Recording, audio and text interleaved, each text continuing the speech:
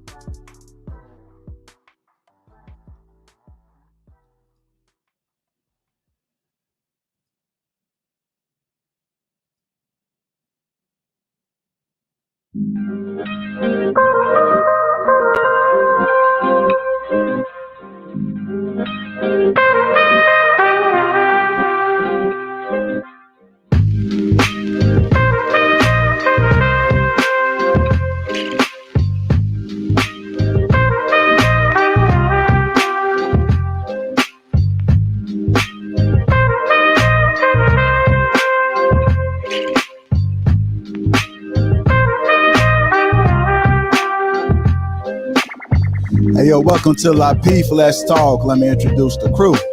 We got Anton. We got Rilla. We got Courtney. We got Kay. And we got myself. I'm JI. Welcome to Lapeef, Let's Talk. Let's get the show started.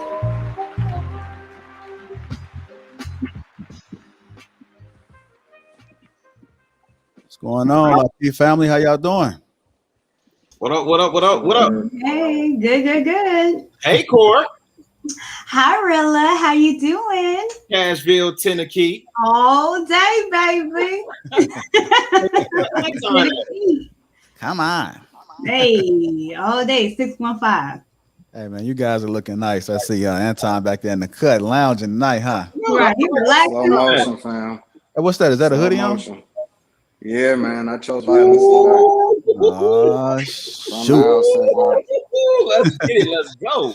I got my summer face on. Let's go. Hey. I got my summer face. What's the summer face? Yeah. Go team. Oh, little shave. I see you. Top lip. Yeah, you cleaned that up. Yeah, we ready. Oh, shit. Okay. I know how you feel about the Bears, JR.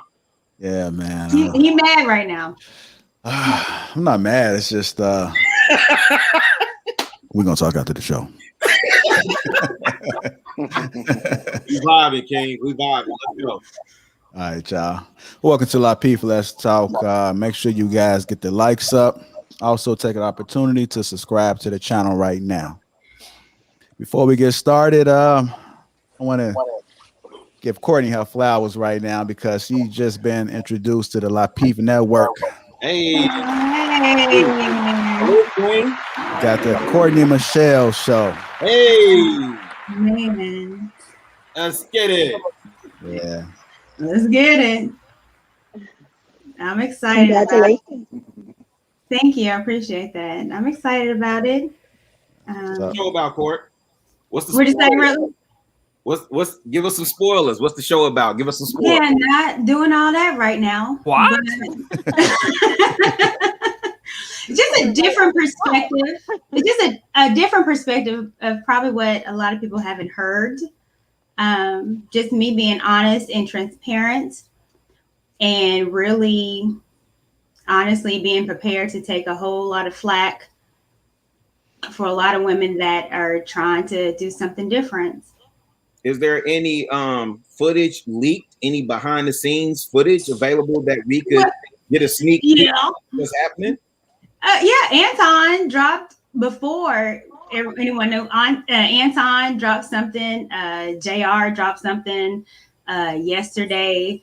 So yeah, it's some sneak peeks of you seeing my city. My city made me, so I'm always going to rep my home. That's the show, always Cashville. We're going to keep that brief, man. They're going to have to tune in to get the rest. For sure. Like, no more spoiler alerts. Absolutely. All right, y'all. Again, make sure y'all get the likes up. We definitely appreciate y'all tuning in tonight. Also, subscribe and show some love. Support the channel. Hey. We're going to start our first topic. But before we do, men have to wake up. We have to decide what type of life we want to live. If you don't decide, we leave it up to the women, society, and other people to lead and dictate to you. Women like a man with a vision, a plan, and a purpose. When you don't have that, you get distracted. And that brings me to my first topic, which is if a man doesn't know where he's headed, he doesn't know who belongs to him on that path. Let me say that again.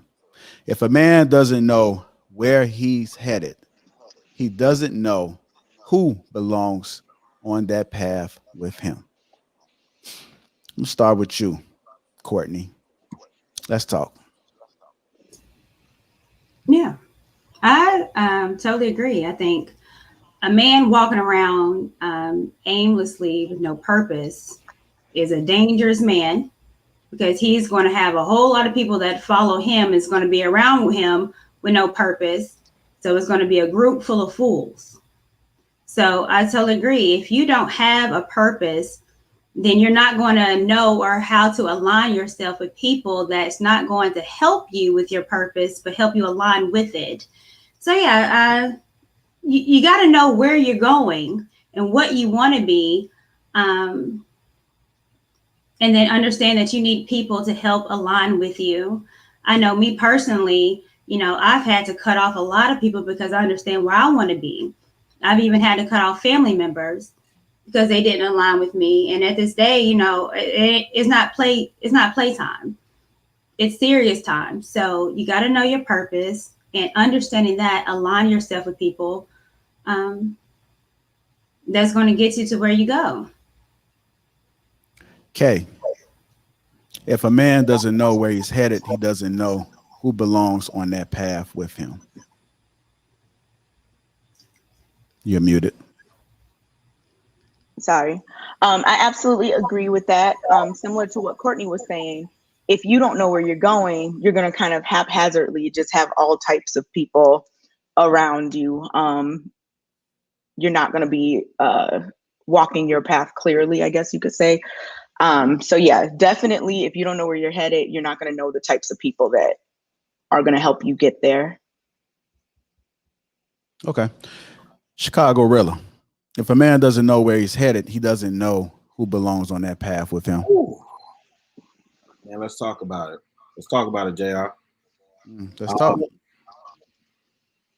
Man, listen, I want to talk to the young bloods right now, man. The man doesn't know where he's headed. This is something we've been talking about, being on your purpose.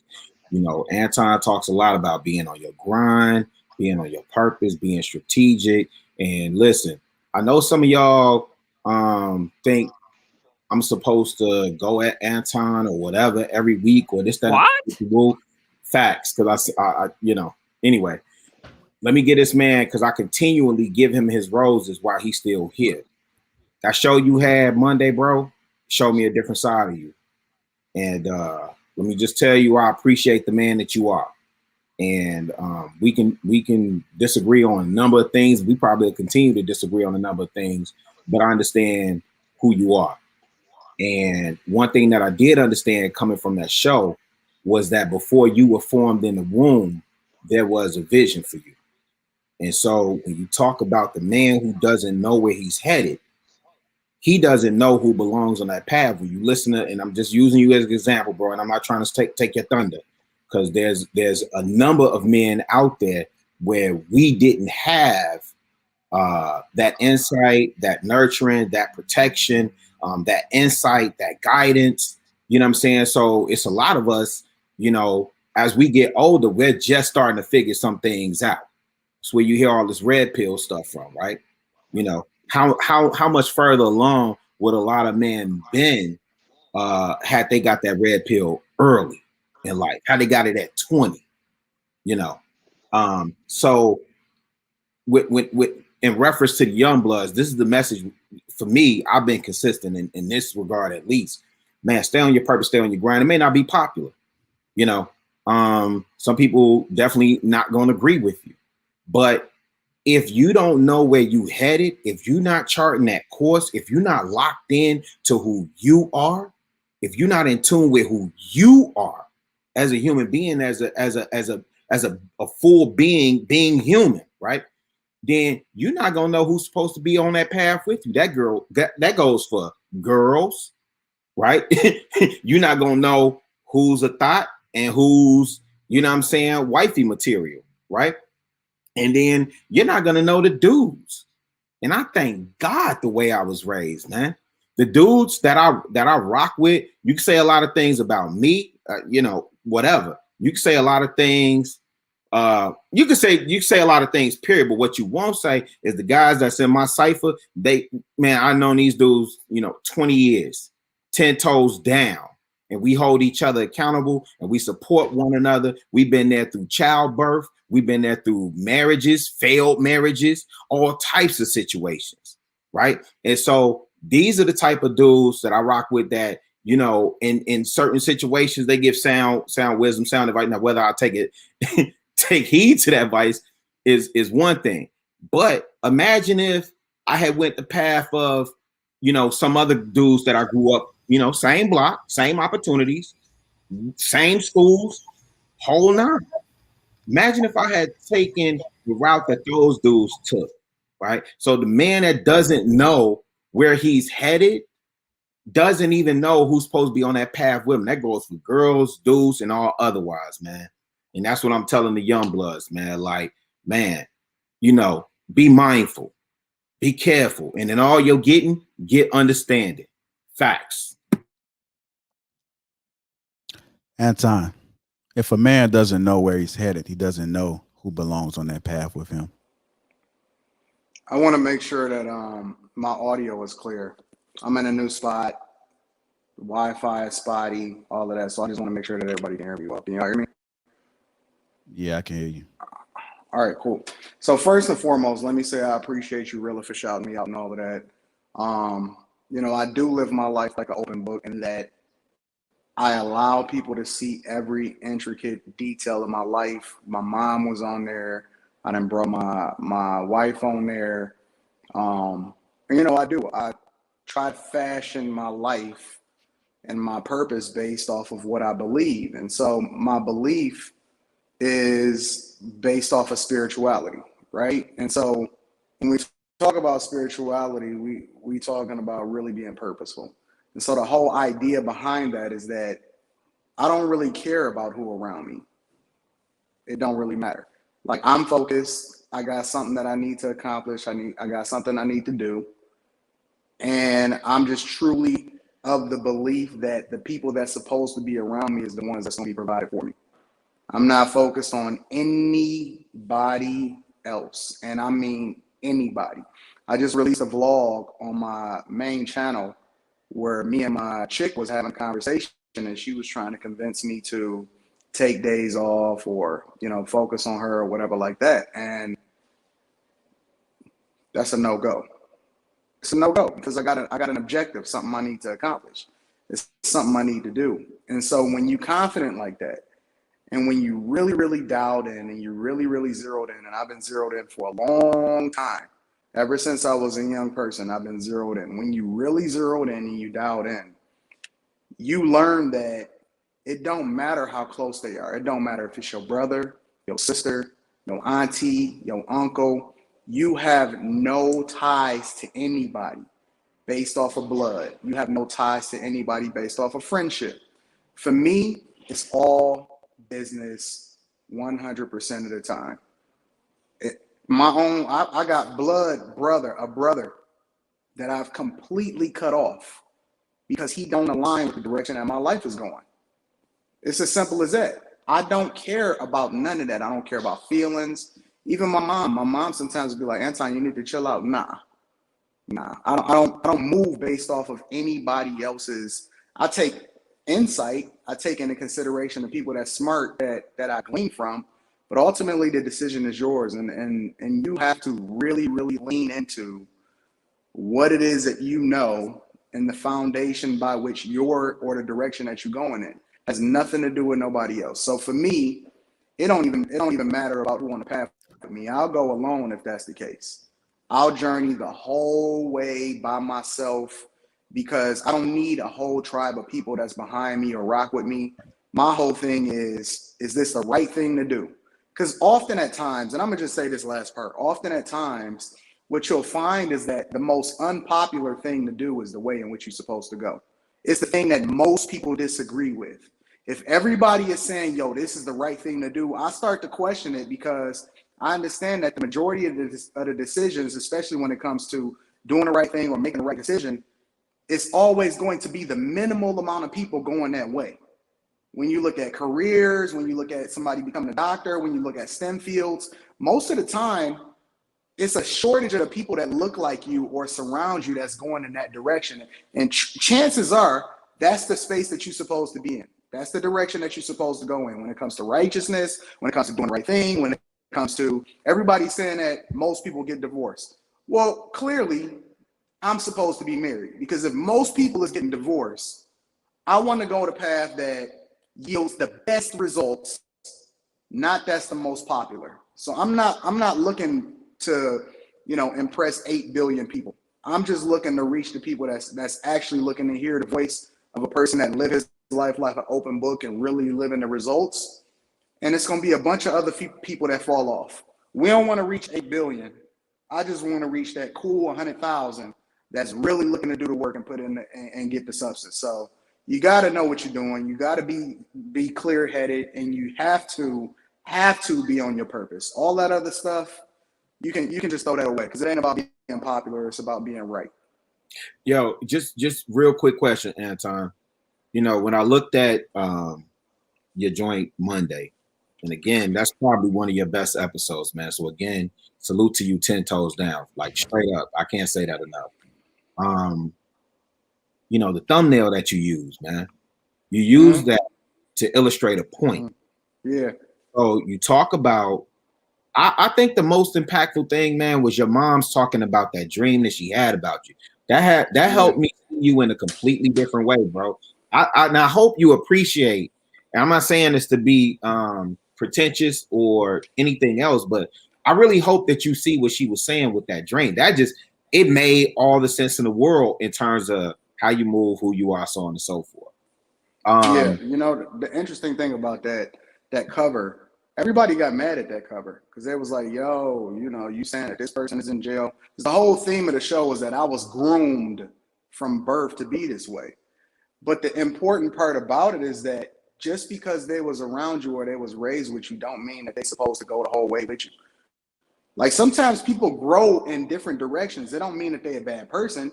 It just means that I'm going here now. You had a part in my life, and now we got to move in a different direction. So I'm going to dip off actually probably for about 10, 15 minutes because this area is not good for this audio, and I feel like we need to be able to have this conversation in depth. So I'm going to dip off a little bit, and then hopefully we can link up. I'm going to get a whole nother background going or whatever like that. All right, we're going to keep the show going. We'll see Anton shortly. So the question was, if a man doesn't know where he's headed, he doesn't know who belongs on that path with him. I'm going to chime in on this a little bit.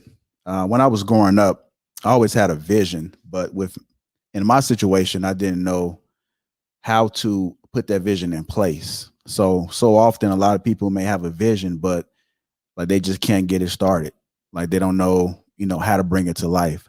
I grew up in a single parent household. I grew up in the projects. I was the oldest. I didn't have anybody to look up to. So everything that I was doing, it was kind of like I had to fail before I learned. I want to say I was always the smartest kid in my class. I always took pride on making sure that I was always in the top 10 of my class. I went to college just because it was what I was told to do. When I went to college, I was just as lost. I don't even know how I even passed.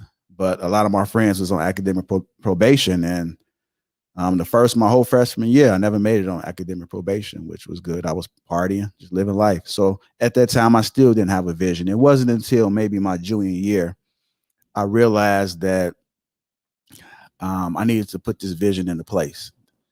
It was fear. Fear was one of the things that held me back. It was also how I grew up. Nobody never explained anything to me. So I decided to, change that. And I decided to make sure that I wanted to make some changes within my life that was going to be that I can look back on when I'm gone, and my kids can look back and say, hey, dad did this, dad did that.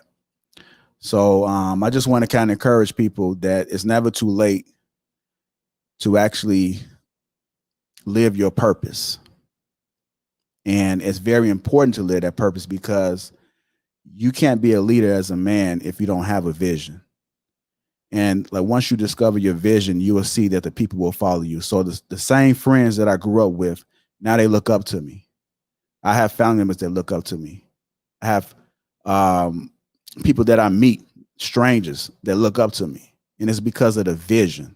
I had a vision for this platform, and I wanted to bring value to many people's lives. I wanted to also have those tough conversations and look, we here now. So never be afraid to put your vision into play. Never fear your vision, because we only got one life, and it's okay to fail. Just keep going. Just keep doing it. So that's just my story when it comes to that topic. Also, I want to ask you guys on the panel, should a woman know where she is going as well? Okay.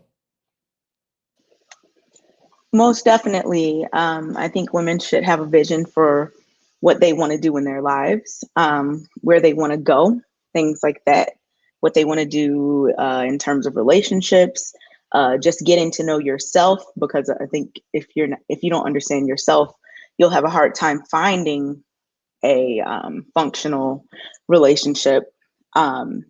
Also, for those that want to go on and get higher education, go on to careers, things like that, you should definitely have a path and follow it so that you can achieve the goals that you want to achieve. Okay. Courtney, should a woman know where she is going as well?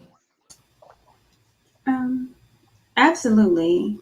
I probably going to take a little different spin with Kay, because I hope I'm not getting feedback, but I think with women, we need to understand first the idea of purpose of us. Once we understand that we are a helpmate, and we understand that we are, creating ourselves to be wives, and understanding that we are created to be under a man's lead, then that's what I think that we need to be focused on. And that's our sole purpose. We can work if our husband tends us to work. If we have a career, that's fine, but that's not our goal. So I think for me, and what women need to be focused on is understanding how to become a wife, and letting the man lead, and understanding that our sole purpose is to help the man in his vision. Men are visionary. Men are leaders. We are to help him with that. So that's what I think our goal is. Once we understand our role and get within our goal, man, we're going to be strong in this community. Yeah, I think you touched on my next question, which is dope. But before I address that, what you said, Chicago Rilla, should a woman know where she is going as well? Yeah, I felt like part of what Court was getting into was leading into some of the other show topics too. But I think absolutely the woman needs to know where she's headed, right? I think the challenge with modern women is that they think the destination is the same as men a lot of times. And listen, I'll concede the fact that a lot of times they've been forced into that position. They've been forced into that position. But the natural order of things, you know, and I'll agree with Courtney on this, is for the man to lead, cast the vision. Our nature is prophet, priest, king, protect, provide, cast the vision. So absolutely, that's a no-brainer. The woman needs to know where she's headed. And for those women who are in situations where they're forced to lead their households, you do what you got to do. You do what you got to do, 1000%. But make no mistake that you should know where you're headed, and you should know your nature. And it's the same with men. Men should know their nature. And when we understand one another's nature, man, this thing would be so much easier if we stop fighting against the natural order of things. It would be so much easier if we stop fighting against one another. Really, you preaching? Nah, I'm really saying, because I'm looking at the landscape. I'm paying attention. I'm researching. I'm doing my deep dives, and we're making this thing way harder than what it needs to be. And for the woman, understand, there's what you're hearing from Black men right now. You're hearing and feeling a lot of pushback, and it's what you're hearing from men is valid, and I think that's the part that's being lost. We need you. We want you. But we want you to also hear and need us. So part of you knowing your vision, who you are, what's your goal, what's your place, all these different things, it's not a negative thing, man. It's really not. It's really not. And so, I don't want to belabor the point, but yeah, women need to know where they're headed and what their vision and mission is too, man. Absolutely. Yeah. I agree with you, Rilla. I was into a podcast earlier that really got me my feelings. It was a woman that was speaking about the role of a woman, and the podcaster asked her, he was like, well, do you see any hope for the Black man and the Black woman? Do you see any hope? And she said, no, we are too far gone. And I was livid, because we're not. We've gone a far way. And I would definitely agree that, Black women, we have gone away. But the thing is that we were taught to be this way. I was taught to be a modern woman. I wasn't really taught to be traditional. I was taught to get your degree. I was taught to don't lean on a man, don't need a man, you get your own. Just in case he messed up, you got it. I was taught to make sure financially you're A-okay. So I was taught to be a man. But that's not innately what I'm supposed to be. I was taught that. So are we far gone? No. We just have to relearn. So and I think, let me ask you the question this way. If a woman doesn't know where she's headed, she doesn't know who belongs on that path with her. Right. That's correct. Well, I was going to say that's my next question is. Oh, my bad. Yeah. Well, it's not that. It's the opposite of that. But it's, what if the woman knows where she is going? Does that dictate what man should be in her life? Okay. Yes. I'm gonna go to Kay on this one. Come back to you. Kay, what if the woman knows where she is going? Does that dictate what man should be in her life? Absolutely. Absolutely. If you know that you're trying to have a certain type of life, you get a certain type of man in there to, work together with, to build that life together with them. If you know as a woman that you want to, I don't know, be a doctor or a teacher or whatever, you want to get your education, you want to have this career and make a difference, you have to get a man that understands that. I think that roles within relationships are more complicated than just like, okay, the man just tells me what to do and I follow it. it's more so, of course, you follow your man's lead. Like in my relationship, I'm not going to say what everyone's doing, but I think that it is important for your man to support your dreams and things that you want to do as well. So if you have, something that you want to do in your life before, let's say, even before you start looking for a husband or before you start seriously dating, you have to keep in mind those things when you are starting to look for that man that you want to go on the journey with, I guess you could say. Well, let me ask you something, okay?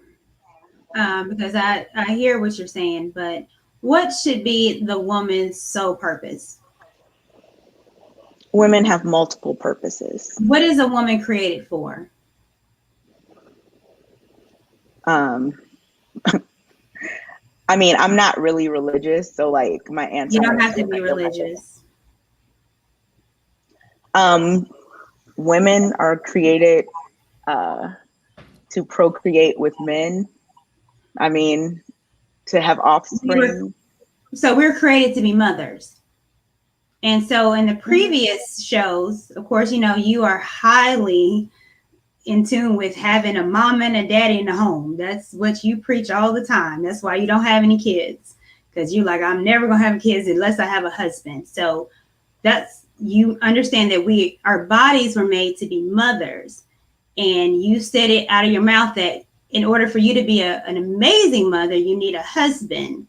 So therefore, we're made to be wives and we're made to be mothers.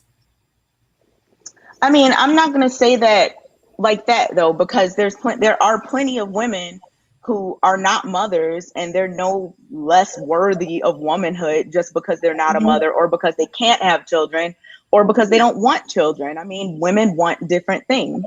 Yeah, it's true, but I didn't understand. So let's just go back, because what you said was we were made to procreate. So that's what you said. Right. And then on previous stuff, you've always said, and you preach, I'm never going to have a child out of wedlock, God forbid. And you got to have a husband. So therefore, out of your words, we are made to procreate. But in order for that to work, we need a husband in the home.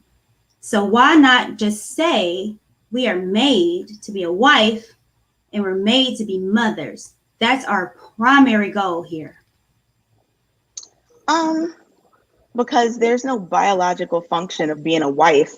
The reason I mentioned procreate is because biologically people have sex and create children.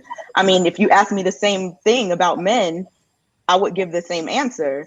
They are the other piece to that puzzle. Like, we can't just be the only ones. So I'm not going to say all women are made to be wives and mothers. You don't have because to say honestly, because we understand that there's no absolute, but majority of us that are able to bear kids, and again, you said we God forbid that we have it out of wedlock.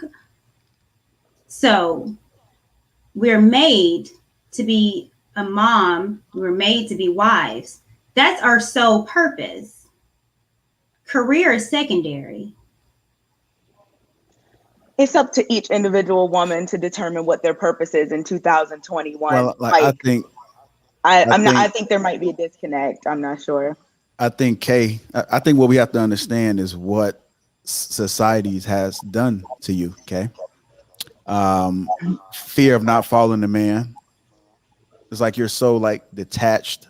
So when a man comes into your life, you don't know how to act because you built it on self and not God. But why are you saying that? How do you know?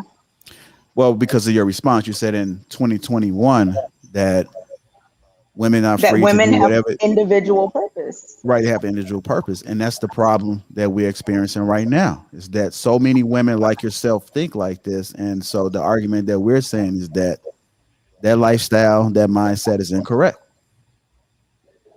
Rilla, chime in on this. Yeah, I for me, man, we're making stuff way more difficult. Courtney, I hear you. There is a primary purpose for all of us, whether we ascribe to a religious doctrine or not. There's a primary purpose. And I think in Western culture, it's baptized us to think that like all of these other things are primary and all of these other things are important. And, you know, uh, it's out of necessity. Some of these things that we do, and again, I alluded to, you know, some of these things that we do, some of these things that women do are out of necessity. Women, you know, Kevin Samuels talks about, you know, hips and shoulders, and Yeah. how hips are made to bear the burden of birth, right? Of bearing a child, and shoulders for men. Like, I don't know if women really understand the weight of the world that's on our shoulders for men. Women could never, never, I don't care what planet, Pluto, Saturn, women could never bear the burden of what men bear. And there just is. This is my honest belief. There is a primary purpose, you know, for all of us. And JR, you know, I don't want to get too far into what's going to go into the other topics because I feel like this is all bleeding in. Mm-hmm. I don't want to, you know, I don't want to shoot. I don't want to empty my clip, but I'm serious. Like, I really don't. But there is a primary purpose for all of us, and we build off of that. You know, you constantly hear what you constantly see with men is the need to protect and provide, even when it's dysfunctional. You see men reverting back to their primary purpose, their innate function. You see men do this like all the time. Even men ain't stopped. You said what? Men haven't stopped. Men have been traditional from the get-go. Men have wanted to lead the house from the get-go. It's women that has got out of our role. But I'm saying, and let me make this point, Court, because I think we align on this part. Mm-hmm. Because I harp on this all the time on the show, is that we're real people having real conversations, real time, speaking about real stuff. So even when you think about the dope boy has a mindset to protect and provide. That's his, even if it's dysfunctional, that's his innate, that's what his function is. Think about it. He gonna protect his block, protect his turf, protect his hood, protect who he considers to be family, and he's gonna provide for those around him. Whether it's giving out turkeys or, you know, you look at the BMF model, man, anyway, all right. I don't want to empty my clip. Somebody bring me up to speed real quick, please. Okay. Yeah, I'm gonna bring you up to speed. So we're still on the same topic, as you can see. And then the question that I posed was, should a woman know where she is going as well? And then that transitioned into, what if the woman knows where she is going? Does that dictate what man should be in her life? And so when I asked these questions, Courtney had a different stance versus Kay. Kay's stance was that it's 2021 and, you know, women can do like whatever it is they want. Courtney's response was that a woman's role should be always to follow the lead of the man. And so we was just kind of chiming in on that. And I want to kind of get your thoughts about it. Well, one thing that I heard Rilla say, the context of that is that when he was saying that even dope boys, a lot of these guys are doing it because they're incentivized to do it. So they got to protect their turf, because if they don't, then it affects their earnings, right? They give out the turkeys because it paints their image in a way that makes them more acceptable or aligned and champion in their environment. So it's all based off of selfish reasons. It doesn't necessarily align with the fact that they, you know, grinding or on a purpose or anything like that. When it comes to women and when it comes to this environment that we live in which it's 2021, women can do what they want. Yeah, anybody can do what they want. Like, women could have did what they wanted back in the day. It was more dire consequences because they didn't have as much opportunity, but it didn't mean that the purpose wasn't the same. Just because we have more technology Just because things have evolved in a way in which we've been able to adapt and have more opportunities and choice and everything like that, does not mean that the purpose is not the same, that the goals don't stay the same, that the results don't yield the same thing when you don't do what you're supposed to do or you don't align with where you're supposed to go. So yeah, women can do what they want, and you seeing the results of it, as though, like, for example, you see a lot more women dying alone, you see a lot more women being single, you see a lot more women desiring the companionship that it comes with men, but they trying to do it on their own terms. They trying to fit it into a puzzle that don't fit, and then they complaining about the results that come along with it. So yeah, of course, you got more choice, you can do what you want, but at the same time, you're gonna have to suffer the dire results that come along with that choice. It's almost like children, right? Children often at times are prevented from doing the wrong thing from the people that lord over them, from their parents or whatever like that. They protect them. They remove the choice to a larger extent from the child to do what they want to do, because if you leave a child up to his own devices, they kill themselves. They'll do something stupid. They'll drive off. If you give a child a keys to a missile, a flying missile, which is a car, they'll kill themselves. So just because we petition and we asking for more, or we have more freedom, does not necessarily mean that we're aligned and doing the things that we're supposed to do. The question then becomes, what is your purpose? Because just because you can do what you want to do, and just because you feel like this is what you want to do, does not necessarily mean that that's you. Everybody want to be a millionaire, but they can't. Everybody want to be a leader, but they can't. Everybody want to be the CEO, but we need some people to move the chairs too. And because nobody wants to align with what their purpose is, nobody want to figure out and ask that question. Nobody want to get no coaching. Nobody want to figure out exactly what things are supposed to be in their life.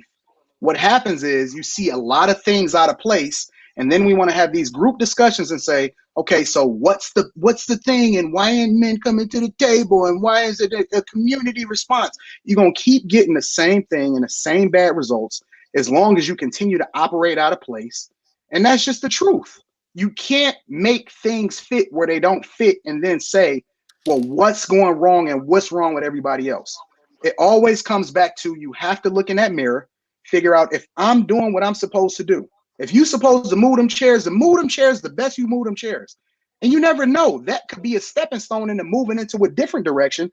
But you first have to prove yourself and show that you can be faithful in little before you rule over much. And people are out of place. People are completely out of place. Men want to be women. Women want to be men. And nobody is on their purpose. And then they trying to figure out exactly why they out of place.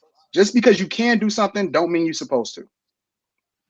So JR said that I said women should do whatever they want. I just wanted to clarify that I never said that, like, do whatever you want. What? I said each person has individual purpose and they get to choose. If a woman says, I don't want to have kids, she can choose that. If a woman says, I want to be a wife and a mother, she can choose that. That's what I'm saying.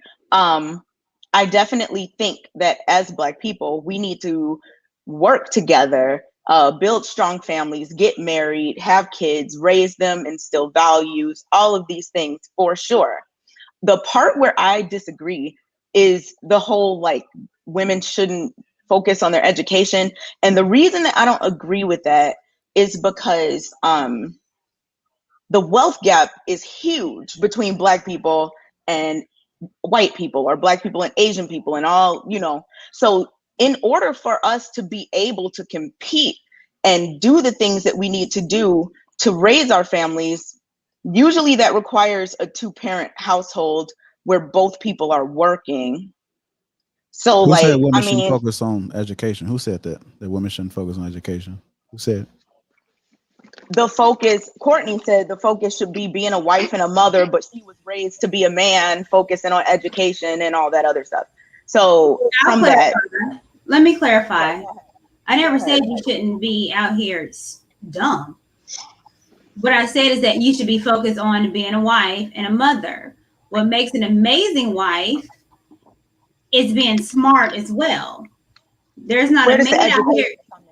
Well, no one said you can't get your education. As a matter of fact, when you go to college, that's where you should find your husband. So while you're getting your education, you should be focused on finding a husband as well. So I never said be out here with a GED. Never said you should be out here, you know, with a 5th grade education. I did not say that at all. I said, to understand, who you are, who you're supposed to be, is a wife. An educated wife makes a man very more focused on his purpose, because he knows that you can handle stuff and take care of home and maybe help him out when he needs you. So education is very important, but you focus on that, and that being a priority besides being a wife, then that's where that's the shift. Your number one priority shouldn't be you just PhD and I'm getting this, It should be, I want a husband.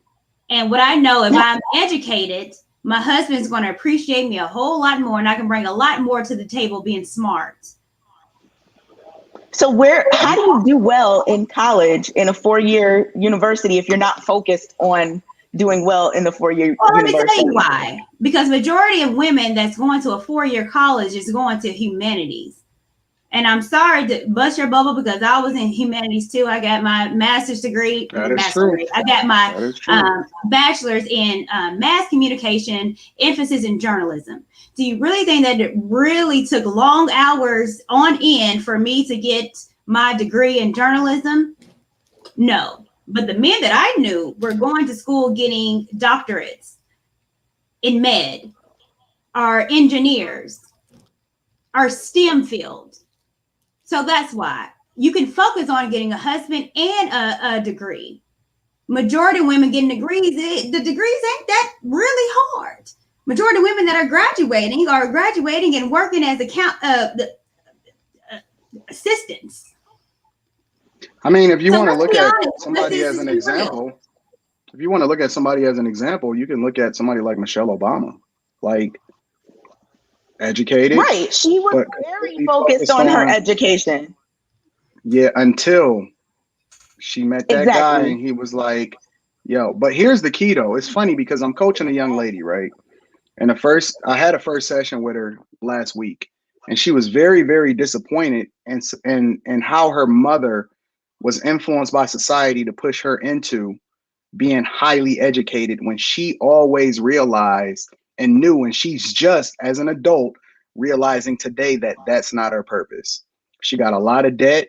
She went into a field, medical field, whatever. So she's doing really well, whatever. But she knows that her purpose is more or less to align with a man that's moving in a direction in his purpose, and for her to really hold down that role. And she knows that the success of her family unit would create a more dynamic impact when it comes to their role in society and life and all of that, versus something that was pushed onto her by society, right? Through her mother, that conditioned them to believe that women should be independent of men. So it's not enough to just say, okay, well, women can do what they want, without taking accountability for how we're pushing this narrative in society and influencing women to do things differently, versus saying, okay, do what you want. Because what I'm seeing is that women in a lot of ways are saying it's not enough to just be a housewife anymore. It's not enough to take care of the kids. There's a narrative that's being pushed that you are now a beta woman if you submit yourself to your husband and align yourself with what it is that he's doing in order to build up this family unit. So for us to not include that in a part of the conversation and just say that women can do what they want is short-sighted, and it's irresponsible, because society at large is pushing a narrative to say that women should not just be subjected to a man, or you shouldn't do this or you shouldn't do that, but this is the way to truly be a woman, and if you don't, we gonna shame you. I don't think there's anything wrong with following your man. I don't think there's anything wrong with letting him lead the relationship. I don't think there's anything wrong with that. It's actually funny. Like, my mom is she's the one who kind of talks to me about the traditional roles of women and these types of things, which I'm totally in line with that. I just don't think it's either or. Like, I think you can have a very traditional relationship with your man, and you can also be educated, have a career, do these things. And I would never invalidate the desires of women who don't wish to be mothers or can't be mothers, or don't want to be wives or whatever. But you just spoke about the success when it comes to competing, right? You talked about competing with other groups, but other groups and at large are generally more successful because they understand the impact and the dynamic of having a traditional family unit. I mean, but women in other groups are also educated and everything. That's why I'm saying that's not the factor that takes away from this. The whole education and career thing is not the factor that takes away, because within other groups, their women have careers and their women are educated as well. So like, that's not the variable that causes the problem. That's how is that not a variable? Everything is a variable. But the problem I didn't say it's not a variable. I said it's not the variable that causes the problem. Let me tell you what causes the problem, Kay, is because as far as with us in the Black community, the women oversee and want to put education and career over their man. That's our problem. We're not saying you can't have a job, a career, education, just as long as it aligns with your husband's purpose. That's it. Do what you want to do, but make sure it aligns with your husband. The issue is that we will put number one, job and education over getting a man, taking care of our man, being submissive to our man. And we weaponize it where I'm smarter than you, I make more money than you, so I'm better than you with our men. That's the problem that we're finding in our community. That's it. I definitely agree that weaponizing your education or your money and all of these things and saying like, I don't need you and all of this, I don't think that yields any great results at all. I don't think it should happen. It's just that, like, let's say you're not married. What are you going to do in the meantime? Like, Courtney, so like, what will you do in the meantime until you get married? And then if you find a man, are you just going to be like, well, gotta quit my job so that I can align in purpose? Depends on who I marry. So my job is not, I am not my job.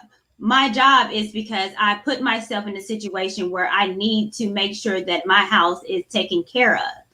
Now, once I find a husband and he's like, hey, I need you to do this, and this is how I'm seeing moving, I trust him, then that's it. I'm not married to my job. I'm married to my husband. Right. So of therefore, course. I make that move. Chances are that the person you marry is not going to be making 200,000, 300, 400,000. I mean, it could absolutely happen, but chances are it's not going to be that, just because most people don't make that much money. So let's say you're both needed to work. You know what I'm saying? In that situation, what would be your next move? Then that's it. If he needs me to work, keep my job, then that's it. It's not, I'm going to do this and you better get on my lead. I'm on his lead. So therefore, if we're together, he's like, yo, I'm making 50 grand. You making this, you won't need to work, baby girl. And I'm like, all right, baby boy, we got this. Mm-hmm. That's it. It ain't rocket science.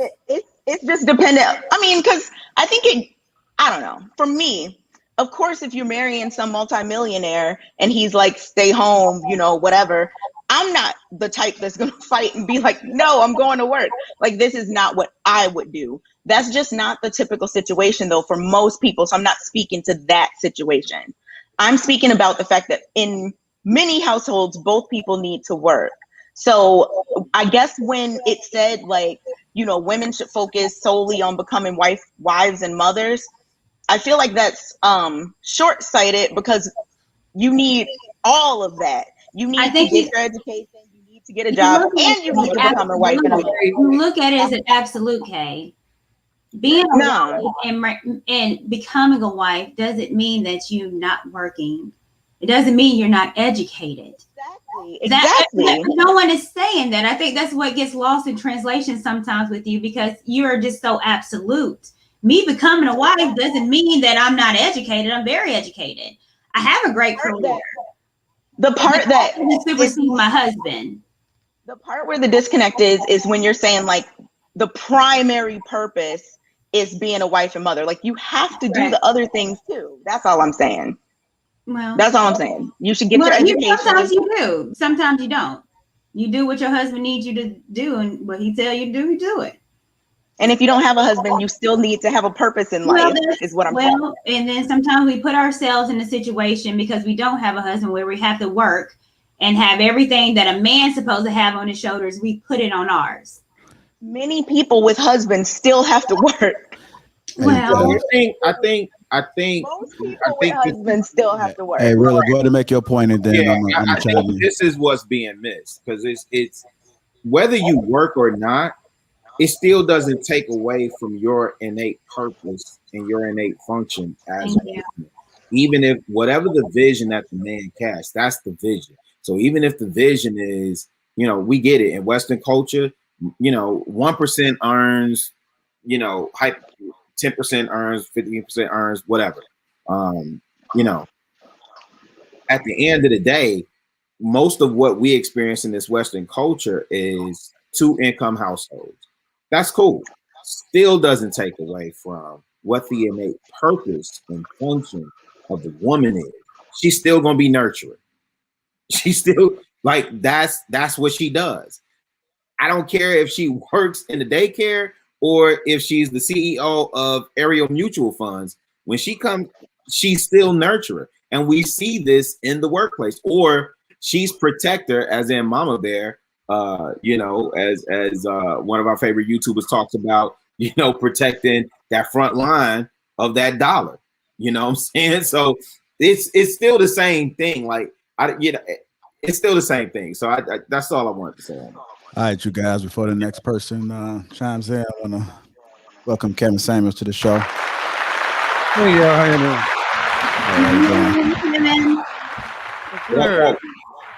I'm always fascinated when this part of the conversation comes up, because for 1990, when Shahrazad Ali dropped that book, we've been having these conversations with Black college women. And I remember sitting back in the Black People's Union, it was called the BPU. This is before we got politically correct. And I'm sitting there with Deltas, AKA Zeta, Sigma, Gamma, Rhos, goddamn independents. Men on one side, women on the other, air conditioning not working, hot back and forth debate. And all these women up here talking about modern woman this, and I shouldn't have to do this and do that, and da, da, da, and all these grand notions about how to be, what they should and should not have to do. And I stood up and asked one question. How many of you ladies would like to have children? And almost 100% of the women raised their hands, from the women who were in humanities to the women who were going to law school. And I said, I understand you don't feel like you should have to cook for no man, but if you're going to be a mother, who's going to cook for your kids? Cricket ass quiet. Black women have been so taken by this womanist feminist movement that they've turned you against your own nature, to where these same white women that were womanist feminists, right? If you go look at Miss America, Phyllis Schlafly versus Betty Friedan, at the 1960s, when the National Organization, Gloria Allred, and all that shit first came out, these women were on the same side. They were all married. Even the most diehard feminists coming to the meetings, married women. Black women, the first Black woman to ever run for president. Go watch the movie on Netflix. Black women are the ones they got standing out in front like crash test dummies, with your education in front of your family. So my question has always been this: why can white women, Hispanic women, Middle Eastern women, Asian women all seem to go to get a 2-year, 4-year, 8-year degree and still somehow come out and still be able to find a husband? But Black women can't seem to walk and chew gum at the same time. It's because just what your sister Shahrazad Ali said, white women, non-Black women go to college to find a husband. Black women go to school, to college, to prove they don't need one. And that's what I'm hearing in this conversation. I would not ever stand in a woman's place or tell a woman her choices, and that's bullshit. Because this wage gap we're talking about, you're at the bottom. You're at the bottom in your fucking ass degree, and yet what you making ain't gonna do shit unless you are science, engineering, technology, and math, and gonna be making at least $90,000 or more to cover up 2 salaries. Your degree ain't gonna do nothing. I have talked to more women in marriages and in relationships who have drug in 40, 60, this last couple, $120,000 in student loan mother flipping debt, and still can't seem to figure out that this college stuff, this career stuff has been marketed to you to keep you cleaning white folks' floors. It's just in the office building now. You still a maid. That's true. I agree. I wasn't taught to go to college to find a husband. I was taught to go to college so you don't need a man. So you can take care of your own. And even if you marry, make sure that you know that if something were to happen, because it was always, if something were to happen, you got your own. The color purple bullshit. If all of a sudden you come home and Mr. decide to whoop your ass, that degree gonna save you. Bullshit. I had a 20-year-old black woman on my channel on Monday night. Beautiful young sister. Said, I would love to be married. I want to be married. Want to be married, want to have kids, such and so forth. Her mother, go on, watch it right now. Her mother said, have you sat down and talked to your mother?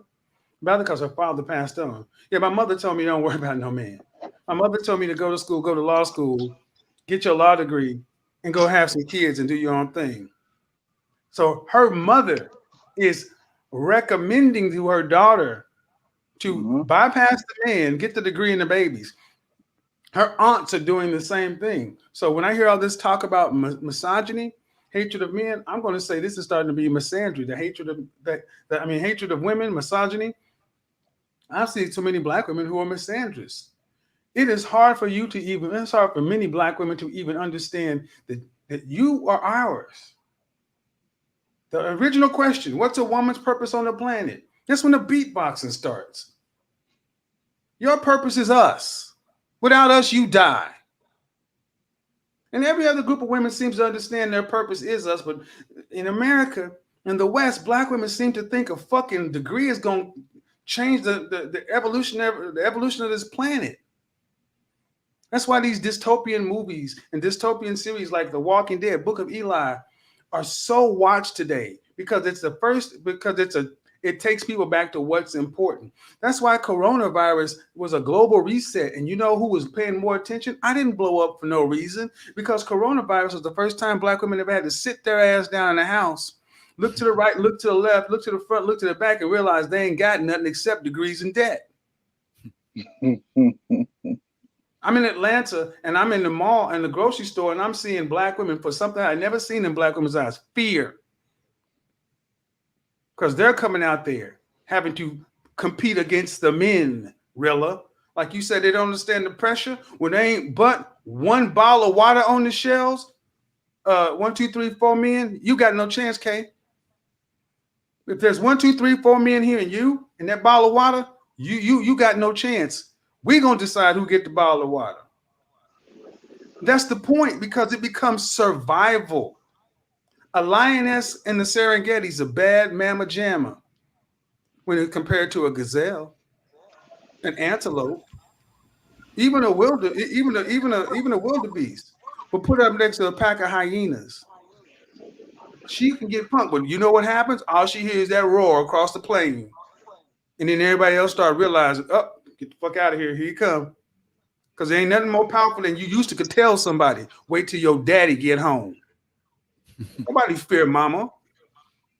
And we've told women that they're so powerful in these degrees. Who are you powerful for? What's the woman's name in Atlanta who didn't win the governorship, but Stacey Abrams? They pat her on the back. She gave Joe Biden the presidency. Stacey gonna die alone. What'd Stacey get? So many of our women get nothing except making other people successful because they've turned you against your primary role, us.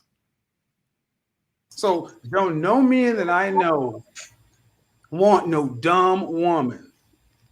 I only deal with women who are educated, but it's not education instead of, it's education to see how I can get on your platform, your page, to whether it's the office building or it's in a truck. How can we build something? How can we use what we got together? It's not competition, it's cooperation. And see, I'm gonna say this and I'm gonna run.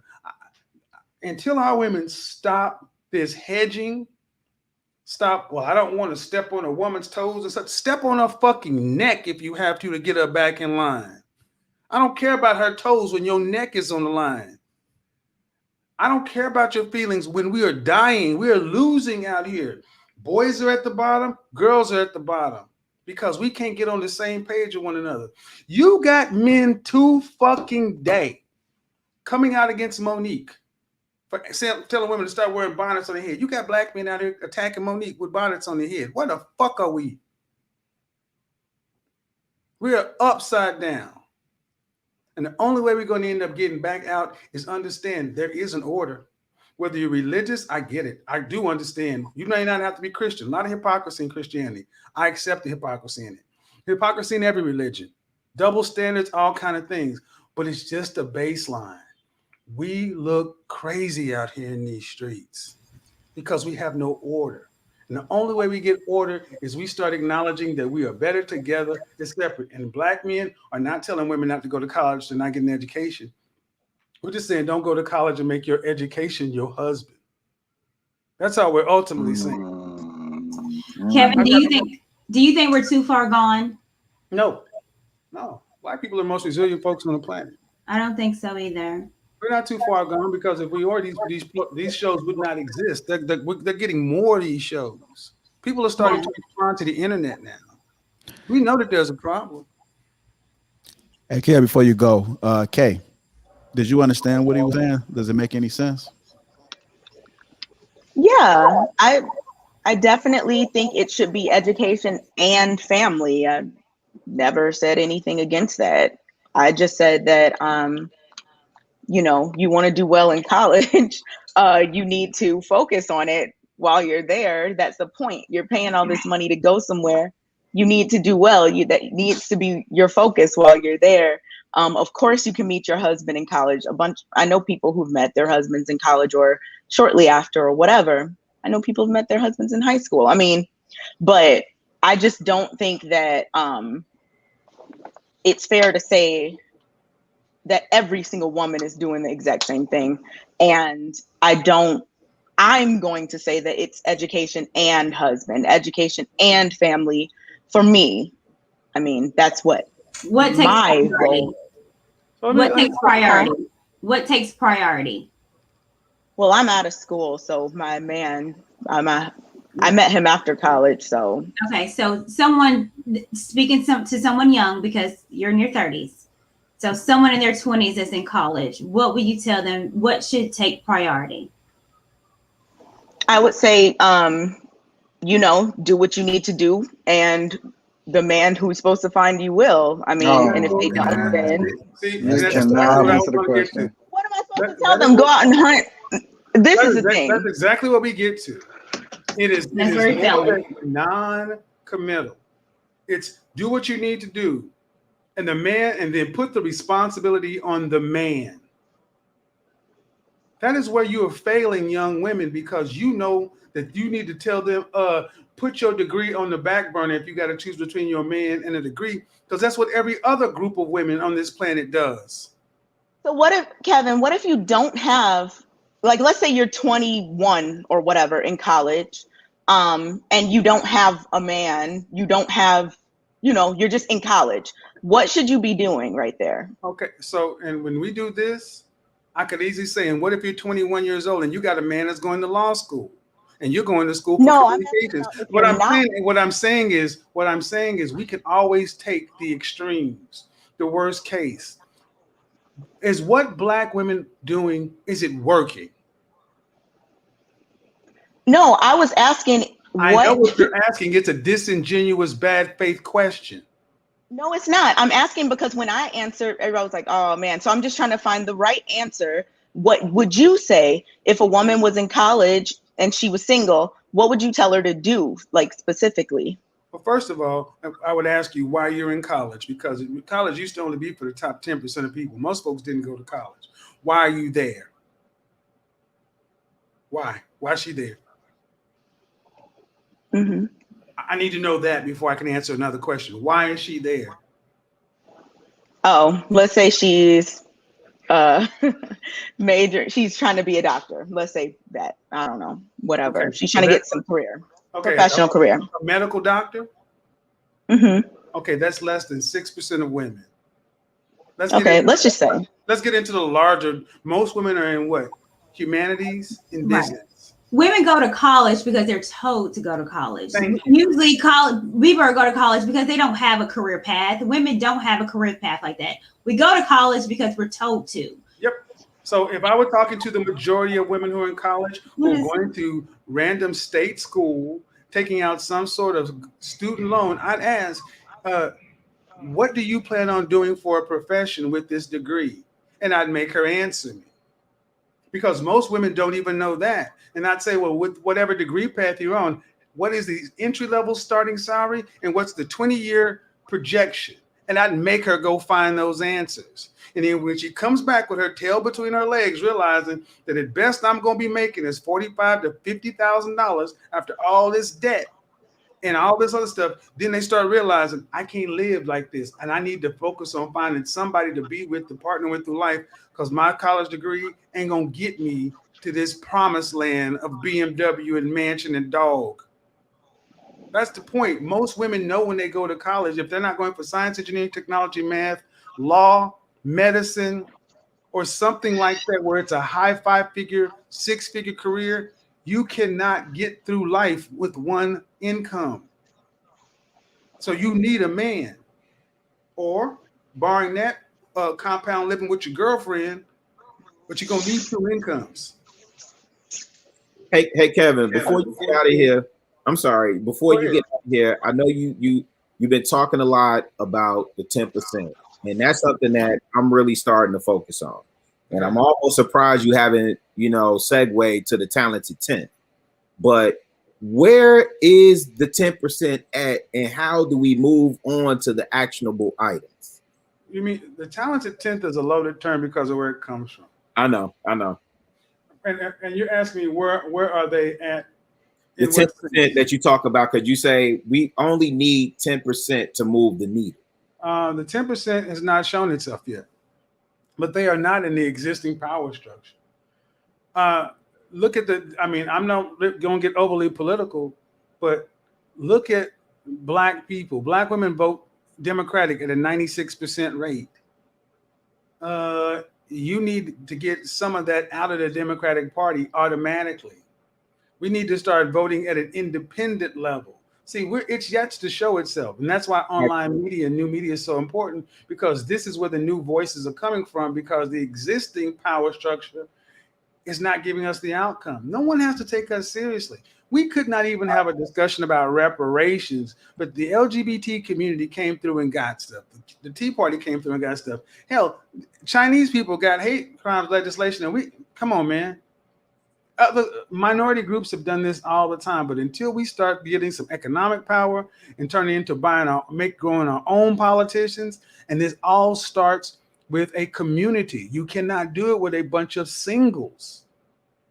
And the last part, you ladies need to understand something, that if men in the bottom 70% of earners really start believing that most women are only wanting to deal with the top 10% of men, that's when society falls apart, because single men with no sexual access, no opportunity to have legacy, know they got one life and then they're going to die. They are no longer incented to do anything for a society greater than just their survival. That is what starts the tipping point for all societal destruction. Look in our community. You go back 60, 70, 80 years ago, the Black side of town didn't look like it does today. When they're not attached, when there's no hope. So the only way to give the best thing to give men incentive is to actually start getting women starting to realize that men are not your enemy. You need that, and getting women in the middle, and the bulk of the majority of women to start realizing that nothing out here is more important than your charge on this life. Like Courtney was saying, a lot of our sisters even have a hard time saying a woman's goal on this planet is to be a mother. We go to the well, what if a woman can't? That's the infinitesimally small percentage. But that's where we're willing to go to not hold women accountable. To the women who are infertile. I gotta run, guys. I appreciate you, Ken. We appreciate you so much. I'm gonna slide back through and see what y'all got going on. Come on through. Okay, cool. Peace out. Thanks, man.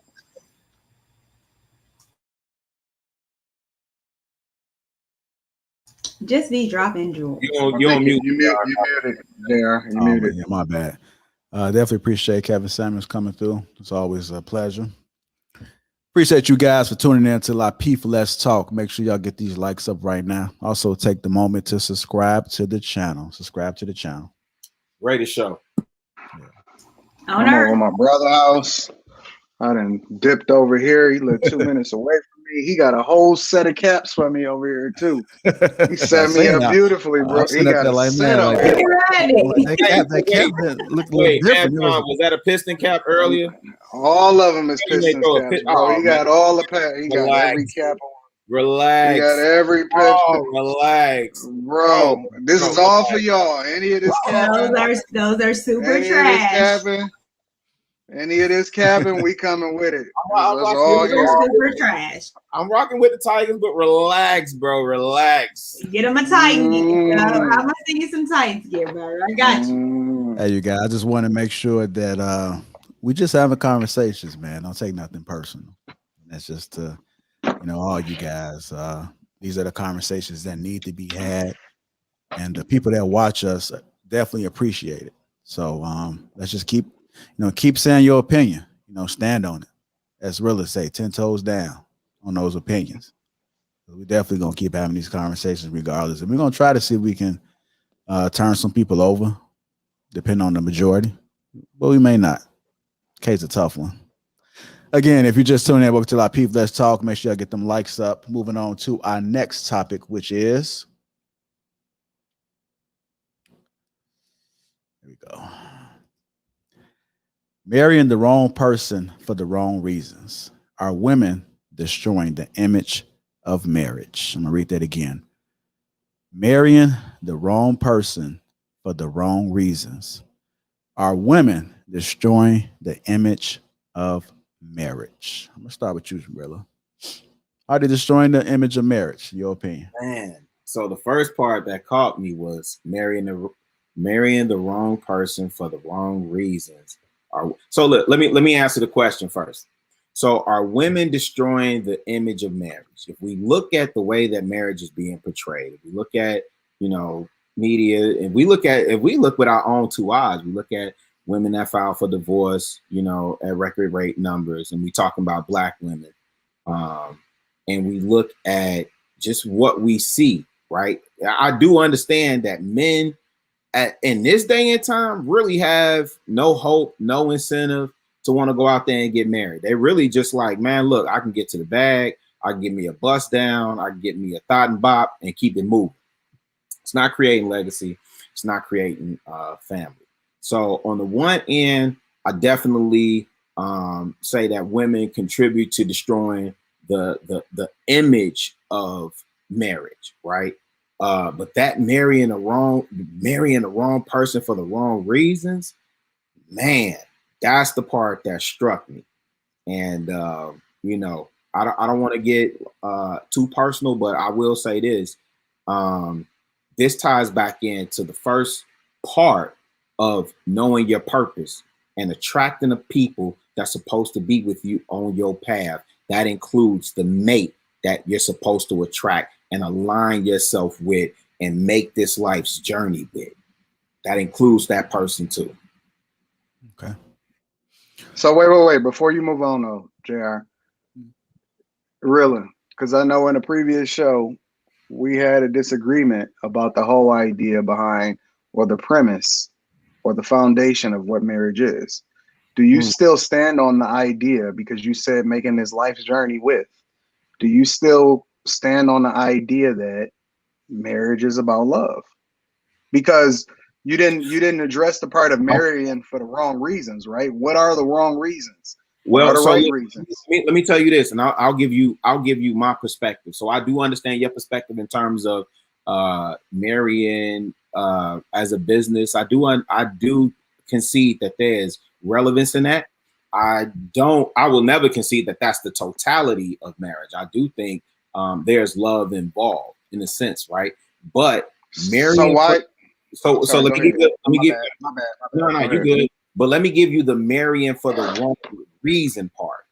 When you find yourself, and this is, listen, man, I've been doing a deep dive with a lot of brothers around men who marry women. And I've even seen this said about me, like he's not married to the mother of his children. I was married to the mother of my children for 10 years.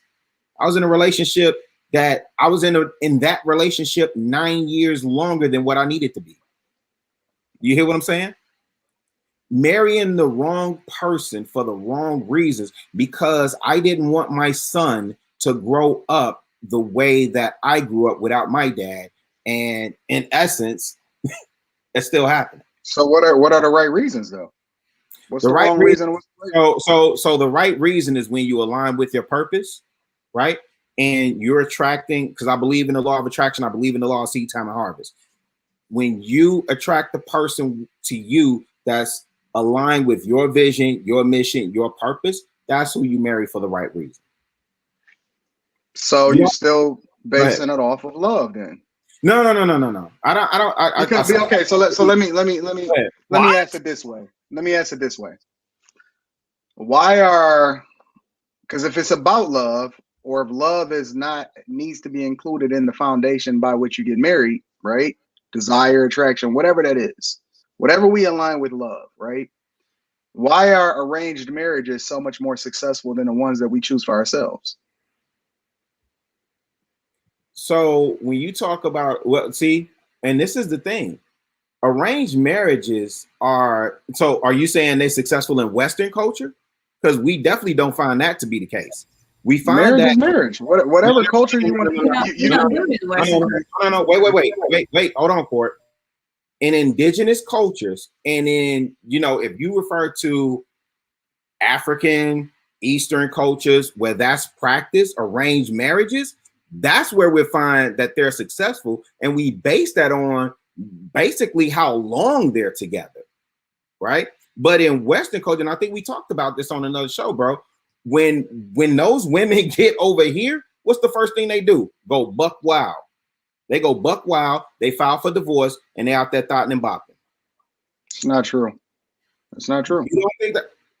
Okay. I know it's not true. I have a lot of friends that are Indian. I have a lot of friends that are Asian. I got friends in so many different cultures. And I know a lot of Indian girls, young, beautiful, and their parents selected their spouse. They had no say-so whatsoever, and they are successfully married. They adore this dude, whatever, so on and so forth. But again, my question still stands. If it's more about love, or love is more relevant? That's not what I'm saying. No. I'm not saying this. Hold on, listen. Let me finish the question. If love is relevant when it comes to the foundation, the reason why you get married, why are marriages that are arranged much more successful, have a long history, a track record of being much more successful than us being able to select our own spouse based off of our own desires? You're putting that back to me? I just want to make sure. Yes. Okay, cool. So this is what I said. I conceded the point that I do understand what you say when you talk about marriage being a business. I will never concede that you don't factor love in, especially in Western culture.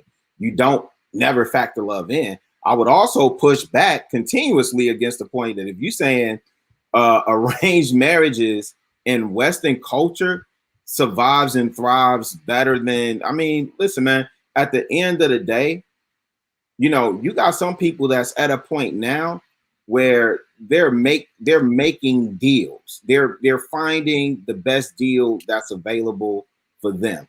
They're coming to the table and they're negotiating based on what's best for them. So if I had to if I'm sitting up here and I'm talking to a young blood now, my premise is still gonna be the same, bro. You don't necessarily have to lead with your heart going into your relationship, going into your marriage. Obviously, you have to factor other things in. Is she a fit? Does she align? Is she cooperative? Is she aligned with your vision and your mission? These are definitely 1000% the things that I would tell a young blood. Anton, you're an anomaly, bro. At 22, I'm not. At 22, I watched your show. At 22, I'm not. But you watch my mom. She groomed us. My father groomed all of my uncles. 7 on my mom's side, 2 on my dad's side. All 3 of my brothers. All of us are successfully married. All of us got married young. All of us got married young. As a matter of fact, couple of my brothers got married younger than I did at 22 years old. It's not an anomaly. It's a track record of success. That's what it is. It's a track record of success. And we had this conversation before, so I don't want to rehash that either. We had this conversation before because I said, if you weigh your tribe out versus the landscape of Detroit, what would we find? Right? And you said, yeah. We find a lot of people that's trying to marry based off of their desires and love. That's what we'll find. Potentially. I wouldn't disagree with that. And I wouldn't advise anybody to lead with that, but I wouldn't also say you don't factor that in, bro. When I listen to you tell your story of you and your wife, bro, there's no way you're gonna convince me that you didn't factor in the fact that you loved her. You know what I'm saying? Love was not a factor when I married my wife. Bro, listen. That don't mean that I don't love her. Wait, hold on. Or that I haven't grown to adore her or love with her. But as far as one at a time. If love was a factor, then that wouldn't have been the case. I would not have married her. If love was the foundation of our relationship, I didn't say it would not have been. It would not have been a marriage variable at all. Listen, no. Bro. Okay. Go ahead, Courtney. Yeah, I was just telling Rilla, like, the reason why marriages that are arranged work more because it's not about love. It's about wealth and legacy. And that's it. They understand it's a business. We on this side don't look at it like that. We look at it as emotions and feelings, and that's why we fail. So, and that's the reason why. In the United States, wait, Court, can you point me to the statistics in the United States where we have arranged marriages that are successful in the United States, and love doesn't come in at all? Because the thing is, we don't have arranged marriages here. You said what? We don't have arranged marriages what we here. Do. They do. They do. You have it in sub communities, but as far as a whole, as far as being Americanized, and that's one thing about being Americanized is that we are all free will. We are free willing to do anything that we want. I'm with you on that. And that comes with marriage. And we can marry, and now you can marry anything you want. Probably in 15 years, you can marry your dog. Sure. I'm with you on that. So that's the thing. We just have it all out in the open. But this is the thing, though. Because, see, we're saying arranged marriages are successful. And I'm saying when you're talking about indigenous cultures, what are we measuring at? Not indigenous. Okay, so let me say this. Let me say this last thing. Hold on. When you talk about arranged marriages, these arranged marriages are wealthy people. When you look at Dubai, I could get with that. If you look at Saudi Arabia, no. The most wealthiest people are. And Jared Kushner, I could get with that. If you look at England, if you look at the queens and the kings that in England, it's arranged. Are they? But listen, this is what I'm saying. They are. So again, this is what I'm saying because we're talking about successful, right? So how I'm assuming how Anton bases success is how long they married and their contribution to society. So if I look at an elite level, again, on this show, we're not talking always elite. We're talking everyday Joe Blow. Here's the thing. Everyday Joe Blow. I know everyday Joe Blows. The everyday Joe Blow doesn't mean you can't be elite. This is one of the things that might help you become elite. It's partner with a woman that's like-minded, that's going to help you on your vision, get you to another top tier that you're not at. Who you marry can determine your wealth. I agree with you. So that's Fam, why let me tell you already something. No, I agree. I'm gonna let y'all rock. I'm gonna let y'all rock. But I just want to say this last thing. And my wife will tell you, I sat her down when she started to want to, when I realized that she was going to start to play a role in my life as far as me navigating and transitioning over from us just looking at it like a friendship and to this being the woman that I wanted to marry. I sat her down and I say, yo, you're going to have to understand this, that, and so. This is forever. This is who I am. This is what you're going to run into. These are the problems that's going to arise here or there. This is what my family is like. You need to make an informed decision, and I'm going to let you sit on that for a little while. And then we're going to revisit this conversation a week from now. And I forced her to start looking at things outside of her googly eyes for me and start paying attention to the other factors that came along with marriage. I helped her to understand we don't get divorced in this family. You know what I'm saying? Like this is we gonna build a whole empire together. If we wind up having a kid, they have to be married, you know, be in a 2-parent household. Like it was all straight talk. It was no games being played. It was not on that extra stuff. So once we got past that, and once I helped her to realize exactly why we needed to move differently when it came to relationships versus what she was raised to think versus what she seen when she was growing up, it became a whole different conversation. And the foundation of our relationship, obviously it grew to have love and whatever, so on and so forth. But the foundation is not that. People don't even love, like tomorrow, you might even not even like the person that you sit next to. Looks fade. Facts. All these things that we base our relationship on, sex, all this other type of stuff, all that stuff is a variable. It comes, it goes. The desire level comes and goes based off of whether you even like the person that you sit next to and they pissed you off yesterday. But the foundation of our relationship is much stronger, much bigger, based in spirituality, based off of true friendship, all these things. It's the reason why I can come to her and proactively say what I'm really thinking. I don't have to tiptoe around because we best friends first. But my point then becomes, again, when we take into consideration, because a lot of people don't even know, you're not even the same person dating you was a month ago. When we take into consideration how we feel and let that lead us, and we look at the results that come along with it, I don't understand how we still standing on this idea of feeling and love and all of that stuff as even remotely being a factor as to why we should or shouldn't marry somebody. It makes absolutely no sense to me. Yeah, and listen, and the crazy thing is, we're gonna go to K next. Go ahead, Rilla. Listen, I think the thing that you think I'm saying is leading with love, and I conceded the fact that that's not what you're leading with, you know, but it is a factor. And Anton, I rock with you 7 ways to Sunday, dude. You're never gonna convince me that you bought your girl a car because it was a good business arrangement. And I'm not talking about it was because I'm not talking and about if you look at the story, first of all, the car was in my name. So if it didn't work out, it was coming back to me. That's number one. Number two, I wanted her to be able to get to and from where she needed to go without having to depend on me or the bus system in order to travel a long way back and forth. So it freed me up to be able to do the things that I wanted to do and ensured that she could become successful in taking care of the business that she needed to take care of on a daily basis. It's absolutely a business decision. Anton, you didn't listen, bro. You talk all the time about how you was the Punani slayer, bro. You did not buy cars for everybody. My mom told you that. My mom told you that. My mom told you that. Hey, listen, I'm just telling you. My mom told you that. Convince me that love wasn't a factor with you in the midst. Pull up on me. Pull up. Convince me of that.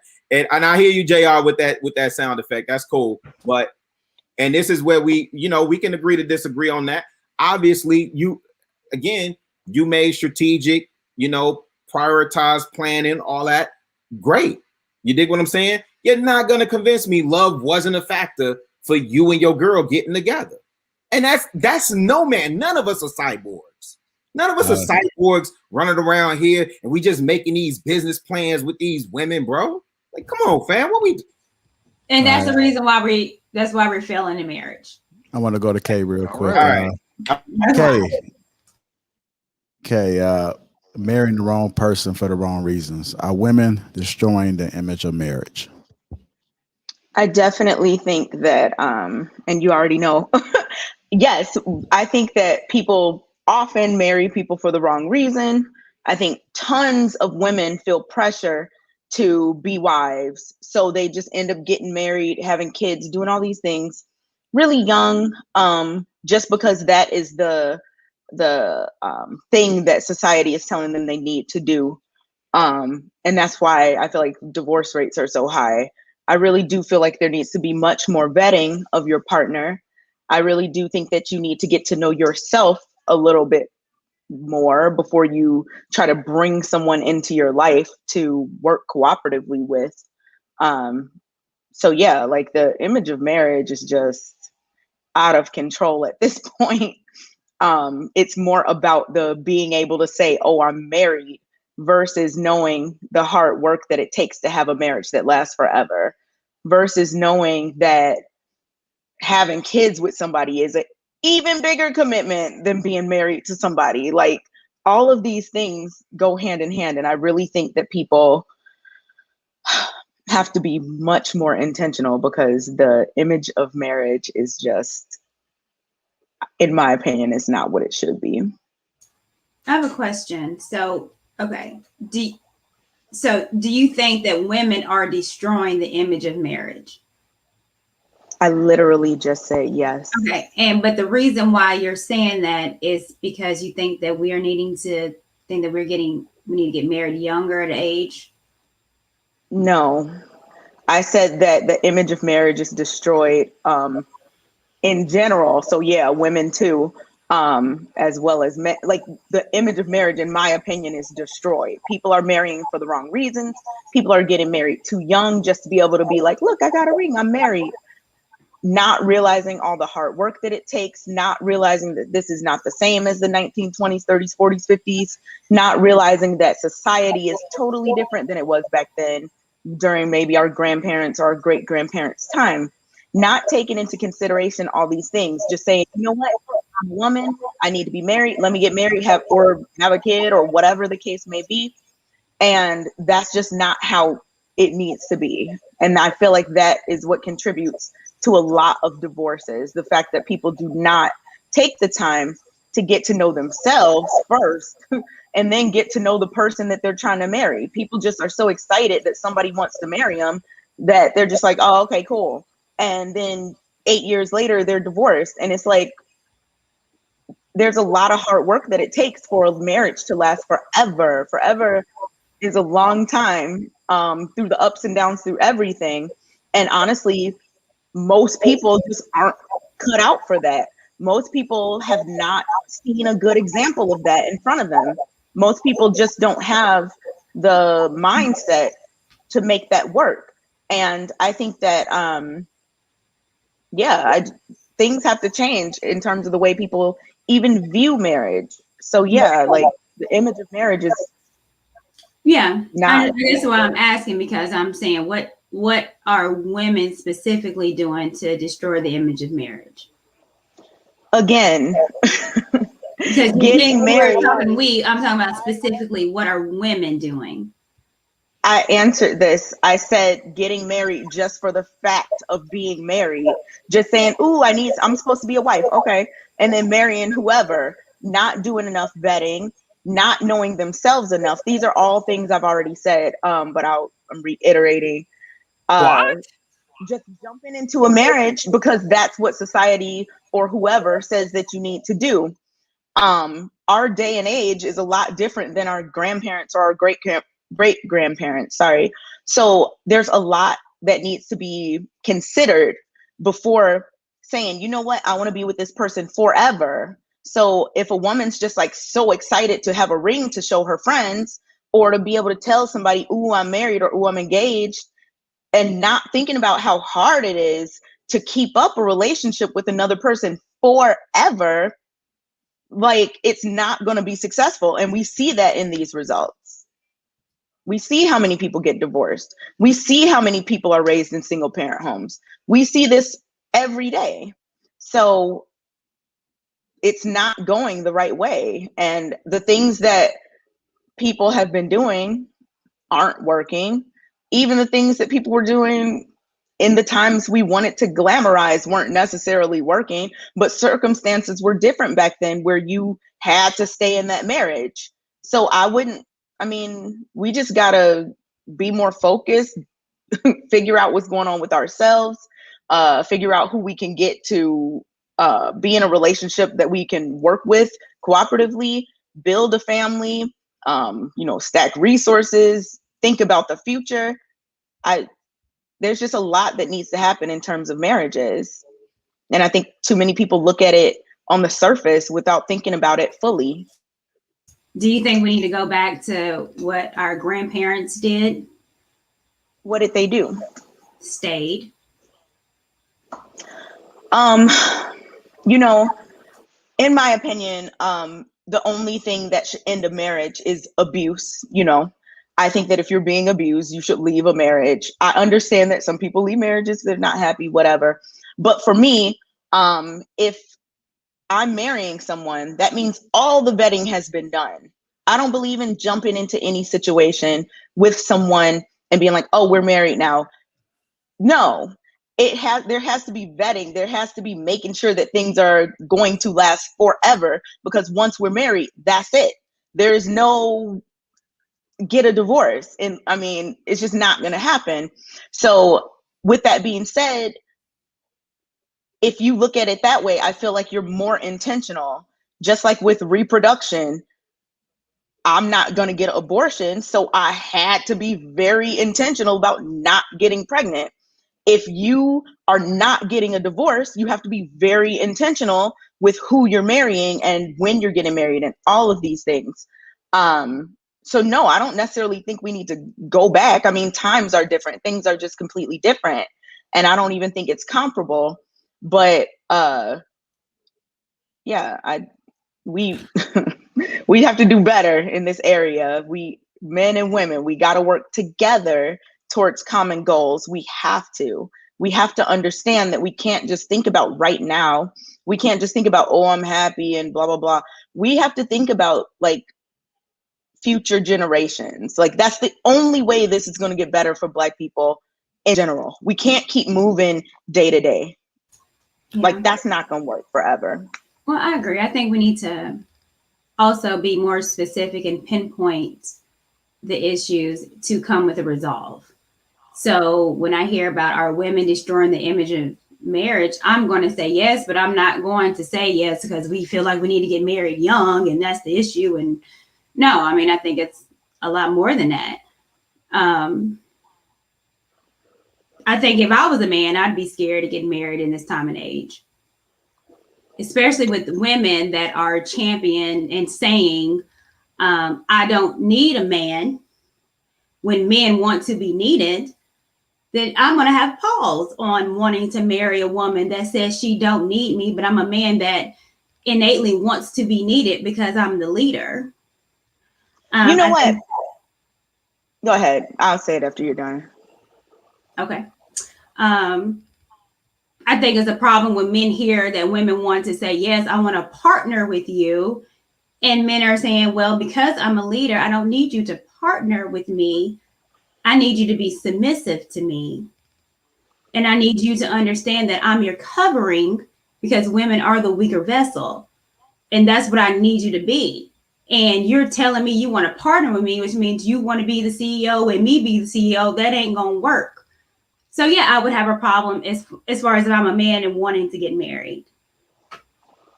I would have a problem with a woman saying, yeah, I want to marry you because I love you. And as a man, I would be like, well, you love me, but if you feel like you can't stand me or hate me, like Anton said before, are you going to leave me? Because right now, when I see the stats, that means that you are going to leave me. So women are saying these things and they don't know that it's scaring men off. It's scaring men off because all these things are not letting the man be the man. is letting us partner with them and want to be the man like them. Why they want to marry something that don't? Why they want to marry a woman that don't want them or don't need them? I just want you like I want her. I don't know if all men have that problem. You know what? I think they do. That's why they're not marrying us. They are. Most black men marry black women. Well, most black women aren't married. Most black men aren't married. I mean, you're not married. It's a reason.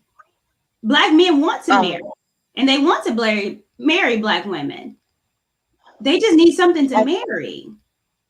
And the rhetoric that we're giving black men, telling them that we don't need them, telling them that I just love you, and they like, no, because your love it's conditional. That's the issue. Have you ever told a man you don't need him? I have before, yes. Like in recent, not like not recent. No, I know better because I know I need a man. Because I know I can't live this life without a man. So no, but beforehand, yeah, I had told a man, I don't need you. I'm strong, independent, which are all lies. So, the thing I was about to say earlier, but I didn't want to cut you off, was that a lot of people talk about this thing that women say where they're like, oh, I don't need a man. I mean, I'm not going to say that women don't say that. Of course, there are women that say that, I'm sure. But it's not. I mean, I'm not going to say the majority of women say they don't need a man.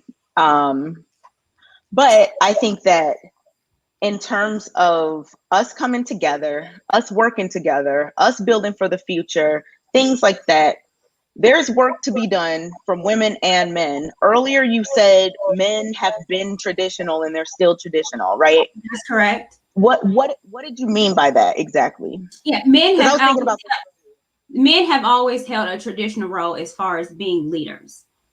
They have always wanted to be the providers of the household. They've always wanted to take care of their wives. That's never changed. To this day, if you find a good man or any man, they will tell you, yes, my role is to provide, to lead. Women before, we championed that. Yes, I need my man. I want him to be the head of my household. Now we're like, I don't need him and I'll be the head of my household. And I can want him, take him, leave him, whatever. We've changed, not the man. The man has been consistent. Women have not. And this goes into our education. This goes into money. Because we're so highly educated and think we're making so much money, which in essence we're not, because we're still making less than the black man. But we're $4,000. All right, final point, Shaw. Go ahead, final point, Kay. Yeah, black women are making less. I mean, women generally make less than men in general. I think according to the website that everyone loves, Black Demographics is like $5,000 less or something like that. Which, okay, but I wouldn't say that men today are traditional men. Like, these are modern men, just like there are modern women. How have they changed? So wait. So let me ask you a question. Do you just to speak to your point? Do you consider me a traditional guy?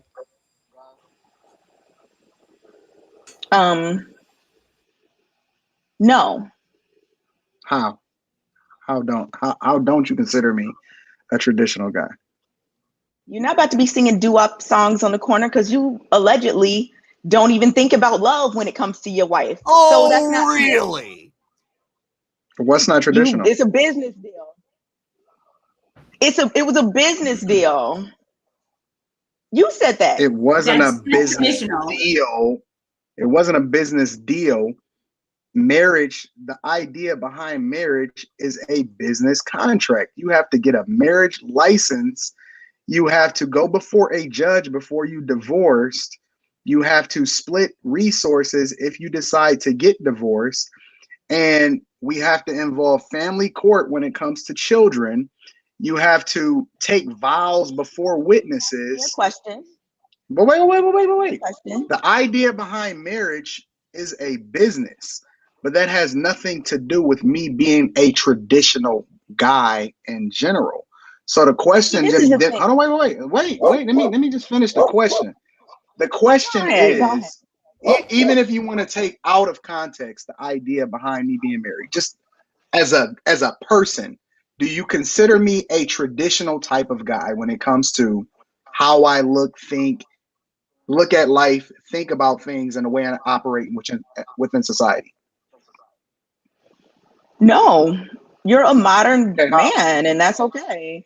You're a successful man. You do what needs to be done. I mean, He's not. How? so I think there may be a misunderstanding about what traditional is. Because if I'm thinking traditional, you wouldn't even be wearing what you're wearing right now on this show. You would not be What? talking the way you talk. You wouldn't be calling your wife a chick. You wouldn't be doing these things if you were a What do that have to traditional do with man. Traditional is values. It's values.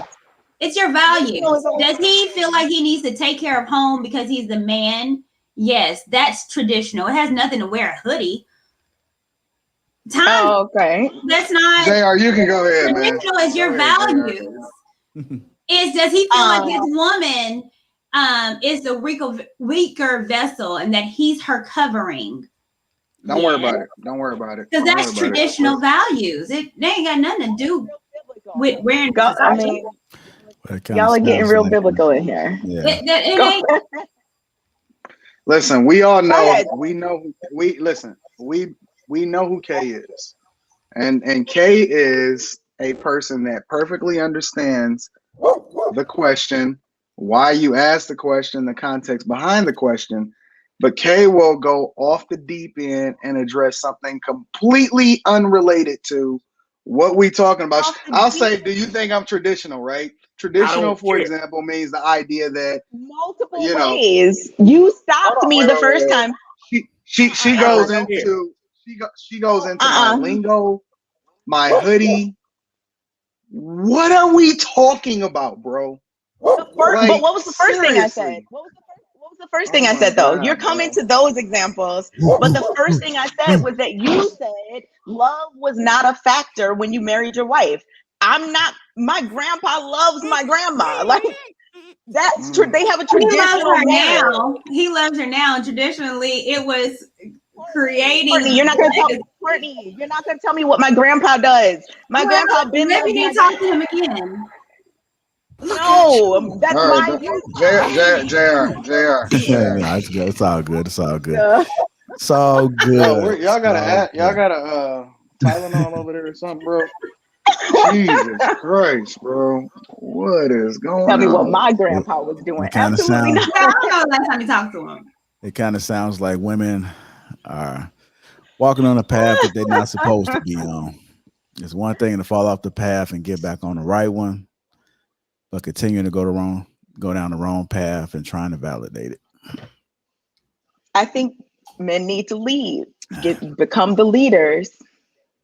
All right. If you just I'm not a smoker. I'm not a smoker, but I'm very much leaning towards the possibility of getting a cigarette. You gotta get on something, bro. This is nuts. This is crazy. No, because you cannot blame women for why men aren't leading. You cannot. I'm timing myself out for the next 15 minutes. I'm done. If women are the weaker vessel, then it's up to the stronger one, right? You can't have it both ways. You can't. We're the all right, y'all. Hey. All right, y'all. Just tuning in. Welcome to Lapeef. Let's talk. We'll talk later. Make sure you guys you done? Okay. All right. Make sure you guys get these likes up right now. Appreciate you guys tuning in to Lapeef. Let's talk. And before we get on to the next topic, I'm gonna kind of introduce it with a story. It's a real life story. It just happened last Sunday. So fresh off the flight from Nashville, from working with Courtney, Anton, and I go to my granny's crib. Rest in peace, Granny. She passed away on Mother's Day, so rest in peace to her. But I go over to my granny's house, and I didn't want to talk about this, but again, if we're going to be 100% real, these are things that I experience, and I think that it leads to a bigger point that needs to be addressed. So I'm at my granny's house, and my sister and I have a weird type of relationship. We don't often get along. I have no problem getting along with her, but the thing I do not I do not like about her is her mouth, is her attitude. So we're having a conversation, and it's in reference to my 16-year-old son about him attending a different high school. And so as we're having the conversation, just to put a little bit more context into it, there are a lot of times that I just ignore some of the things that she says.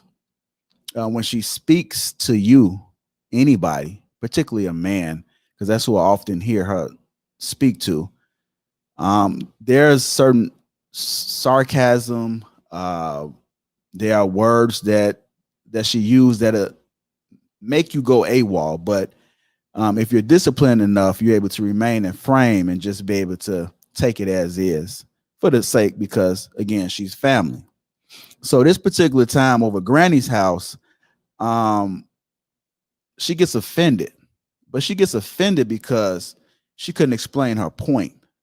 She didn't want to answer the question. She deflect answering the question, and then she proceeded to be disrespectful. And I'm gonna tell you this: the things that were going through my head, because we talk about this all the time, is the woman's tongue. Where do women get off thinking that they can disrespect a man? Who raised you?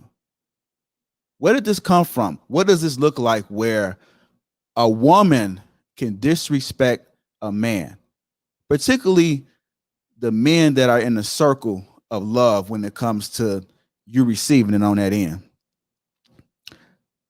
Brothers, husbands, friends, mentors, coaches. The woman disrespects the man, and that was going through my head because I'm accustomed to this, but being disciplined, I just avoid it. I'm at a point in my life where I'm not going to go back and forth with you. I'm not going to argue with you. I'm not going to waste that energy. I'm not going to get emotionally involved, invested into this conversation. So back to the story, she begins to disrespect me. My mother was there, and what I didn't like, and we often talk about this on the show, is other women holding women accountable. And I had this conversation later that I expected my mother to call my sister out on that. I knew she was wrong. I knew that she was wrong. And my mother should have called her on. You know what mother says? And I love mother to death. But again, this is a real conversation. You can't say, I just wish you guys would get along. I have no problem getting along with her. The problem that I have is that I'm not going to put the extra energy and trying to get along with somebody that doesn't want to get along with me. I have no problem toning down the thing that I don't like about women in particular is when you're having a conversation and elevate their voice.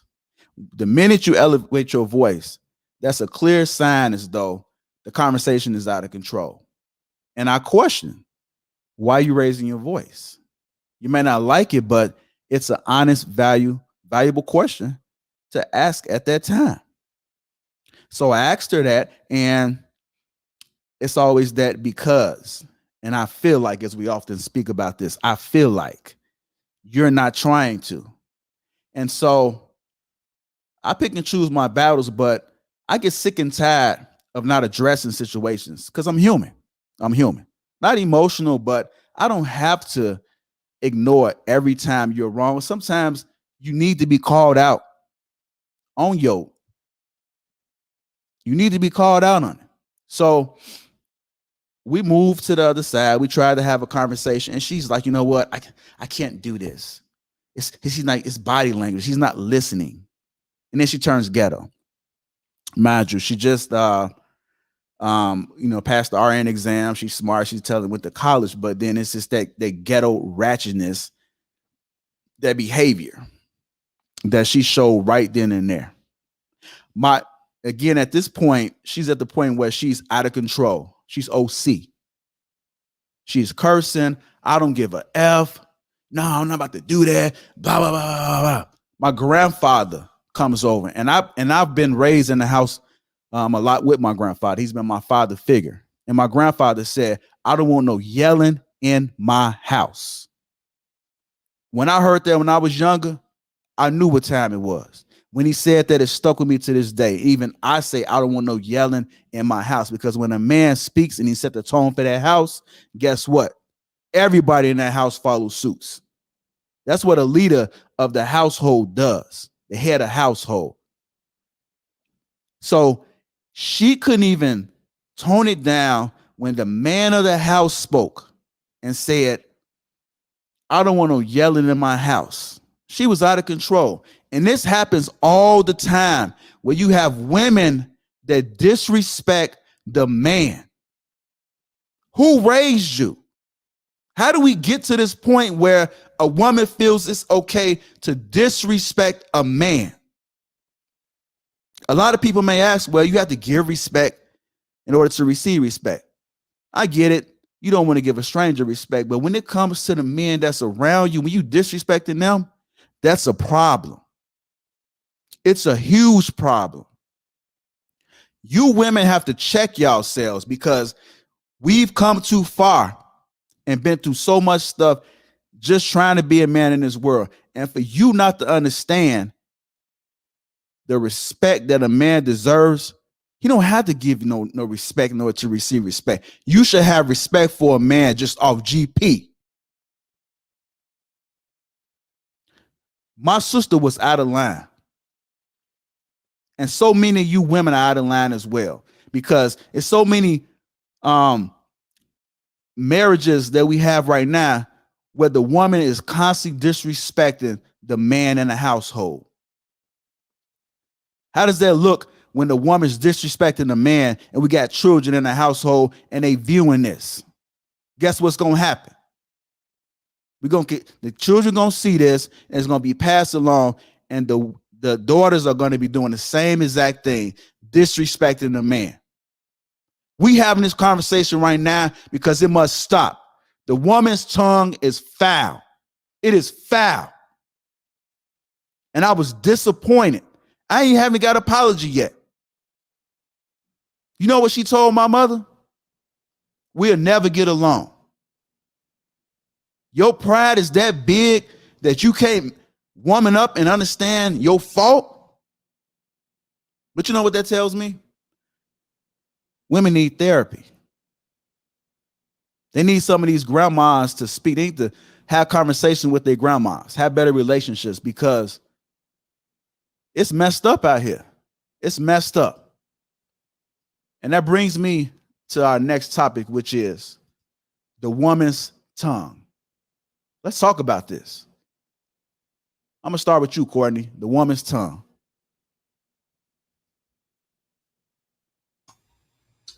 Oh, geez. Okay. What I do know is that there's power in the tongue. You can speak life or death, and your words determine that. I do know that women, we don't fight with fists, we fight with the tongue. So therefore, if we're fighting and going against you, we know we can't physically beat you up, but we know our words can kill you. And we use that to our advantage. And not only do we speak death, hurt, insult, shame, we are able to do it where we know that we're going to talk to you in a way that no one else, no man could. And I think it's very unfortunate, because when we do that, we do it to the ones that we love the most. Family, brothers, spouse, husband. So, yeah, how we speak is life or death. And I know I hear men saying, even with you, just be nice. I just want a woman to be nice to me. And what that means is speak to me nicely. use your words of love and encouragement instead of degrading and shaming and using sign language against me. And unfortunately, a lot of us, we're not doing that. And, you know, JR, I hate to hear that about you and your sister, and I pray that that gets together. But I mean, to say that that's out the norm, it's not. It's not here out of the norm that a woman is attacking you with what they have to say. Women do that, unfortunately. I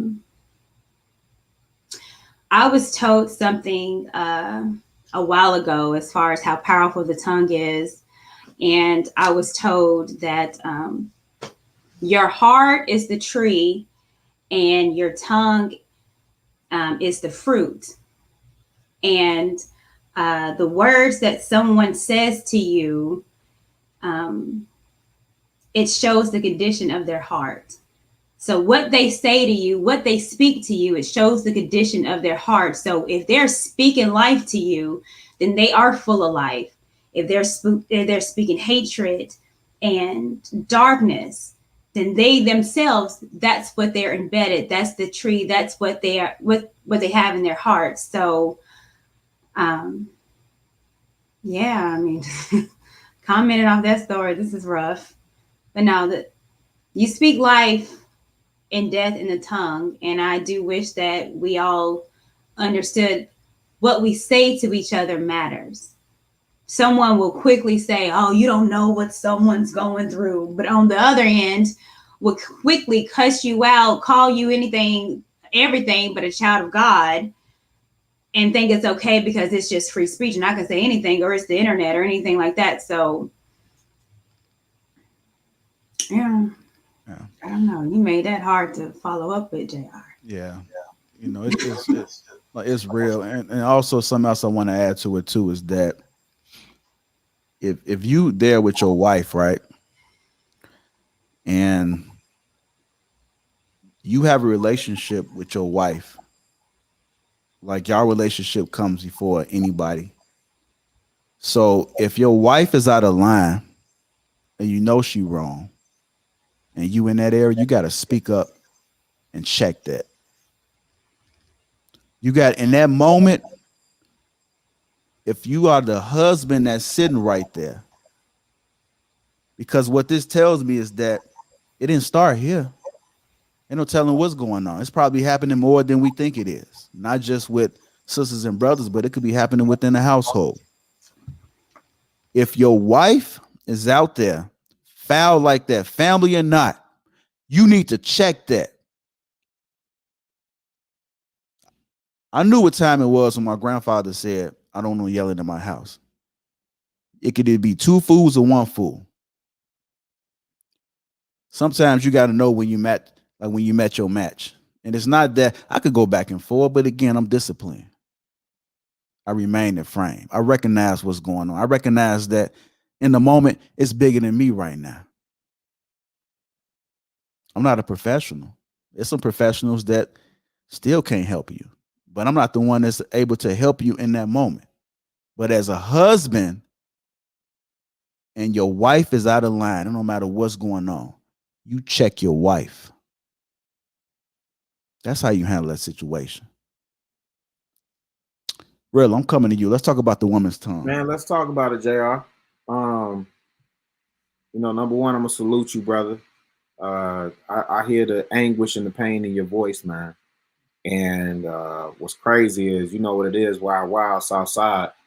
You know, I can relate, man. I can relate. You know, at the age I'm at now, I'm a lot more disciplined. When I was younger, I wasn't as disciplined. Right? And me and my sister used to get into it all the time. And while you telling this story, I'm thinking about, now me and my sister, we laugh about it now. But I remember my mother coming to my sister's defense, popped me with a broomstick, put a knot on my head. Right. So I was going after my sister. You know why? She was doing this. And she did this a little too much. And I said, okay. I wasn't raised in that type of household, like where, you know, it was free fall, whatever. And so the end of it all, and what you're talking about, the woman's tongue, I agree with Courtney. Death and life is in the power of the tongue. James 3:5-7 also talks about the tongue being like a little rudder on the boat, right? And it talks about all the beasts of the field can be tamed, but nobody can tame the tongue, right? It's restless. It sets the world on fire. And the reason why we see this with women, and I think for what you're saying with Black women in particular, is because a lot of the Black women that carry themselves and behave this way is there's no consequences. I think we've talked about on this channel. I know for a fact Kevin Samuels has talked plenty of time. The low level threat of violence when it comes to men. When you engaged in a conversation with a man, see, when your granddad said, "I don't want no yelling in my house," when you said it, bro, I was like, damn, I know exactly what he's talking about, right? When you hear that booming voice, or it could be a calm voice, well, you know that's coming from Big Daddy, what we call him, Big Daddy. Shut up, sit down, find your place. And I don't care if you 30 years old, 50 years old, 60 years old, you under my roof, sit down, find your place.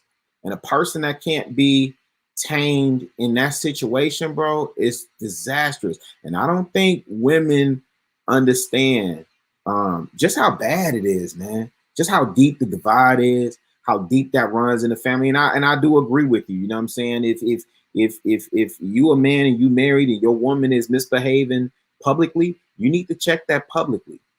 You don't need to get behind closed doors and say, babe, now you know you was wrong for that. You shouldn't have did it that way. No, she misbehaved publicly. You need to check that publicly. But to your point also, ain't no telling how long whatever's been going on. But I think women do this. Actually, I know women do this because there's no consequences. What's the line off the Real Housewives of Atlanta? Who gonna check me, boo? I can say whatever I want, do whatever I want, this, that, and the third, whoop-de-whoop, carry myself however I want, wear a bonnet, go outside, toot my booty up. I know, okay, toot my booty up, do all these things, and we're in this, it's almost like we're in this Twilight Zone type society where there are no standards. There's no standards. It's a free-for-all. It's like we could do whatever we want, because who gonna check me, boo? So I could talk to my brother, and this is the same dude. If something happened between me and my guy, that's the guy I'm expecting to come and protect me. That's the guy I'm expecting to show up and hold me down. And yeah, I hear you, bro. I can't follow up like you did a sermon. I don't want to impede or whatever, but this is why this is happening, bro. And at some point, I do hear what Kay is saying, and I stand on that 10 toes down. Men, we gotta lead, man. We gotta get back to the position of lead. Can't look to the right, to the left, who doing this, this, that, third, with you. I think that is one of the things, not commend, Anton again. I think that is one of the things that he does very well, is that he's just focused on what he's doing. He's not looking to the right or to the left. He's leading based on what he feels like he should be doing, and whoever's his tribe is following him. And I see a lot of brothers saying, well, they not following me. That's not your tribe. Not your tribe. They're not following you. That's not your tribe. But we got to get back to leading and setting the standard in our communities. I agree with you 1,000%, bro. Yeah, appreciate it. Okay, the woman's tongue. Let's talk about it. I think it is terrible for a woman to just disrespect a man or anybody. Just because, I think that people should be respectful of each other. I 100% am behind that. Since the question is about women, I'll stay focused on that. I think it's wrong when women just randomly disrespect men or throw things in their face, like what Courtney brought up earlier with the salary and the I don't need you and all this. That's, in my opinion, that's petty behavior. I don't act like that. I never have acted like that. What? I know. I don't know why people would be confused, but I'm very respectful to people. Oh, really? Yeah, I am. I say things people disagree with, but I don't like how I'm engaging with this. with the little like ad lib. But yeah, people, if they have a disagreement or whatever, you can go about that respectfully. And something that I've noticed, and someone has actually told me this before too, I think that people are so used to women just like popping off at the mouth that they don't even know like how to respond when you don't. And then they think it's passive aggressive, and then they think it's this or that. So I get it. I mean, I think women got to control their mouths. I think everyone needs to learn to control their mouths and communicate as diplomatically as they can with others. Are we gonna be real? Yeah. Hey, JR got more women- buttons women- over there. Let's be JR real. got so many. Let's be real tonight. Yes. Women are mean. Women are mean, particularly Black women that want to be protected by everybody. However, once it comes a difference of opinion, they will shame you to the end all. And they do. Some of us Black women are just completely nasty with our words and shaming someone, even if they don't know you. And so to sit here and act like that's not the truth, I will point you to Lapeef Facebook page. Ooh la la. Act like, I know for a fact that people are very disrespectful to other And it's people. I women. just said that. I just said women need to stop popping off of the mouth. I just said this. What is the disagreement? I literally. So let just me said ask you that. a question, Kay. Can I ask you a question? Do you think that women can be disrespectful without raising a voice? Do you think that there's a sentiment, a body language, a narrative that's perpetuated that not only highlights the level of or the lack of respect that they have for men in general, but also them influencing other women to not have respect for men? Do you think that regardless of how pleasant their voice is or how beautiful, whatever, do you think that there's still a high level of disrespect regardless of whether or not she raised her voice or not? Yeah, I think you can definitely be disrespectful without raising your voice, for sure. How? In terms of body, example. if you call someone out of their name, if you things like that, that's disrespectful. That's So the only if I the only way. quietly, you want me to list all the ways? I mean, I thought No. So let me ask you a question, because the thing that JR did speak on is women Mhm. holding other women accountable, and he used his mother as an example, right? Mhm. Do you find yourself at any point holding another woman accountable for what she says, what she displays, or what she does towards other men? Yeah, definitely in my personal life, not on Facebook really, but yeah, in my personal life for sure. Okay, why do y'all ask me questions if you're not gonna believe me when I answer them? Like, this is something I don't understand. Ooh la la. Y'all are breathing hard. Like, what did you want? Because we see something different. You see me not holding people that I don't know on Facebook accountable? Is that what you see? Because you've only seen me on Facebook. So wait, Kay. You assuming that everything that you do on these shows is absolutely 100% you, right? You regularly illustrate how it's important to let people get away with murder, basically. Like, they can do whatever they want to do as long as it doesn't result in abuse in a relationship or abusing some kids.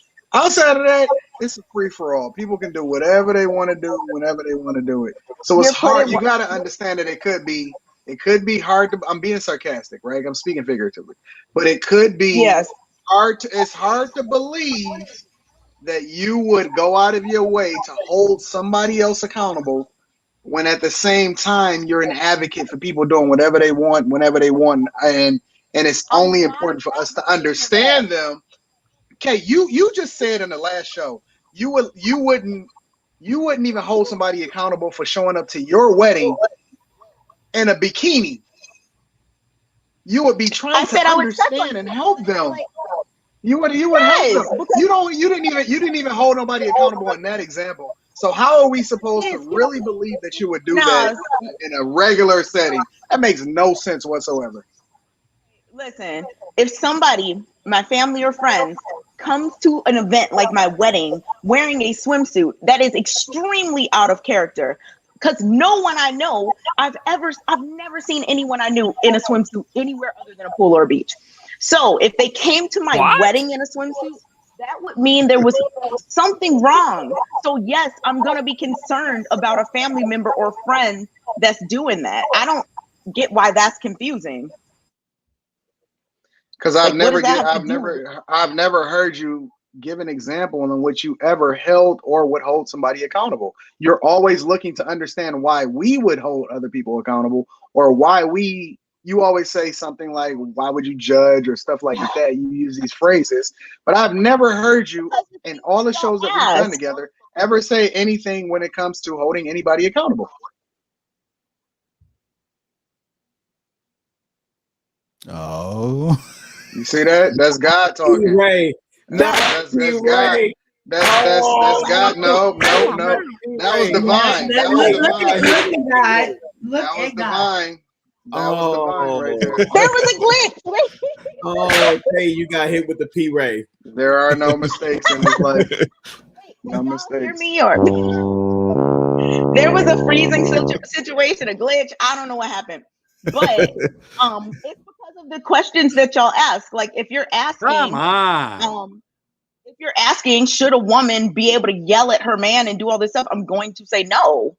But if you ask me something like, am I going to stop a random woman on the street for wearing a short skirt? No, I'm not. Like, why would I hold this random woman accountable for coming out the house wearing a short skirt? I'm not. But then you'll sit there. But wait. But then you'll sit there and say how much work we need to do together as a community when you're not doing your part and addressing bad behavior when you see it on a regular basis. But then you'll have this narrative that this is supposed to be a group discussion. Well, what are you doing on an individual basis to help address these issues that we see largely from women and their disrespect, whether it be in their actions or whether it be in their speech, on a regular basis? On a regular basis, that's amongst people, my family, my friends, people that I have a direct connection to, people who care about my opinion, people. I'm not going to stop a random woman in line at Whole Foods and be like, girl, why do you have on that short skirt? You can do better. Like, what? Do y'all really do this? Like, I influence people that are in my life. Do I hold people accountable? I hold people accountable all the time. No, that's not what I asked. That's not what I asked. I said, do you really go up to just strangers walking around and tell them things? Oh, you what mad. They should be wearing, how they should be looking, etc. Let me ask you a question. I say stuff to strangers all the time. Let me ask you a question, Kate. You're on a platform now that's seen by thousands, and you are very heavily involved in the Facebook page. Do you find yourself, or do you think that you should hold some accountability about the things that you say or what you see or what you respond to? Because you're on a platform, because you are heavily involved in the Facebook page, do you feel some accountability that you hold? How do you know I'm heavily involved? Are you heavily involved? Facebook page, and I see every post. Oh. Shout out. So you're heavily involved too. Well, I definitely don't post as much as you, but I go on the page because it's important to me. Then how would you know how much I post if you're not there reading? Well, because I log into the page and I see what people are talking about. And I'm just saying. You post a lot. I mean, it is what it is. You do. I'm not judging. Is Kay a Powerpuff Girl? Well, here's the thing. I'm not judging it. You do what you want. Kay is the leader. Is Kay a Powerpuff Girl? Kay is the leader. She knows she is. This is all your fault. She's the leader. Wait, Kay, are you the leader or no? She the leader. Who's your leader? I plead the Okay. fifth. I don't know. Yes. She leads the pack, baby. Okay. No. I know you do. But here's the thing, because you're on a platform now and speaking to thousands, and you are very prevalent in the Facebook page, do you not think that you hold now some accountability of what you say, of how you respond, or your comments, of what you're doing now that you're public? I don't care. Yeah, I would say I'm accountable for everything I say. I don't be in there just disrespecting people. I'm not sure what.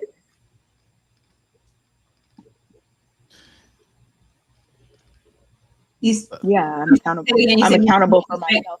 I'm not sure. What? You're not. Courtney, as you know, people be coming for my head in that group on a daily, hourly basis. Well, it's a difference. Well, this is the difference. People are going to come for you. They're going to come for us because you're on a public platform. The difference is, but no. The difference, the difference is how you respond and how you take responsibility and how you are mature with it. So it's your response to it. And that's what I'm asking. I'm not asking about how they are responding to us. What I'm saying, because you take the responsibility on being on a platform.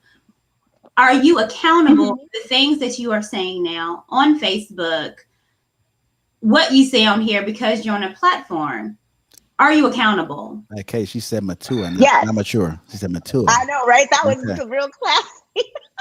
Just so you know, yes, it's real. Yes. It's real. Yes, what's that direct answer? Yes.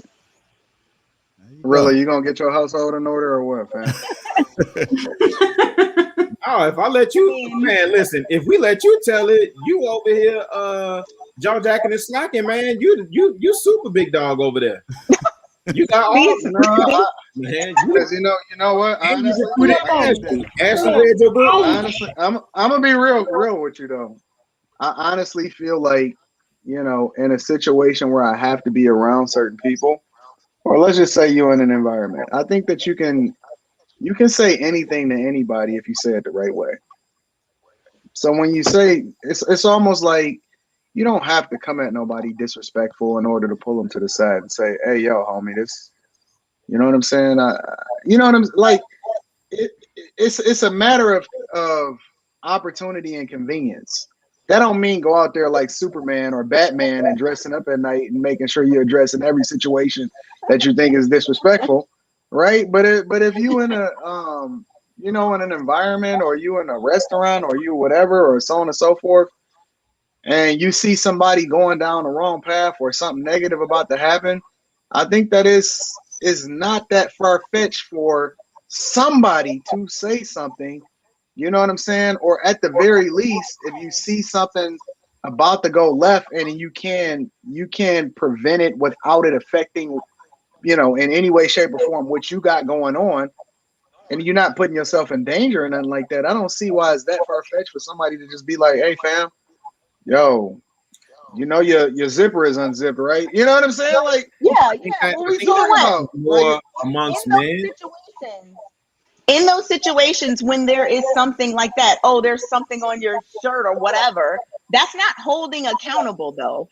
I think that when somebody says holding accountable, you're going up to people. Let's say since bonnets are so popular these days, let's say you're like, "Oh, women shouldn't wear bonnets," or whatever your opinion is on the topic.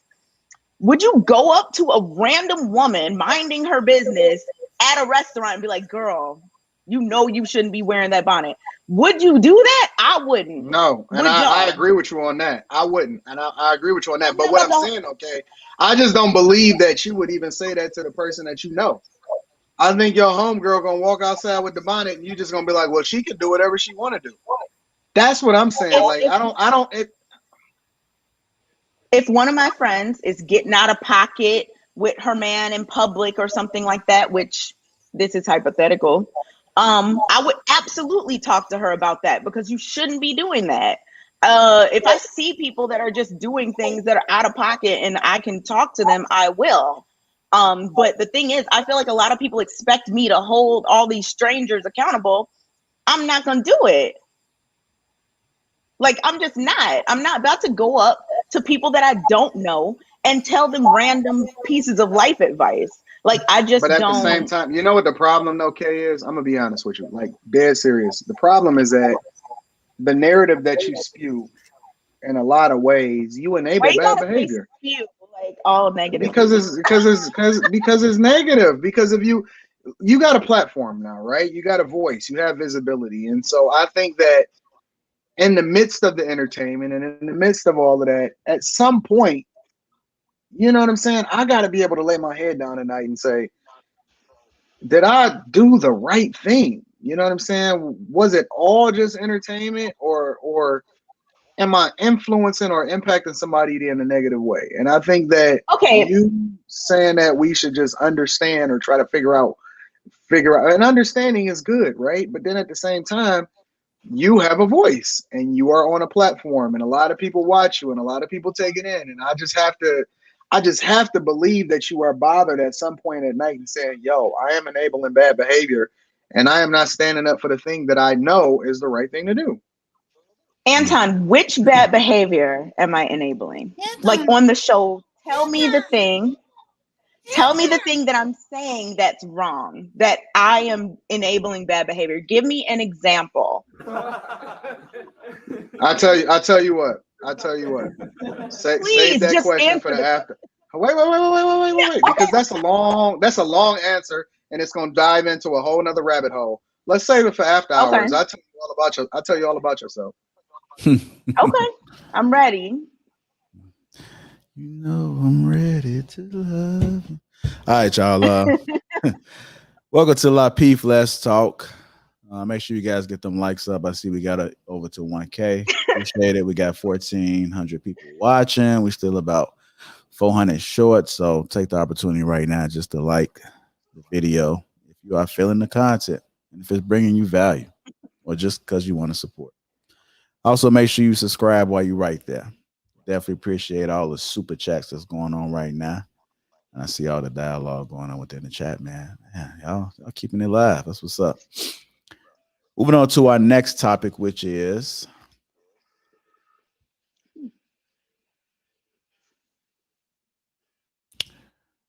are modern women done for? Are modern women done for? We'll start with you, Courtney. Yes. Done for.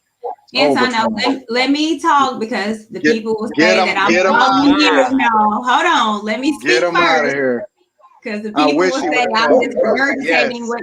Hold on. Let me speak. Because Anton, what they'll do, they'll say I'm regurgitating what you're saying. Pull up on me. Pull up on me. Right. But he's right. Yes. Yes.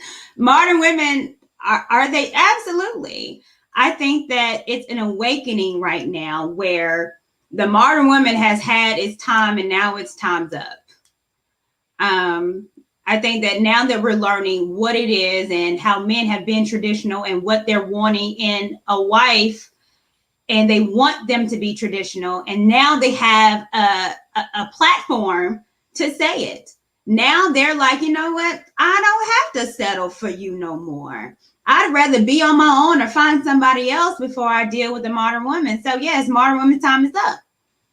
Now, I want to be clear because I say modern women, but I'm not going to say women's time is up. There are women that want to align. There are traditional women that are learning to be better. They're learning to be submissive, that are wanting to align with men and wanting to take care of their man. Like, they are women out there. So women time is not up. Modern, yes. But there is a group of women that are speaking up and not scared from these feminist women that have always had a platform, that's always had TV shows and documentaries on them. So it's different. So, you know, you calling someone a pick me, you ain't shaming us no more. You calling me a Stepford wife, not shaming no more, because we are speaking up. So modern women, nah, you good. We done on that. traditional woman, yeah, you about to hear a lot more of us. So yeah, they done. Goodbye. Okay.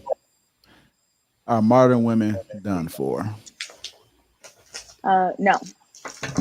Yeah. Look at you. The reason I say no is because, like I was saying earlier, there are tons of modern men, like people that are on the same page, should get together with each other. So it's not done for. I mean, there's somebody out there for different types of people. So I'm not gonna say done for.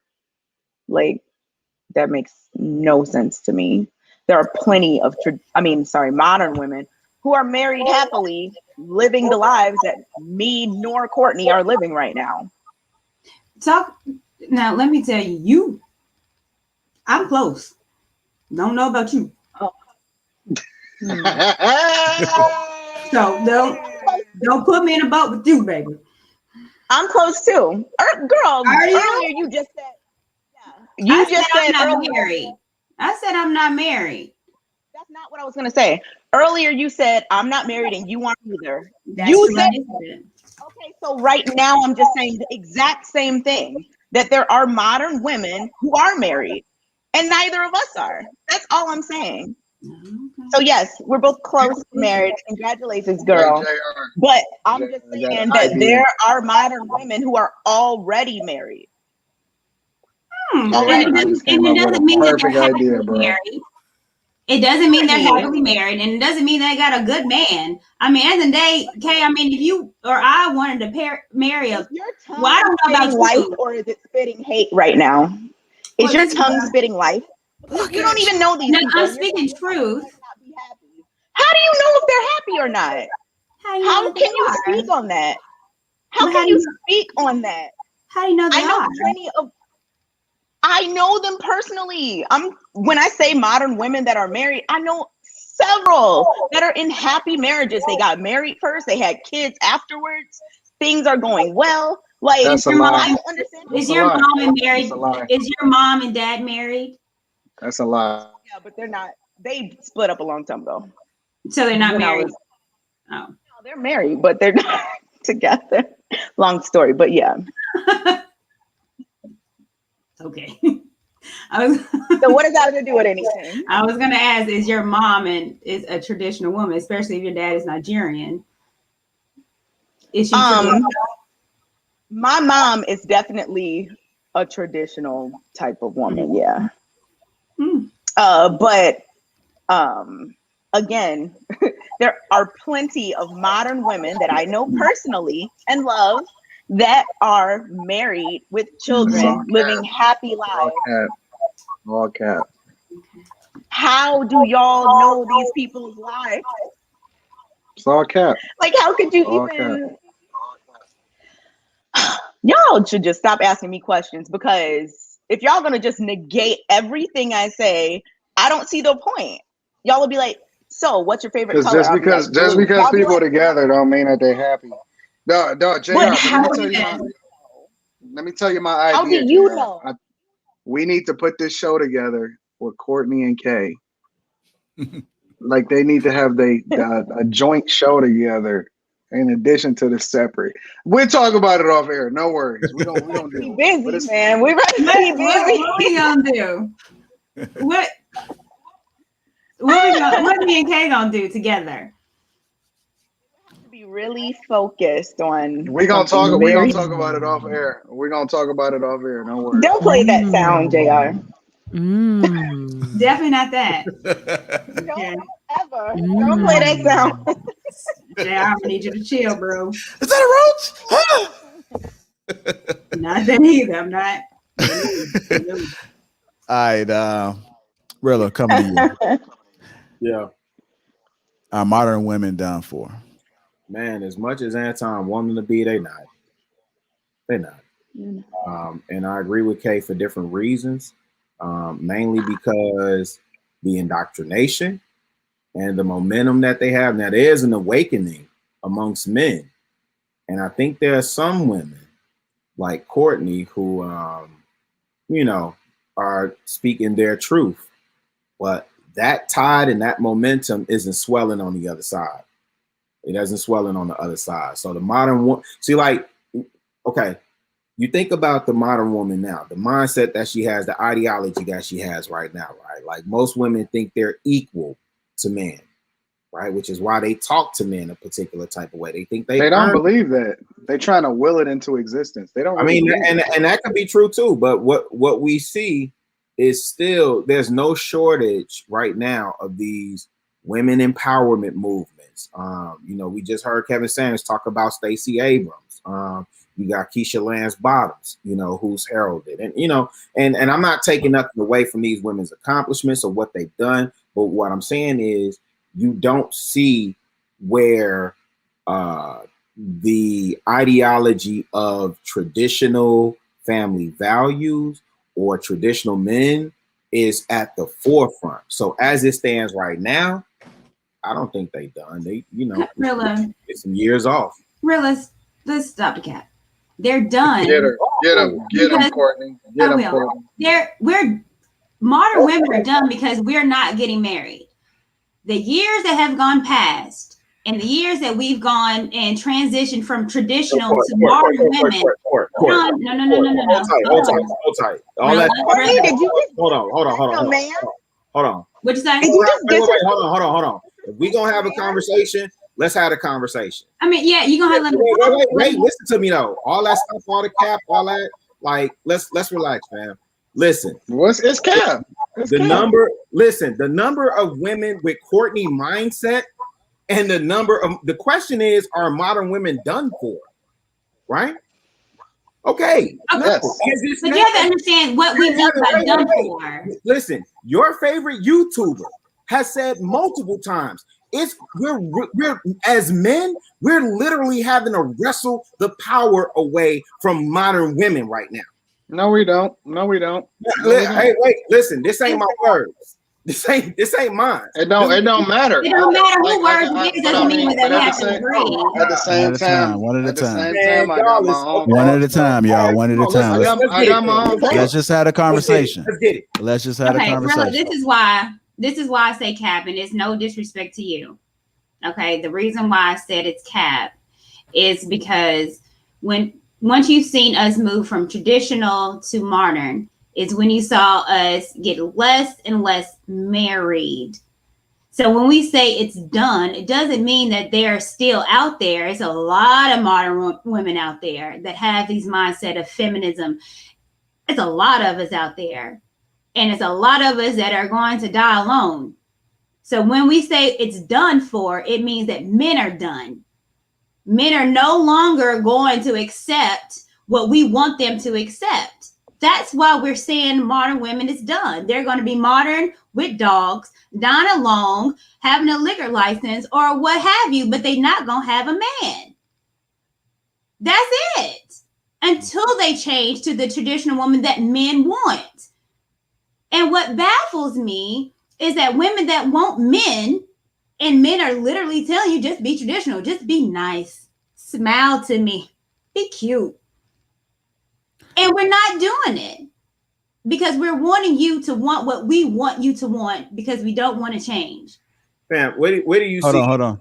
Before you say that, you bring Kevin Sanders back to the show. Where do you see? What's going on, Kev? Go ahead. Where do we see this being exemplified? This traditional woman mindset being exemplified? If the modern woman is done for with younger women, we see day in, day out, night in, night out, young women getting on Kevin Samuel's show with this modern woman mindset. So if you say, but the problem is that you haven't seen this level of traction when it comes to men starting to have a voice and get platforms and participate in the conversation. For a long time, it was one way. I said that. For a long time, it was one way. And so what we're saying is the pendulum is swinging. Everything is changing. And here's the key. So when I talk to guys a lot of times, the narrative becomes stop focusing on women and get on your purpose. Now, when we have the conversation, right, when we have these platforms, we address all issues. But the men that I know that's in the $200, $250, $300,000 range, and they doing the work and they becoming great, they have all the options at their disposal. They are no longer subjecting themselves to what's available, and they're now in a position to where they're the ones that's choosing. So the context matters. When you talk about, yeah, can they get a man? Anybody can have a baby. Anybody can have sex. But when we talking about having successful relationships, when we talking about getting married, when we talking about, you know, the results that come along with all of the greatness, and you aligning yourself with the traditional values of what family looks like, and women and their desires wanting to be married, because there's no shortage of women that comes on Kev Show, that's on all of these platforms that's saying, yo, I want this type of guy. Can they get that guy? Are they chasing the top 10% of men? All of these same women, they are, but it doesn't necessarily mean that it's going to come in the results that they want. So my point then becomes the context matters. Men are no longer just sitting back, or, you know, women don't just have the loudest voice in the room now. And that's the dynamic, and that's the context that I'm adding into this conversation, is that you have to take that into consideration. All right, Kevin, we're talking about, are modern women done for? Well, let me answer it this way. If anybody is familiar with cancer, one of the most deadly forms of cancer is pancreatic. And unfortunately, it's also one of the ones that hides the most. And most people, by the time they realize they'll go to a doctor for one thing, and the doctor will come back and say, well, you have stage 3, or even worse, stage 4 pancreatic cancer. They're alive one day, they're dead less than 90 days later. There's a school of thought that says those people are already dead. They just didn't know it until they got the diagnosis. Modern women are dead. They just don't know it yet. The tide has shifted because the media is not as controlled as it used to be even 30 years ago. This platform we're on right now is an unregulated utility. The FCC has no real authority over this. That means we can get on here and do pirate radio and do things that we could not get away with on ABC, NBC, NBC, or any of the AM or FM stations, because they're regulated. That means the most dangerous form of media is the one that's unregulated by the masses. Men have always talked about these concepts, but they've been squelched out because the advertiser dollars were going to the 73% of people that make the purchasing decisions, women. New media is finding a way to monetize those unregulated voices. And men are saying, I didn't need the MGTOW movement existed before I came to YouTube. So did the men's rights movement. So did so many of these other things that by me getting on YouTube to talk about style and fragrance, I found out about this, but these concepts are already kind of out here floating around in my mind and other people's mind. Women are just now starting to pay attention to what men have been saying online, and by extension in the barbershop, in the gym, the golf courses, all the other kind of stuff for years. But to Courtney's point, they know there's a problem, because when you ask a lot of these PhDs, I'm a PhD. You ask a lot of these women with your education and your this and your that, did you ever think by the time you got to age 36, you would still be unmarried with no children and no prospects? No. They're acutely aware that something's wrong. Now they're looking for a doctor to give them the diagnosis. So they're dead. They just don't know it yet, because men are not going back. My generation, Generation X, will be the last generation of willing stepfathers. Millennials, 50-50. Zennials, they ain't trying to hear that shit. That's done. Mm-hmm. So then, if you see modern women being done for, because I do agree in terms of the younger generation, they not going. Mm-hmm. They're not going.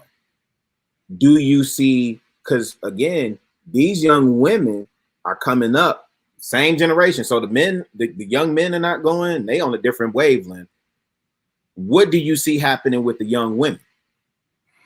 Because I feel like they're still getting that message of, you know, don't need a man. Or if you do get a man, you juice them and, you know, you get as much as you can up out of them. So it's still not a message of going back to traditional values and family values. This is where I think it becomes difficult for us as men to understand that women are survival masters. Men, we pick a favorite team at 5 years old and we stick with them till we die. You got to go before the fellas commission to switch your favorite football team. And you're only allowed to do it in extreme circumstances one time. Women, on the other hand, are the quintessential bandwagons. Why? Let's go back to 2,000 years ago. Me, JR, Anton, and Rilla, we all married. We go out and we have to go. We see a warring party. We get news from our scouts of warring parties that head our direction. We're going to go meet the challenge because we don't want to fight them in the village. We go out. 2 of us come back. There are 4 wives and kids. What's going to happen to those women? Those women in the village are going to have to get with another man. Likely, best case scenario, you got a brother that wasn't married. Worst case scenario, all 4 of us didn't come back home. Guess who's coming next? The very men that killed us. And then Courtney and Kay got a decision to make. I loved it, my man. I loved it and I did, but he dead. And here are these dudes that killed him. I got these babies to provide for, and these men, once they leave doing whatever they're going to do here, there's not going to be any food. There's not going to be any resources. Here will be death after they leave. They're going to poison the wells and leave. The women got a choice to make. And what do the women do? Begrudgingly, they leave with the very men that killed their men. And in some time, it makes no sense to us. They learn, just like the Helsinki syndrome, whatever. Women are adaptable.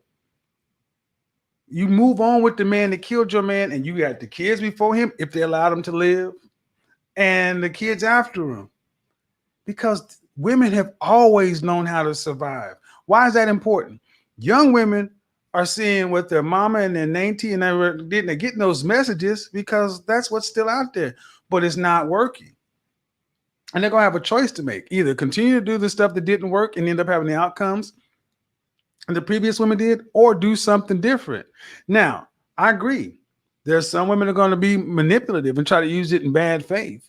But there's too much information out there today for women to realize moving in bad faith, trying to manipulate men is a losing proposition because you can't hide like you could hide in Generation X or Silent Generation. Everything is found out today. So Rilla, that's why the show I just did on Instagram, the oldest woman that got on was 26. These young women are coming out in droves saying, I ain't trying to hear this shit. Because they know they ain't trying to get out here and compete against us to build the world. They're more willingly listening to messages opposite of what their mothers. I shared with you the young lady who came on the show Monday, right? 20-year-old sister whose mama told her to go to law school and go to law school and have some babies. Yep. She was like, forget that. I'm listening here, and what do I need to do? I'm like, you wouldn't have heard that 3 or 4 years ago. A young woman openly saying, I love my mom, I love my aunts, but I ain't trying to be them. What do you got for me, Mr. Samuels? What the women survive, man. They do. Kevin, I have a question. Sure. Because I do see that where the 20-year-olds are wanting to learn more and are looking to other resources besides their mother. However, us in our 30s that looked at, our parents that taught us to be independent and do all that. And we look to that like, they were our guiding light and guided us in a wrong path.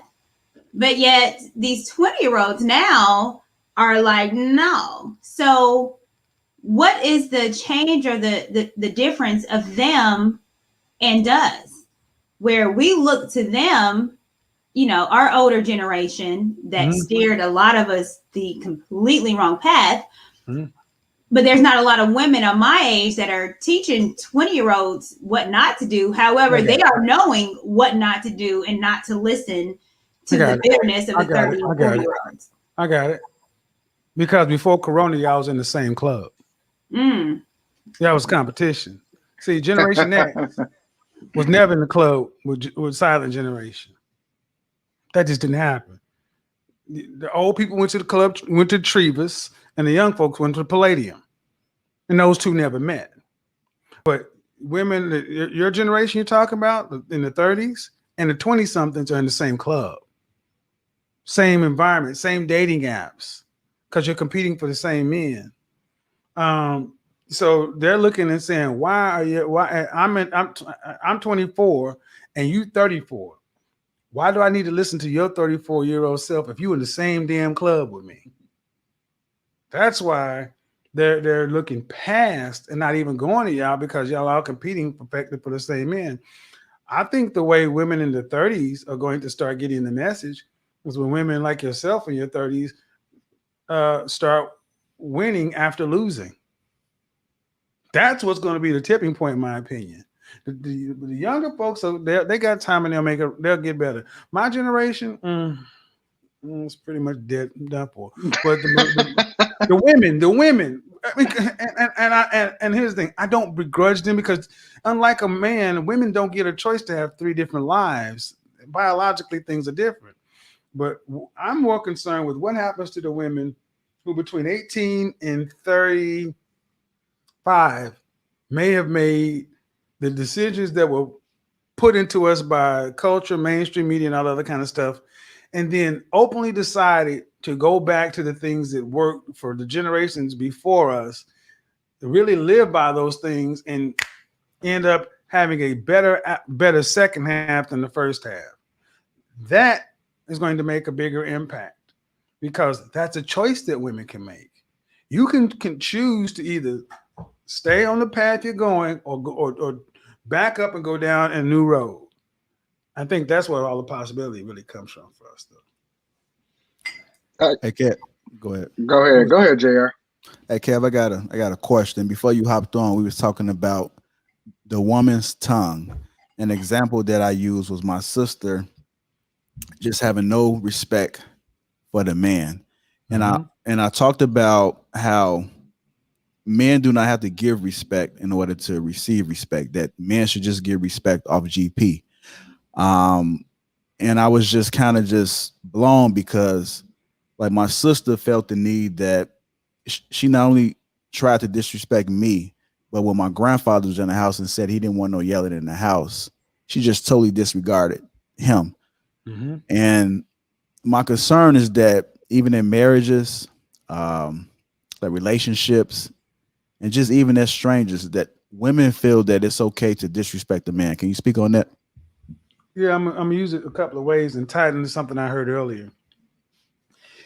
If we can't hold anybody accountable that we are directly tied to, we can't have a community. You used to get a whooping by Mr. Brown if Mr. Brown saw you doing something wrong, because you were accountable to the community, not just your mama and daddy. I'm gonna leave that sitting right there. The women today don't fear what Sean Connery told Barbara Walters. There are times when the best course of action is to slap a woman. That's what Sean Connery said. It's still on YouTube right now. Go look at it. And Barbara Walters was like, thought he was going to recant his statement, and he doubled down. He said, let me explain what I mean. He's like, women have a way of not knowing how to let things go. You can give up the argument. You can let it go. They can know they've won, There's nothing else to be gained, and they will continue to push and push and push. And he said, at that point, once you've exhausted all other options, then a slap becomes a good option. And you only have to do it once. Shahrazad Ali tried to say that stuff and it set the black community on fire. Why is this? Because between the men on this platform right now, if we were in public, we have to moderate what we say, whether we know each other or not, because there's a low-level threat of violence and aggression between all men. Fuck YouTube, fuck degrees, fuck money. You cross a certain line with a man, we're going to have to shoot the fair one. We know that. You can be in a wheelchair, you can be on a crutch, you whatever. You can be special. You got to do that. But see, there is no low-level threat of violence between women and men today. Women are allowed to be verbally disrespectful beyond the point of reason because there's no consequence, because they don't fear the repercussion. So listening to that, and this is why anybody familiar with the concept of domestic discipline? No, explain it for us. Domestic discipline in a nutshell is me and Courtney are married, and Courtney and I are vibing, but Courtney knows that she can get on one sometimes. And we sit down and say, when you get on one, and after we go through the process, and I use the safe word, banana split, and you still stay on one after I say banana split. You heard me say banana split. I acknowledge you heard me say banana split, and you stay on one. Well, then it's time for the domestic discipline. And it is exactly what it sounds like. Lay across the knee and on our ass. It's actual spanking. I am not kidding. I am not kidding. And what I will do is I will put the links to the women who teach this stuff. And this has been talked about in sectors of the manosphere. It's adult correction. I've never heard of that before in my entire life. I hadn't heard of it until I got here on YouTube, but I'd heard of the concept, but I didn't hear it that way. And the thing is, it's nonviolent. And here's the point. Can you imagine being a grown woman and you got to hear banana split and you know you should have stopped and you kept on going, and then you gotta and the woman has to volunteer for this. She volunteers to do this. It's not coerced, and it doesn't rise to the point of respect. You lay down, get the paddle out. All right, now, Courtney, you know, banana split. And you just think about the psychological thing, like, I am 34 years old and I'm having to get swatted or hit with my hand. and who teaches this? Women teach other women. What was that woman's name? I'm gonna put her name down in the comment section. And I want you guys to understand the spirit in which it was saying, because this can get really misinterpreted. Yeah, we get you. We adults. But the thing is, the notion is that women know that the power of life and death resides in the tongue, and you use that instead of using it for our benefit, turning it against your men to the point to where you should not have to fear the venom that's potentially in the tongue of your women. Your enemy should have to fear that, not the men who share your crest. I'm about to adopt that. I'm about to adopt it. This is gonna go crazy. Yeah. I'm about to adopt that. All right, Kevin, I have a question for you. I didn't make up domestic discipline. I swear to Yeah, God. no, I'm saying you. That's not. Pineapples for banana split now. It ain't gonna be pineapples no more. It's gonna be banana split. Same word. All right, I have a question. Because I listen to you, and a lot of things that you have said that women need to, especially that the older women, to teach the younger women about the mistakes that they've made. Mm-hmm. And what I'm seeing is that, the few of us that are really coming out and being completely or trying to be completely transparent, the pushback is, why in the world should anyone listen to you? You not married. You ain't got nobody. And you know what I'm saying? And it's not that I am or anyone is telling you how to be married or sustain a marriage, it's women that are coming up that's saying what not to do and to teach women how not to mess up once they've had. But the pushback is always, well, you're not married and you ain't got nobody. Why would anyone listen to you? And I know that that's something that you've gotten pushback on, because of course people say, well, he's divorced. Right. So why should anyone listen to him? Is that something to like strong language for them to negate truth? Well, it's disingenuous. And I addressed this when I was on Vlad TV. You know, we didn't say that to Steve Harvey, who's been divorced 3 times. Mm-hmm. You know, we don't say this to people who give us advice that we like. This is just another way to deflect the conversation. And the notion, here's the thing. If it always comes down to the only people who can give me advice or say anything to me is the people who are living. You hear this notion, I'm not going to take relationship advice from somebody who's not in a successful relationship. But then you also hear the same thing. A person that's in a successful relationship has only been in a relationship with that one person. Most of these are bad faith, disingenuous arguments.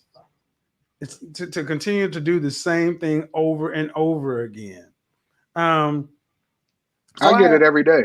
I've been married for 17, going on 18 years, and they don't hear from me either. So it don't make no difference whether it's you, whether it's me, or it don't matter what the background is. If they don't want to hear it and they coming into it with bad faith or a bad faith argument, they're going to find a way to make it wrong. See, one thing I would say, Courtney, is a lot of women are going to come at you because you're trying to do something different in the second part.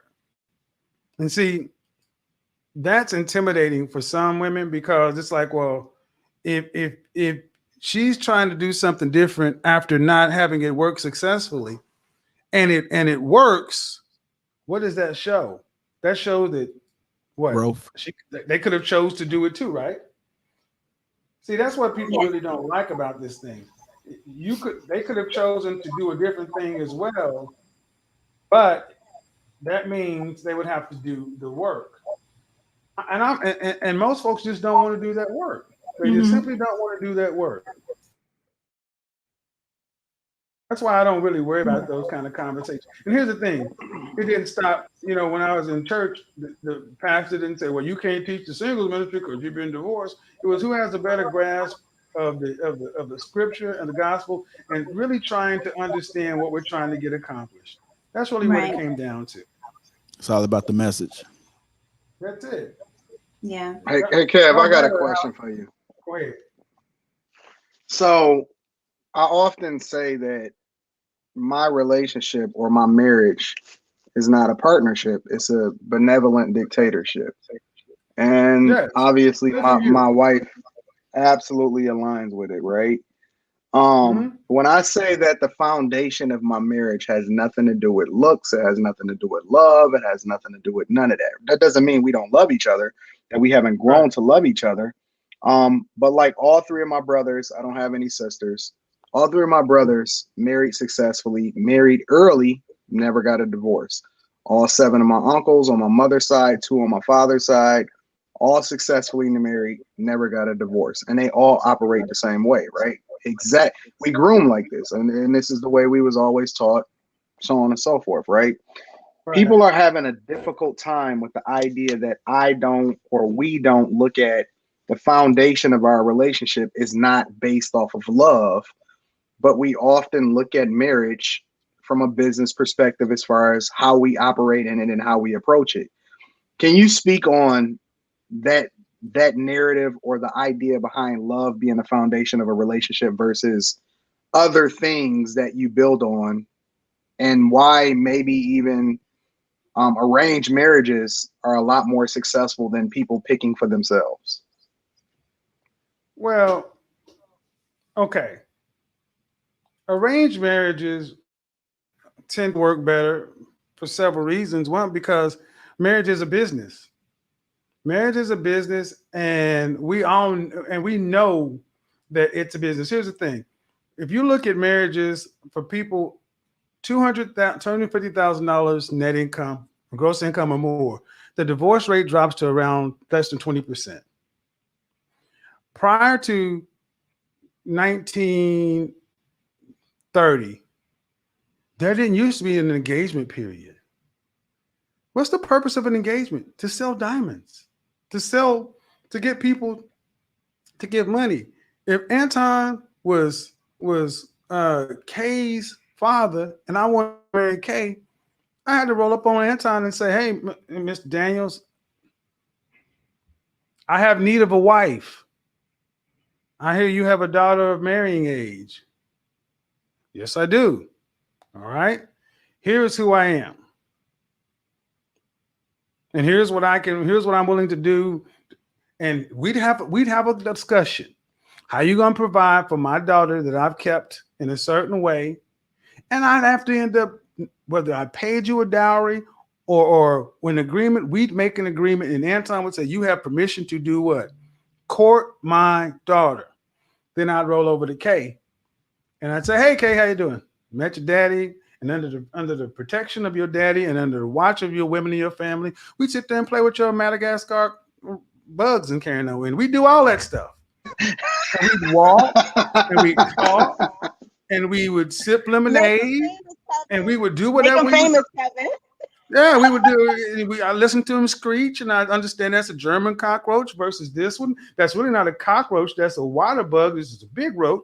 Okay, and then you'd be like, okay, Father, he seems to be acceptable. And she said, well, my daughter says yes. This still happens in the Middle East to this day. An arranged marriage, the woman still gets to decline yay or nay. And if she says yes, I've consulted with people as much as last week about this. Straight up, people from the Middle East consult with your boy. And then we'd gone down. We wouldn't be a big engagement. We'd make a ceremony, jump broom, and get the hell on. There would not be an ounce of love between Kay and I. There'd be some like. We would kind of know what each other looked like. But the first night we were a husband and wife would be the first time we would kiss. It would be awkward first time starfish sex. It would be probably really short and awkward. And then she'd get up and she'd go do the things she was supposed to do as the woman, and I go do the things I was supposed to do as a man. And eventually we would find a way to get into a groove. And those things are, and if you have a relationship that's built on more than like love, because if you've ever loved somebody, that's a feeling. Those feelings can come up and down, but what makes relationships last a long time is the duty that Kay has to her dad. I can't leave my husband because my father said this man and he paid and my father and this man have an agreement. And if I left, it would make the family look bad. It would make my brothers look bad. My sisters look bad. There's more to it. It's not all about how we feel. So I would say, fuck our feelings. It has to be more. So somebody at my age, people often ask me, you've been divorced twice. Would you get married again? Sure. But one thing I know different is I'm not the same mindset as I was the times where I wasn't the man I feel like I needed to be in those relationships. That's why I never talk ill of my exes. And yes, me and my ex-wife have a great relationship. She actually, she laughs at these programs, by the way. She's remarried and they're doing great. But what gets us that 30, 40, 50 years that we admire so much is not feelings. It's choosing to stay. Every day you got to choose to stay. And so that's why I say, Courtney, women in your position who maybe have not had it work the way you wanted to initially, going forward, I tell you one thing I know about Courtney. If and when she does get married again, that'll be the last time she get married. I guarantee you that. Because every day after she's chosen to be with them, and she'd choose to stay. She'd find a reason to stay. Yeah. Makes sense to me. Absolutely. And I'm excited about it. The one thing I will say about me and this time around is that the excitement of it, the excitement of being that woman that adores her husband. And that's what I look forward to. That's my career. Mm-hmm. It's him. Kay, what are your thoughts? I see you very animated over there. I was just so excited that Kevin Samuels brought up the roaches, but I'm a nerd. You know what? I'm a geek. I'm fascinated with zoology and biology, and I get it. Everything. I like birds. A lot of people like birds. Some people are dogs. Some people are cats. I get it. But see, the person I was really excited about that. But the person who could understand that you like roaches and they're not dirty pests and they're different kinds of roaches and all that other kind of stuff would be somebody you would listen to in better faith than somebody who said you're a fucking weirdo for liking roaches. Mm-hmm. That's the core basis of any relationship: mutual respect. Absolutely, I 100% agree with that. And that's what we're missing today. We're missing good faith and mutual respect. And also, I'm asking is for men to understand that none of us in our culture has had a time to get a reset from chattel slavery. We got a lot of jacked up information. We have had propaganda that World War II Germany would have been proud of. We've had that. Matter of fact, we can talk about that another time because I don't want to use certain keywords. But some of the stuff that's been pumped into the Black community, that's why I always am such a big proponent of therapy. And because with therapy comes an understanding that we're all broken in our own unique ways. Well, not all, most of us. And can come along with a little bit of grace and mercy. And that's all we really need is a little grace and mercy to help us get from one part to another, because Black folks have always known how to get things done. We've just forgotten. And what we have to do is go to the things that are working. Like Anton, you and your wife, people may not like your approach or your delivery. I don't give a shit about that. I care about the outcomes. And if it's working, eat the meat, spit out the bones, and say, what's working that I can actually incorporate into how I move, how I play my jazz. And then I go off and make my own kind of riff. Maybe it's classical jazz, maybe it's smooth jazz, and then find somebody who can play music with me. Instead of trying to go elsewhere, because most people don't understand our unique, Black folks' unique position. That's why, honestly, what's going on these sectors right now is so exciting, because normally in times before they would come and kind of mess this stuff up. But it's too far, it's too fast, too much has happened. It's on too many different platforms. It's out there. I'm going to tell you guys something that shocked the shit out of me. I am huge on TikTok. Huge.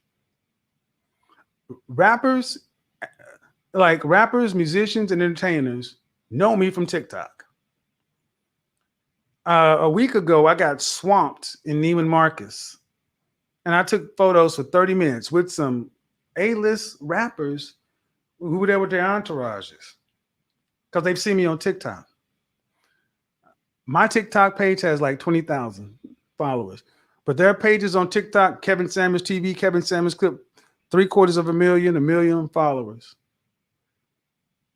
Now, if I was all about money, I'd go either tell them to shut that down or I want my proceeds. But no, it's doing a bigger good. I'm seeing young Black men under 24 who, like I say, oftentimes I don't barely understand what they're talking about, but they're looking at a Black man with a sign of respect and want to take pictures and shit like that.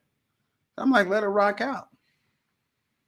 Why is that important? Because Black people have always had a unique way of communicating. And we have something going on right now that's affecting college to 60. We got a chance, folks, that we never had before. And let me say we didn't ever have before. When we did have these things, it met with dire consequences because they could snuff it out. It's decentralized.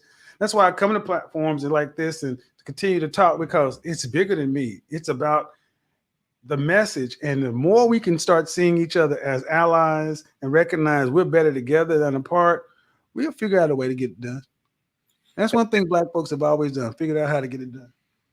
Hey, I got a question for you real quick. Or really, I kind of really want you to, I really want you to kind of dig deeper into the therapy. You talk about it a lot in our Facebook group. I post on it all the time. And in particular for Black men, I feel like as Black men in America, we've all suffered, especially those of us in the cities, have suffered some form of PTSD that we may or may not, that we may not have addressed. But I know you're a big proponent for therapy, whether you know you need it or not. And some of the pushback that I get is that, I don't need therapy. Like I'm Gucci, I'm good. Why are you such a big proponent for therapy? Because I've been in it. I suffer, my particular way of makeup, my particular mind makeup is I'm an achiever. I'm a maximizer. And that's a great talent when turned to something good, but I'm also very self-critical. And then being my mother's only child and seeing my aunts with no sons or no family, I put a lot of pressure on myself early on that nobody put on there. I just took it on. And that amount of pressure can break you.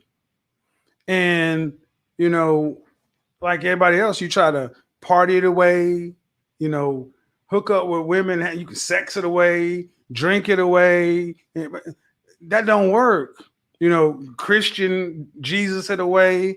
Had to sit down and talk to somebody and get things that were in my head out that I couldn't do with my family, my friends, the pastor.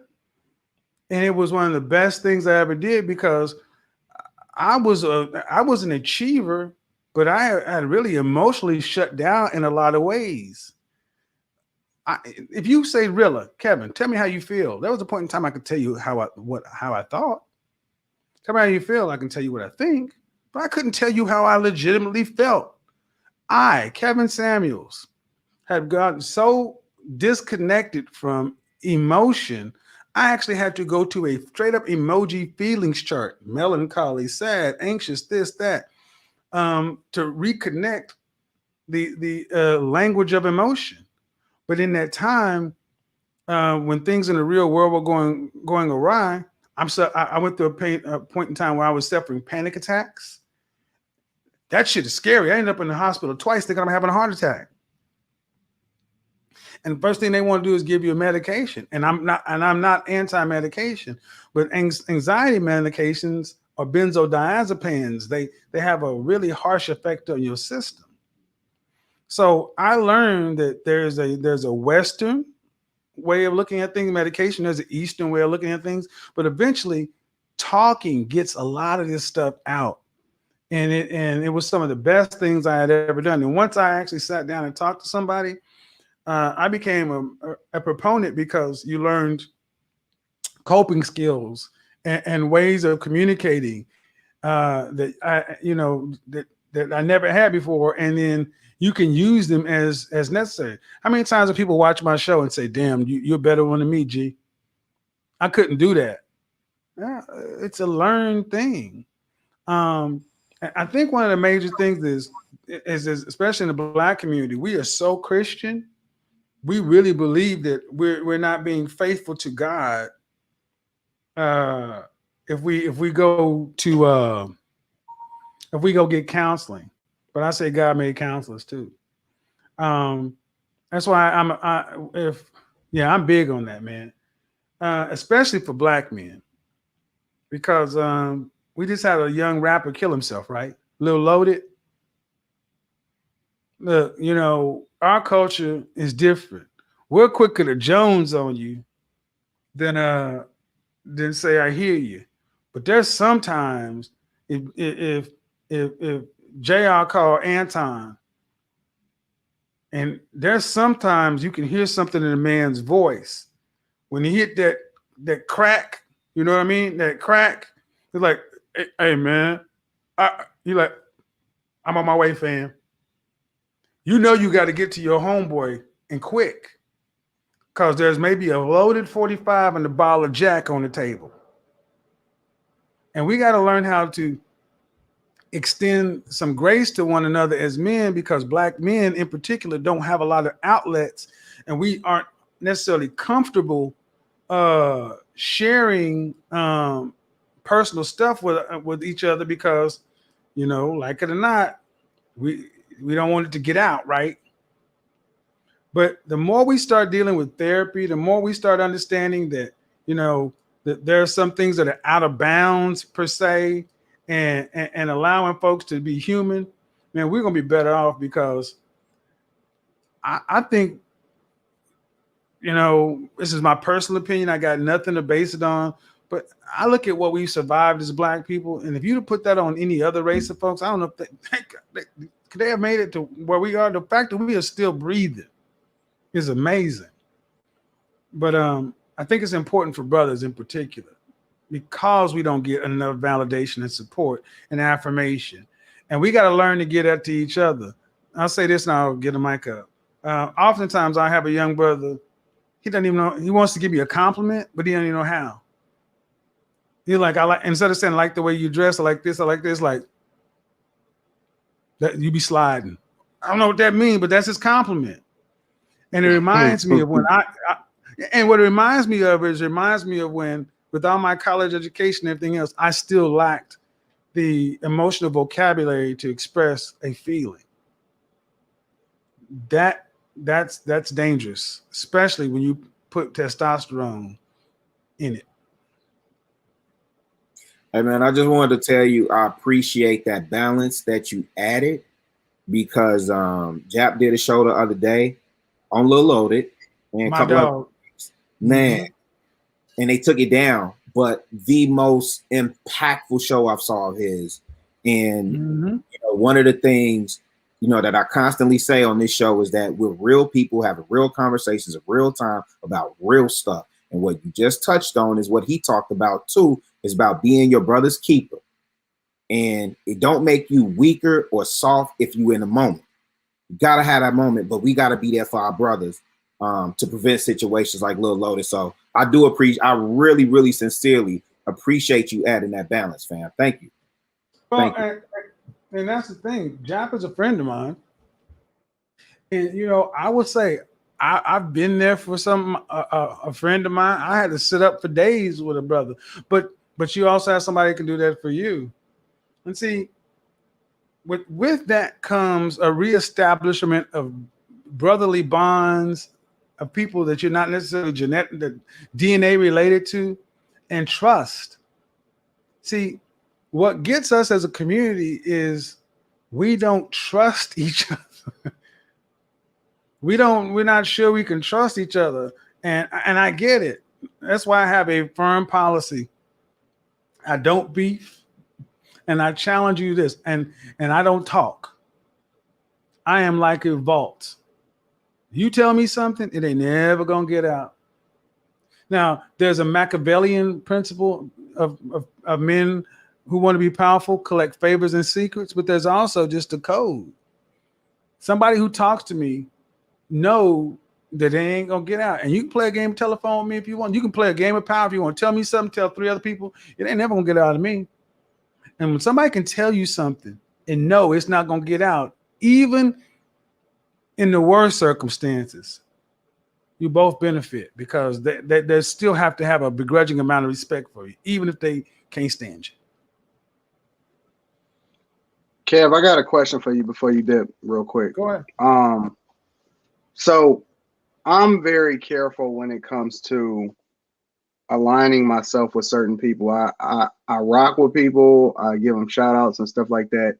But it seems as though, even though the manosphere is growing in a positive way, overwhelmingly, and it's a lot of people doing a lot of great things, I kind of pay attention to how things sometimes go off the rails depending on who's popping and who's not at the time. You know what I'm saying? So I guess my question is, how do you determine what platforms you lend your voice to? Like, how do you balance that? How do you figure out, or how long maybe do you watch and evaluate whether or not you want to rock with somebody? And how do you determine whether or not you really align it with somebody versus being able to kind of have that insight or that intuition of people that's just doing stuff just for the sake of popularity, or using your name, or using your platform, or using your voice, and it's not necessarily in a positive way, or it's not it's not necessarily coming from a good space, but it's based off of the fact that you are supporting a lot of different people and a lot of different platforms in a lot of ways because you are a good-hearted person. Well, Great you know, I work with people on different levels, but I'm really careful who I allow close to me because, like you, I work and I Mhm. watch. See, one thing O'Shea will tell you, he always says that people don't recognize how much work I do behind the scenes and how much I'm watching, and I'm always watching. So, um, I will lend my support to somebody who agrees on the basic message, but I also go back and look at what they've said in the past to make sure that there can be a middle ground there. There's always going to be, can it help get the message out to a greater audience, and be in the form of some kind of a Hippocratic oath, do no harm. This is why also, I'm kind of hesitant to go places because I'm not necessarily sure if the outcomes that person wants lines up with what I want. But I will say this in general. I look at the brand. And if the brands align, and if the brands can align, that's okay. But when I say that, I'm not just looking at my brand and that brand. I'm looking at my brand and your brand, and JR's brand, and Courtney's brand, and Rilla's brand, and Kay's brand. Everybody I touch, just like, will be touched by everybody I've touched in the past. So I can't necessarily work with somebody here, even if it's lucrative, because that will bring it into the ecosystem of other people. So I can't be like, you got dirt over here you got some shady stuff over here. Well, I can't have that necessarily reach over here. And is it perfect? No. What I will say is, you try to work with the people who are serious. That's one thing. I try to work with people who are serious and consistent and trying to do this full time.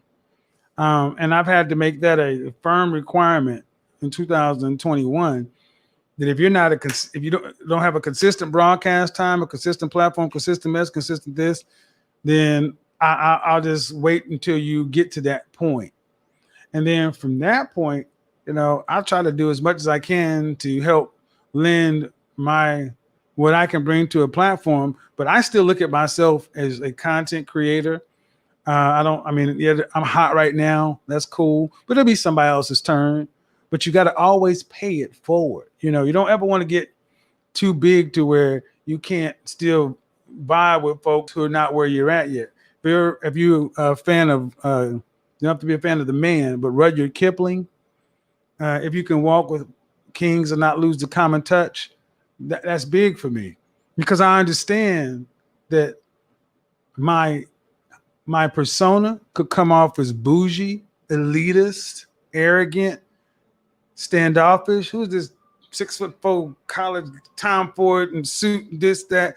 Who is this? But then you walk up to me and I'm like, what's up, man? How you doing? They're like, oh shit, you nicer than I thought. I'm like, I eat fried chicken too, nigga. I mean, what, huh? I mean, and we're the only group in America that's like that, to where in our barbershop you can have the dude that cuts yards for a living. No disrespect to dudes that cut yards, and a guy who's VP of Mergers and Acquisition at Goldman Sachs, and we all get our hair cut at the same place. We're the only culture to where all our people kind of mix that way. That's unique, and that gives us an opportunity and insight that other people don't, because other folks, they separate. But I also say this, that for those of us who are trying to do great things, you can't take this shit personally. We put out too much content. We're too visible. We're too seen. And if somebody wants to, they can find anything. 6 months ago, you said, you're right. Well, 5 months ago, you was wearing a red hat and you said, you didn't say we, you said we are. You didn't say were, you said, all right, you got me. This can't take this shit personally. Yep. Hey, Kev, before you go, Mhm. and this could be the last Go question ahead, if you man. desire, but before you came on, we spoke about women marrying for the wrong reasons. And the question I posed was, are women destroying the image of marriage? Are women destroying the image of marriage? Women marrying for the wrong reasons. I'm going to answer it this way. I think that the marriage rom-coms in Hollywood has destroyed the image of marriage. Disney has destroyed the image of marriage. So it doesn't surprise me that women are marrying for romantic love, um, and that kind of stuff. Um, so sadly, so many of our women are marrying for true love. And in my opinion, that's the wrong reason because that's not what gets you through. Do I Yep. fault them per se? No, that's the message that's pumped out. But what I am hopeful is now that we have people on the airwaves that folks can get the message. When I say F love, I don't care about love. I'm starting to hear more people say, "Hey, man, maybe we should go back to an arranged system or this or that," because that's what it really comes down to. Um, when we get to the point of marrying for outcomes, legacy, then we're in a better position. And I think we have to, and that's why I'm also a big proponent of black male media run by black men for black men. We have to redefine a lot of things from a male centric standpoint. Okay, if we say women are getting married for the wrong reasons, let's take that. What are we going to do about it? If the wrong reasons benefit the enemy or somebody else, there's money in it, then we got to do something different now, don't we? So we want women to marry for the right reasons. We got to put the right reason out there in our own voice. I'm going to fall back for a minute, guys. That's fine. Just before we go on, let me just say something because I know that people have this thing where they think I just hate you, Kevin. I don't. But I really love this side of you that I've seen for all of the things you were just saying as it relates to therapy and just Black people being successful despite all the things that are going on. I just wanted to say that I really like this side of you, Kevin. And I'm really happy that you shouted out the roaches. That's all she care about is the roaches. And that just goes to show everybody cares about something. And this side has always been there. And I think that we have to always be willing to we need more of these things. That's why a lot of folks who watch my content, you'll never get it because it's too short. People are too broad. So deuces, people. I appreciate you, Kevin. Thank you. Thank you, Kev. Bye, Ken. Okay. You know what's something I noticed? What? Is that I know. somehow? Wait, JR. I noticed Go it too. Go ahead. Go ahead and Anton. say it, bro. I turned off the comments for us, and you still looking at the comments. I noticed it too, JR. How are you looking at the comments? Because soon I the roaches noticed it came too, up, you couldn't JR. even control yourself. What are you looking at? That's all she cared about is the roaches. That's all right. Saturday we're gonna take care. We're gonna take care of that Saturday. Don't worry. We're gonna fix all of that. Yeah, we're gonna make sure you fix get one. all of that on Saturday. You got one monitor. One monitor. You over there split screening. That was dope, Look, man. JR. Greatest show ever. The greatest show ever. Hey, banana split. That's replacing pineapples now. Oh, That's replacing Man. pineapples. And the banana split. I like that, man. I'm not. Hey. I learned something new today. I really did learn something new today. I had no idea about none of that, bro. I tell you, huh? Ever disrespect me? Okay, wait. Wait a minute. Who raised That you? part about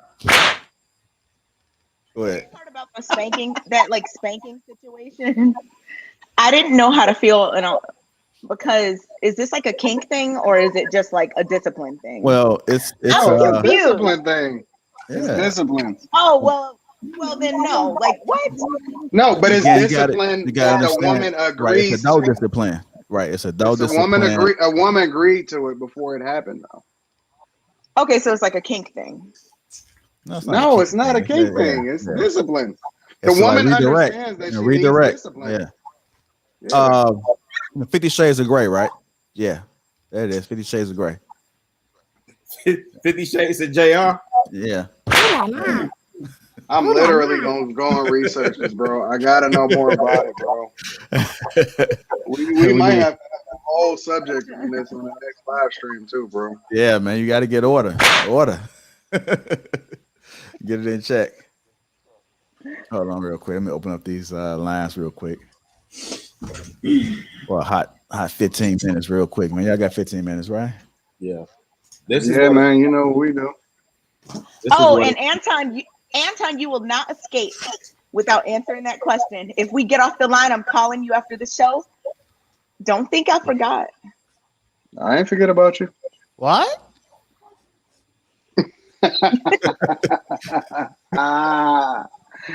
It's all right because I'm pulling up in Chicago on Saturday, so we're gonna have some real in-depth conversations. Yeah. Oh, you touching down in the city this weekend? Yep. I'm coming to see K. Gonna be my first stop. Watch. You got your book? Listen, I don't care what Kev say. You better put them rodents up. We're not doing no rodents. We're not doing none of that. Rodents? We're not doing no rodents, bro. You got the roaches. No, the roaches. Yeah, la cucarachas. All right, y'all about to open up the phone, man. Somebody already tapping in already. Who was that? It's probably E Black. E Black don't play no games. I ain't even announced it yet. He already know. E Black, boy. E Black be on it. There's a lot of people already on it, man. As soon as I put it in there, 5 or 6, 7 people in there popping in. He said E Black doesn't. What's going on, E Black? Hey, E Black. Somebody asked me. Somebody emailed me. How's E Black always the first one to get on? He be the first one on my show too, though. On the low, he be the first one in the queue. Hey, I'm gonna be real with y'all. I really do have some things working in the background. So you guys are like the bots, man. You got them bots. I got some things working, and y'all just like y'all don't understand, man. Y'all done fucking with somebody y'all fucking with somebody, man. Watch that language. Oh, I'm sorry. Banana split. You know.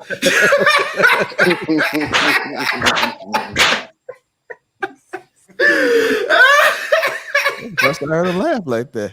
I knew what you smoking, E Black. Man, this show was really good, man. This show. Hey, cousin. What's up, cuz? How you doing, family? Man, I'm blessed, man. You know. Yes, blessed. You know what? E Black is a perfect example. Chicago. Somebody that I held accountable, face to face, real talk. We had real conversation. We disagree. We agree on some stuff. We disagree on some stuff. We get it out, and it just be real. Ain't no pulling no punches and none of that. And we still respect each other, and we got a lot of, you know what I'm saying, a lot of love for each other. So that's a perfect example of somebody that, you know, he said to me, he was like, Anton, there's some stuff I only agree with 30% of what you say, and this is what I disagree with. And I mean, real talk, but it's just some straight up talk that men can have. And I'm gonna let you say what you want to say, E Black, but you getting on here kind of segues back to exactly a point that was made. But it's conversations that men have. Men have real conversations with each other and say, yo, I ain't rocking with you, fam, or I am rocking with you on that. And then we still got love for each other after it. I don't see that with women ever. I never see that with women ever, bro. You know, and one thing, first of all, JR, you know, I wore this shirt specifically because I wanted to give you your flowers, man. Like JR is an excellent host. He's an excellent moderator. He's an excellent pick of talent. you know, before y'all get too big and I can't do what I do in the background to get on. I just want to be able to be like, hey, JR, you the man. You know what Appreciate I mean? it, man. You know, it's about time I get some friendly stuff because you be hitting me with some whammies, bro. No Big Macs. I definitely appreciate it, man. I salute to you for that, man. Man, this show was off the chain because like from all the topics, from all the energy, I was like really impressed. Even Kevin coming back, doubling back, I was really feeling that. The one thing I was like, man, there's so much around. I just wanted to kind of like give a short story about the first topic, which was, you know, if a man doesn't know where he's headed, he doesn't know who belongs on that path with him. Yeah, and like, you know, with me being married and whatnot, I spent a long time, me and my wife, going back and forth and on a lot of different issues, and I really relate to that. But I just want to tell women, like specifically, my woman changed her whole mind frame when she saw the child that she birthed, and when she saw that child, the education that she spent at a private Jesuit college went out the window. She would not let her child go into daycare. She literally had a 5-year, 6-year plan. So a lot of times, a lot of people say, yeah, you know, I want to have a child and then I want to go back to work. I'm telling you, the look in this woman's eyes was 100% spent on this child for the next 5 years. And sometimes y'all have to really kind of put that into context, because a lot of times these women are 30 years old and they think that they're going to have a kid and get back into the workforce. I'm telling you, look into that child eyes and you're not going to want to get back into the workforce until 42. Man, most of these women go back to work because they have to go back to work, bro. Yeah. When my chick had our daughter, she was like, I'm done. That's it. I'm a mom. That's it. I don't care what happened before this. I don't care the fact that I went to college, none of that. Yeah, it's the same thing. I agree with you 100%, bro.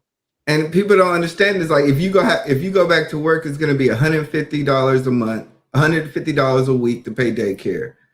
And then not only that, you're going to have to pay more money to upkeep your own workforce career. And next thing you know, you're only taking home maybe $300-400 just to what? Go out to eat and pay McDonald's. And it's like, I'll be trying to tell people, like, look, chill out. Let the man do what you want to do. Do what you want to do. Y'all work together in a family. Y'all just work together in a family and y'all will survive. A lot of people just really don't want to, like, you get on a roller coaster ride and you just really want to tell the conductor, hey, only go this slow, only go this fast. It's like, no, when you put them straps on, you on for the ride until you get off. And that's the moment, that's the point of a relationship, is that you let the man lead. And whatever happens, happens. But more than likely, 90% of the time in relationships, it works out. So, you know, that's my thing. That was the one thing, you know, like I said, condolences to JR, your mom. You know, I hate to hear that, man. I need you to get some more larges in your website, because some of us are 6 foot, dark and handsome, and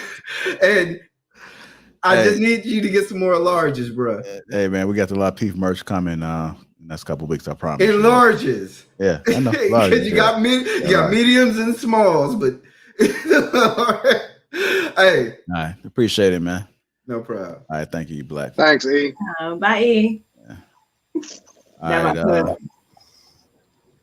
going on? Come on now. What it do? What's going on? What's going on? How y'all doing? Welcome to the to the podcast. Where y'all calling from, man? Obviously, Memphis, Courtney knows you. Tennessee. We from Memphis, man. Yeah. I'm from North. What part of Memphis? I'm from the Haven, man. Oh, okay. Whitehaven. Okay, you know something. Hey, baby. Okay. Okay, Whitehaven, and where else? Actually, I'm from Fayette County. I'm from a little small town, Moscow. Right in the country. Yeah. Country. Okay, come on, that one. Yes, sir. How y'all doing tonight, though, man? Right. What's happening, fam? Hey, I think the most impactful part, other than Kevin Samuels coming on the show, which is always impactful, right? Mm-hmm. Was what J.I. said about his sister. And I think that has to be talked about more. Can y'all hear us? Yeah, we can hear you. Okay. Yeah, we hear you great. That has to be talked about more because, with situations with my dad, it was your dad ain't this, your dad ain't that. And when it was your mama going out of control or whatever the case may be, well, that's still your mama. You know what I'm saying? Mm-hmm. It's always a excuse for the bad behavior. So I think that was important. Yeah. On my front, one of the things that I like that y'all talked about was the tongue aspect with women, like being out of control. I'm a married man, and Anton brought up a good point of the benevolent dictatorship. I had never heard of that, but honestly, that's how I've been in my marriage forever. Since I've been married, I make suggestions, we talk, we sit down, have a conversation, but ultimately I make the decision because I'm in charge. I like that. I never heard that before, but now I understand. It makes perfect sense. So I definitely want to shout you out for that. They reject it though. They gonna still reject it. They are gonna reject it. Well, I'm gonna be honest with you. It's only the women that's they not really living in their purpose. They not really a success. Even if they are in a relationship, they not successfully married, and so they reject it because they feel as though they should have more say so, when in reality, the only thing that matters is the results. And so if you're getting the results that you want and everything is going well and you're living in your purpose and you're able to relax and live in your femininity and you don't have to have a voice in every single thing because you just overbearing, you're overbearing bitch. That's really what it comes down to. Then you can chill out. And so they're going to reject it because they don't know what that looks like. They've never experienced it. They don't know what it feels like to really be in that space where they can relax and do the things that women do. But it don't matter because they're not going to get the results. And us that know, we know what's happening. And I think a lot of women take it as disrespectful when it's said like that, but it's not a disrespect thing. It's just that's the dichotomy anyway, or it should be. So, I mean, honestly, I agree, bro. I think that something that gets left behind or forgot about is even with the feminism movement, the way that was able to happen was men helping it happen. If it wasn't for men saying, okay, we are kind of wrong in this aspect, we can lighten up. If we didn't want to, we didn't have to. Like about that, man. You know what I'm saying? So yeah, but benevolent dictator, I'm rocking with that one. Bro. Yeah, that's it is. Yeah, bro. Take it, run with it, make that junk what it is, because we need more dudes that actually understand what their purpose is and rocking with it, and is no longer subjecting themselves to this mindset that they need to have a partnership when all of the responsibility will ultimately fall on your shoulders if everything go wrong. You don't ask to lead, you lead. Correct. If it fails, it's on me. If it's successful, it's on me. I agree. All right, we appreciate you guys. We got to get some more people on. Yeah, they have an awesome podcast, FYI. I'm gonna have to check y'all out, bro. Yeah, check us out, bro. All right, mutual respect. Y'all take it easy. You too. All right, bye guys. Yo, did you hear what my man said? He said, "You don't ask to lead, you lead." So yeah, I don't need no permission from nobody to lead. Get out of here with that. Some good old country people. I love it. Going on in the Facebook group, so I hope the Facebook people are watching this. Go on, Bolo TV. How you doing? Greetings to everybody on the panel, and my condolences to you, Lapeef, on your grandma. Oh, thank you. I appreciate it. I want to set it off with a story, right? If you're brought up in darkness, when you finally see the light's going to hurt your eyes. And this is what women need to understand, right? So with that being said, open rebuke, the Bible says, is better than secret love. So when someone acts out, you check them right then and there. You don't check them behind closed doors. They acted out in front of people, you check them in front of people. Freedom makes you more of a slave when you have no direction. Freedom makes you more of a slave when you have no direction. And this is the problem when it comes to marriage. I think that we have a misconception on what love is. Love consists of generosity, patience, empathy, sympathy, direction, truth, forgiveness, loyalty, emotion, and kindness. So when, I can really dig what Anton is saying when he's saying it's not just an emotional thing, where we're just moving emotional. You know, there has to have a direction. There must be a plan. We must fit this together in our trajectory so that we make this happen. And that's basically what he's trying to say, you know, because again, we have this thought process on what we think love is, where it's just emotion. Emotions have no context. There is no context to emotion. We use logic and truth to be able to communicate through emotions. Again, we use logic and truth to communicate through emotions. So when it comes to dealing with brothers, David said his love for Jesse surpassed the love he had for a woman. That doesn't mean that he was gay.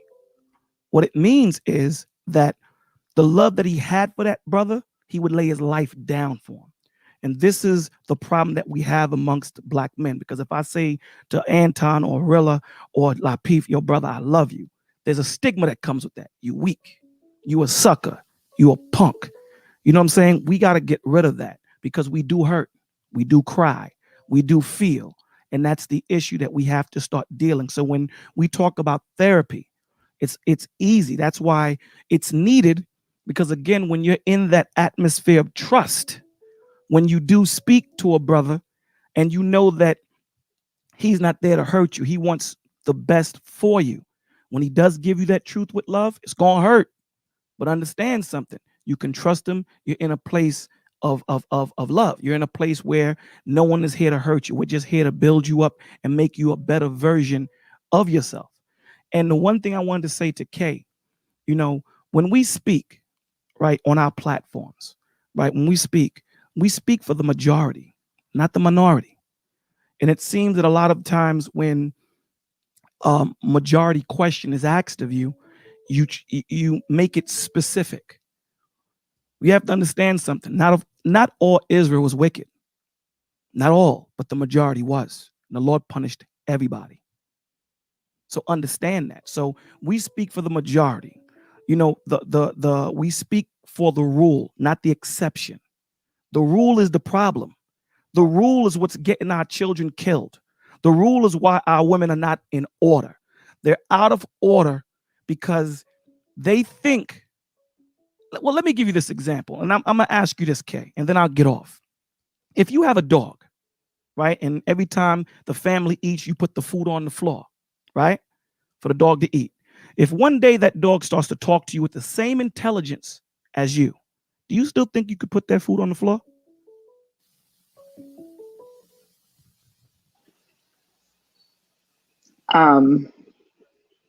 No. Why? Yeah. I'm asking you why. I'm not sure. Because he was no longer he's no longer your pet. He's your equal. So the day is not to compare women to dogs. I'm just giving you an example. The day my wife is my equal is the day I need another wife. You're not my equal. We are created equal in creation under God's eyes, but we are created differently in purpose. Our purpose is different. And that's the problem that we have in the Black community. No other community is affected the way ours is. The white woman is in order. She may have a career, but the first primary objective in her life is her marriage. She has a career, but her marriage is paramount. So when you try to make your career equal to your duty, we have a problem. That's why God tells you the first thing you need to do is love me. Anything before that, we got a problem. Your first duty, let me get deeper. Your duty is to your husband before your children. I agree. So 100% right. 100% right. You preaching right now. 100% right. Earlier, when you were speaking and they were talking to you, you were comparing or trying to compare marriage to a career. When Courtney was asking you, what is more important?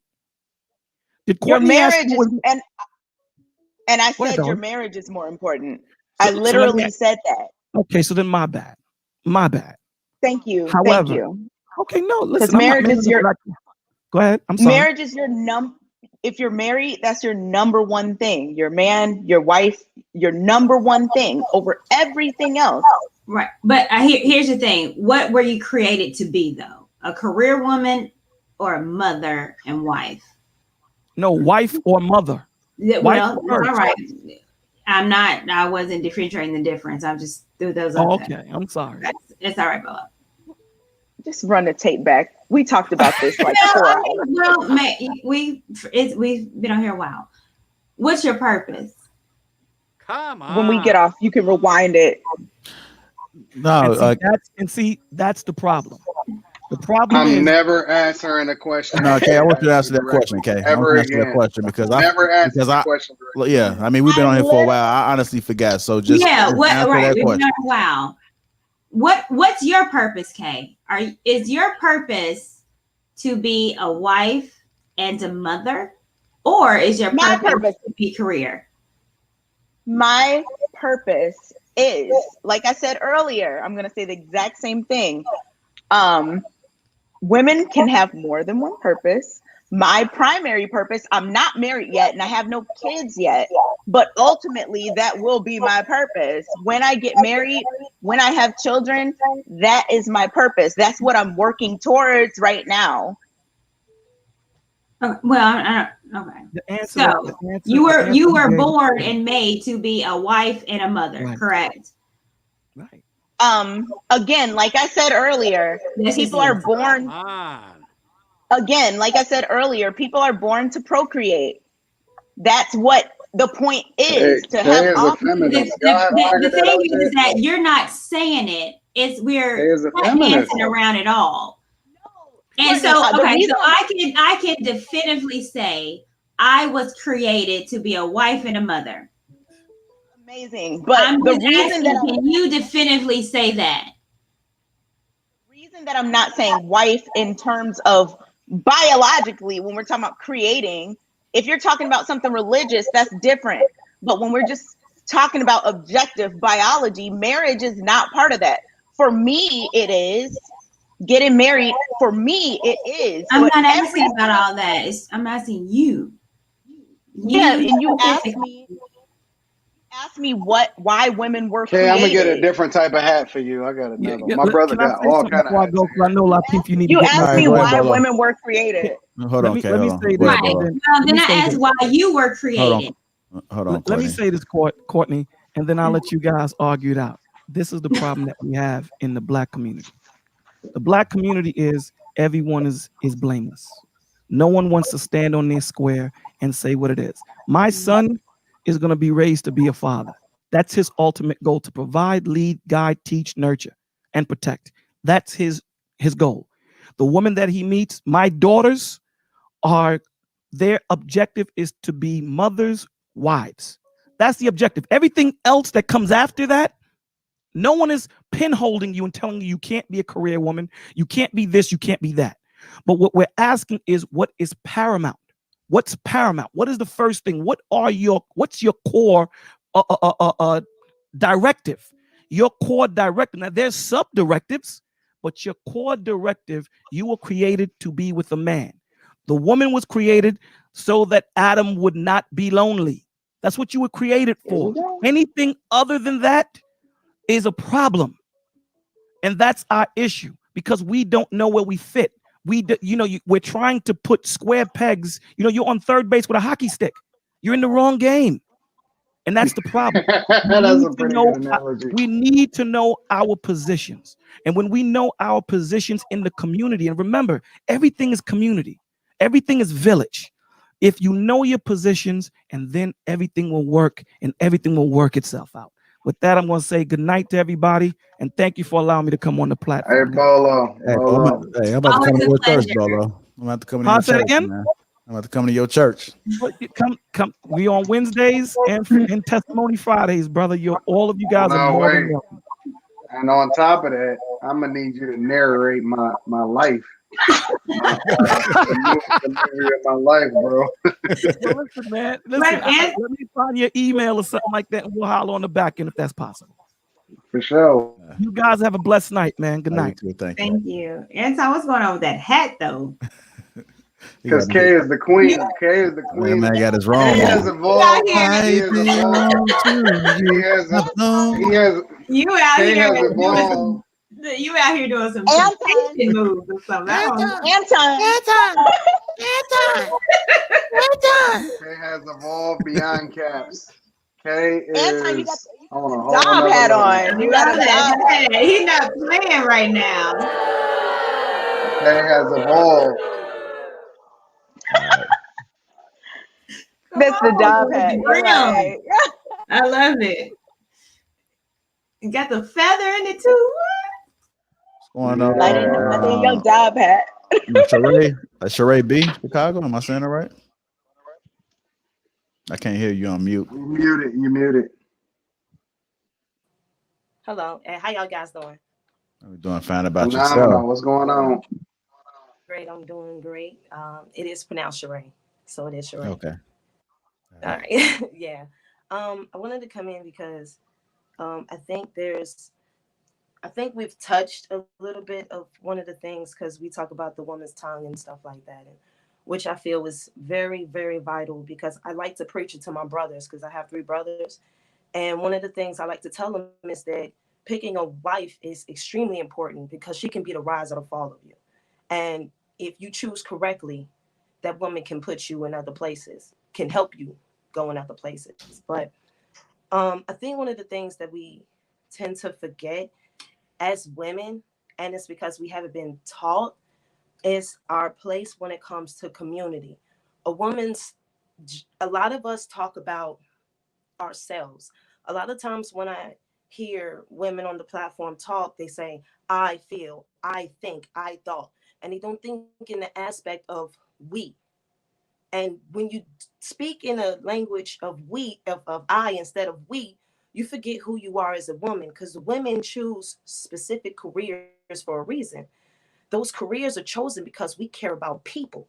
Why do we care about people? Because we bring people into the world. So if that is what we do, and that's what we do in our nature, God created us to bring people into the world. Why would we speak outside of thinking of other people? That makes no sense to me. It confuses me because if we forget about the community and we forget about the community and our place and how we play that role, we lose completely. One of the things that I like to say is our communities look like shit because one of the things we don't do is worry about the very first community that everyone is introduced to. And that very first community is your home. Before you go to school, before you go to daycare, before you see anybody else, you play a sport, your very first community is your home. And if your home is at disarray, the rest of the community is at disarray. So I really, really, really want women to understand that the reason why a man chooses a woman is because he sees her as a wife first. And one of the desires that he sees in her is how she will interact and raise his children. Because a man who wants to get married, in most cases, want a family. Like you said, Eitan, marriage is a business. It's a business for a reason. Because building that legacy beyond just you, because everything is bigger than you. Everyone is for self, and that's why our communities look like shit, because everybody is operating in shitty ways. So if we don't go back to community and think about exactly how we interacting with people and how we make choices and talk to men and talk to women and think about the bigger picture, we're going to continue to walk and do the things that we're doing and not make the right choices. And our community is going to continue to look the way it does. That's well said. And I'm gonna need you to I like that. I'm gonna need her to narrate my opening monologue for the beginning of my life story, bro. I need it. Take it. Yeah. All right, Sheree, Chicago. We definitely appreciate you. Thanks for the support. No problem at all. Thank you. She's a doll. What's going on? Hey, darling. You on mute?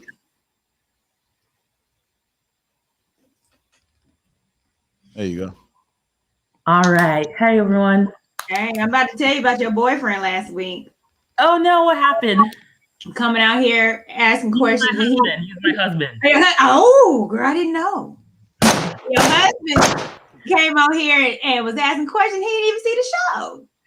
I told him that comment. I don't know. Yeah, but he did make a great point, though. I think Kevin spoke on what he was trying to say as far as, I forgot what the topic was.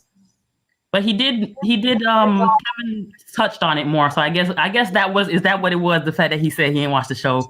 That's why. Support your man. That's right, boo. Right. Said I got his back no matter what. Right. Yes, I guess so. Yes. But yeah, I did want to talk about the whole love and relationship aspect, because I think to shorten this, for me, I wanted to bring about the idea of self-love. For me, having self-love led to making better decisions as far as relationship-wise.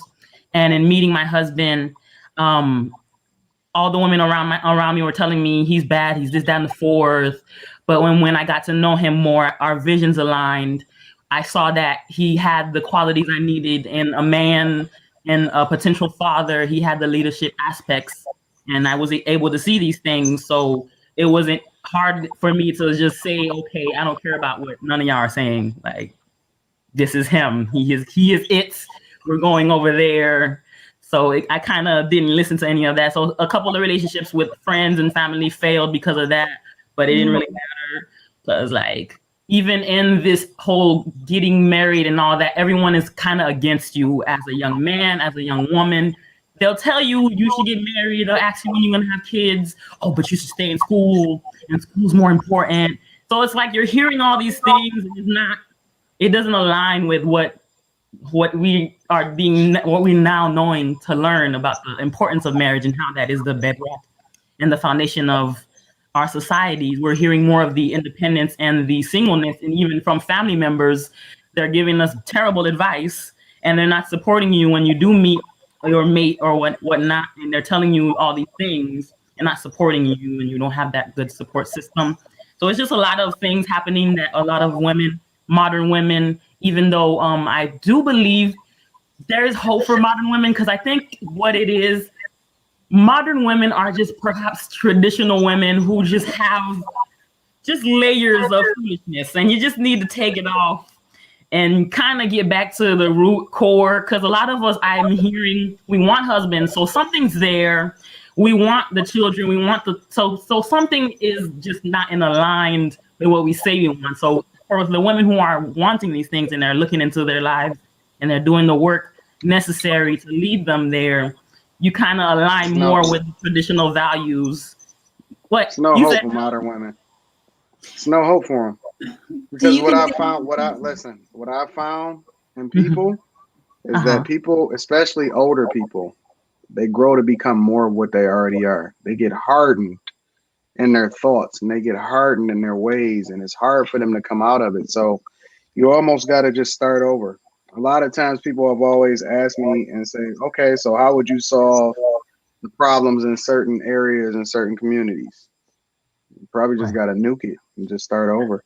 Hit the Thanos snap and just recreate the whole thing, because once one thing is poisoned, it's hard to retroactively solve for a problem and an issue. And that's why, whether you're a believer and you look at biblically spirituality, like even in the Bible, God didn't say, okay, let's fix it from, he just wiped that whole thing out clean and was like, you know what, this is just a rotten batch of people, and we just gonna have to start back over. And then similar to today, right? Even if you don't believe in it, these are the same conversations that's been happening for years. Yo, how can we fix this? How can we do this? We need to come together, come to the table, whatever. And things are worse than it's ever been before. It's worse as far as the relationships between men and women. It's worse as far as when you look at urban communities, how bad it is. It's just bad all over. So for me, the people that actually want to grow, they got to find me. And then the ones that I actually pour into, especially like even on my last show, it was a 16-year-old young guy that was like, yo, Anton, okay, that's the dude that I want. I want the young people that I can groom in order to be great from here on out. I'm not trying to change no grown person's ways because they stuck. It's too much to unlearn, and they're too rigid in their ways, and they're unable to humble themselves long enough to actually get the benefits that come along with being open to the possibility that they're wrong. So in my opinion, I think it's over for these chicks. Wrap it up. Just get a whole nother grown. All right, Okay, so final, then perhaps all right, it's just final the point, idea. Angela. What was that? I said final My point. final point. My final point is that I think there needs to just be a better balance of if a woman says that she wants to have the career. Yes, I agree. The importance should be marriage and the children. That is for sure the important part. But there perhaps need to be a balance. So if you do want a career, you have to figure out and allocate the energy for that so that you can have all these things, because at our feminine power, we are multitaskers and we can balance multiple things and do all the things. All right, that's it. All right, thank you. Appreciate it. Bye. Appreciate the support.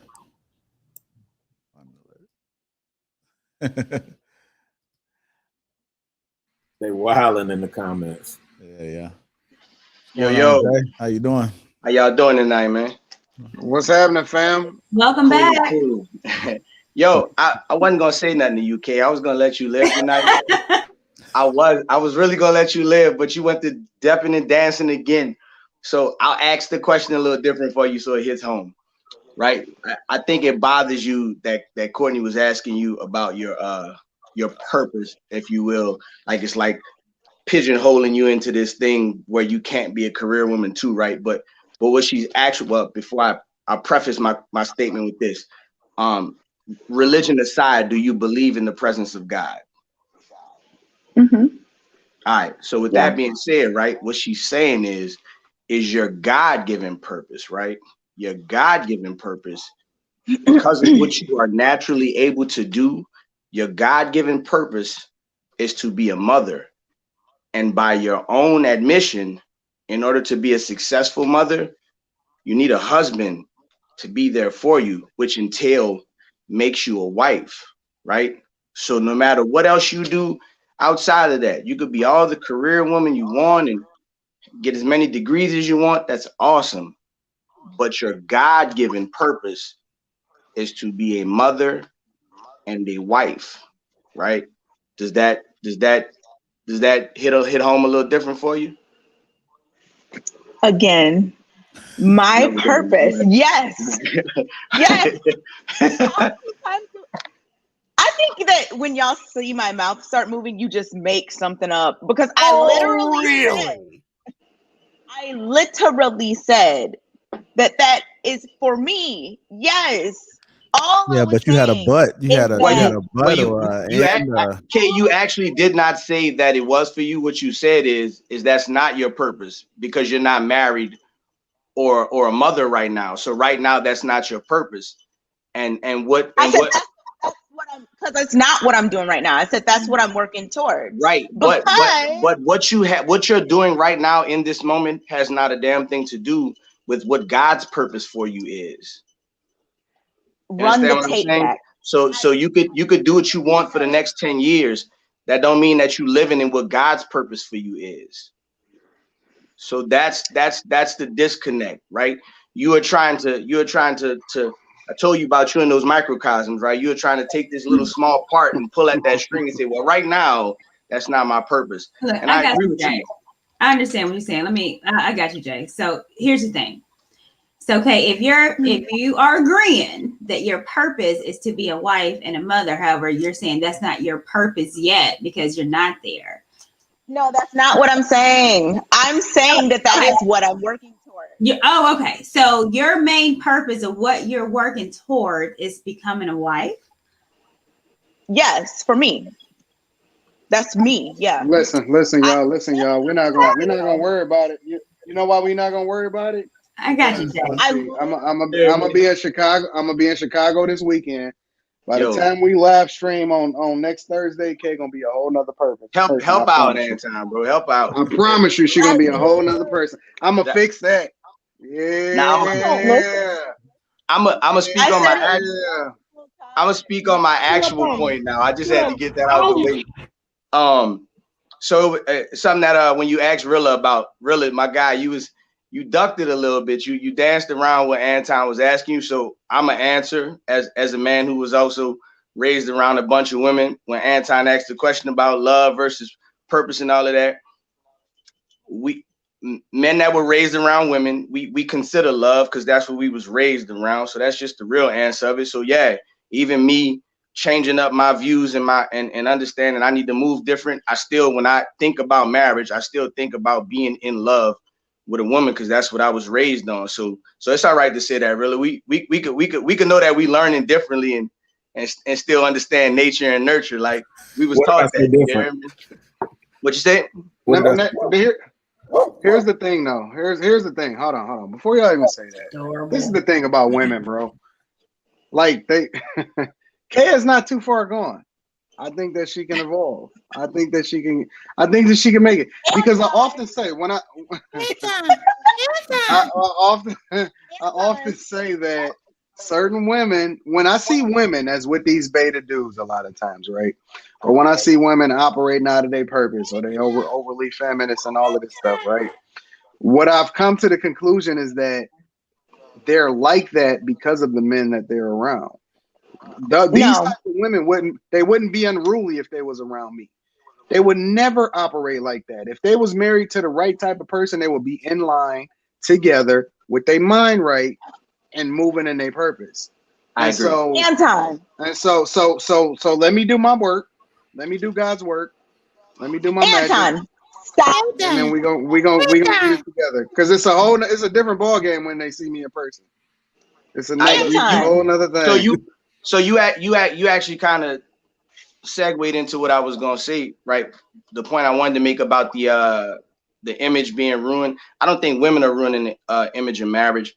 I think that like media and popular culture is ruining the image of marriage, and because it's teaching women, right, that marriage isn't important. It's the whole this new modern feminist movement is just destroying us.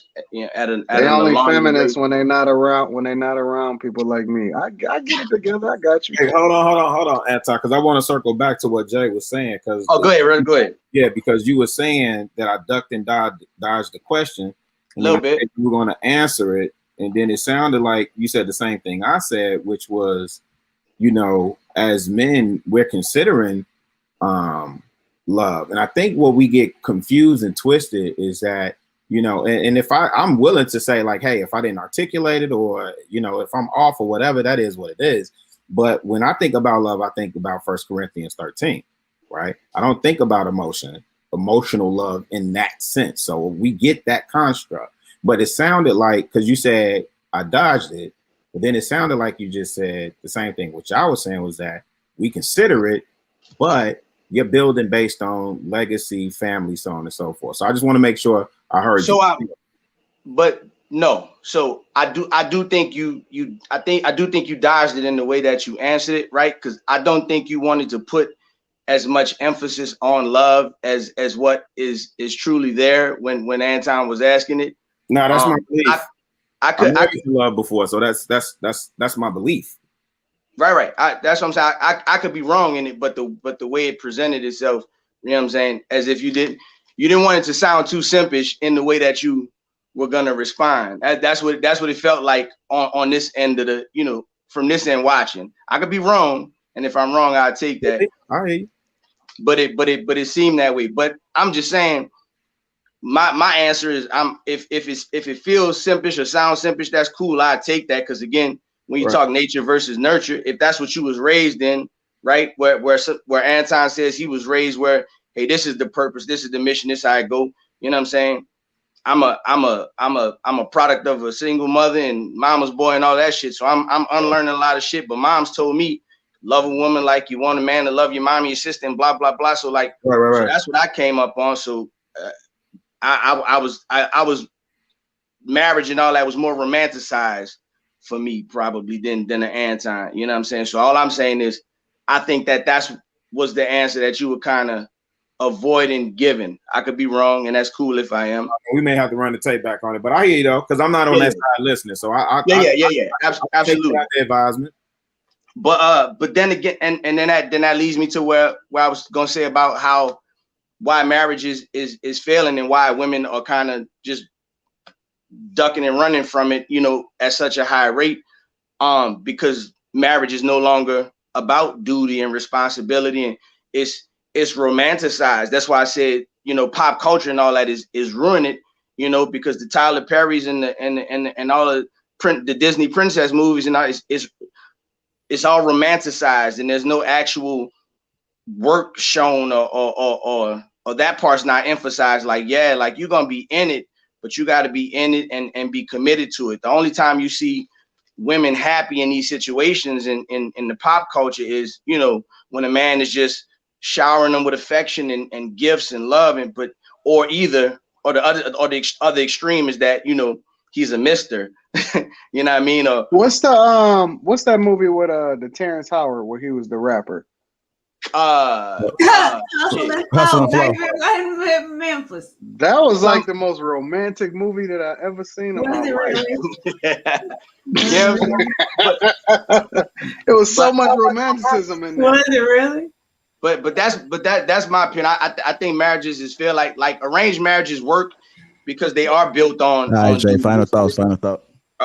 What? I end it there, man. I won't take up y'all time. It's a blast as usual, man. Y'all have a good one. Right, and what you drinking on, fam? What you drinking on? That's Bullet Ride. All right. That's Kentucky bourbon. No, I don't believe so. I'll check and let you know. I'll shoot you a DM on it. That's Kentucky bourbon. I won't give you bad information, man. Y'all have a good one, bro. All right. Hey, thank you, Jay. All right. Can I just clarify something? Black women are not feminists unless they've experienced trauma. Look, or not what? It said black women are not feminists unless they've experienced trauma. That's not true. Is that true, Kay? I'm sorry. Is it true? The K slipped out at the end. No, you're asking the wrong question. Here's the real question. Kay, do you consider yourself a feminist?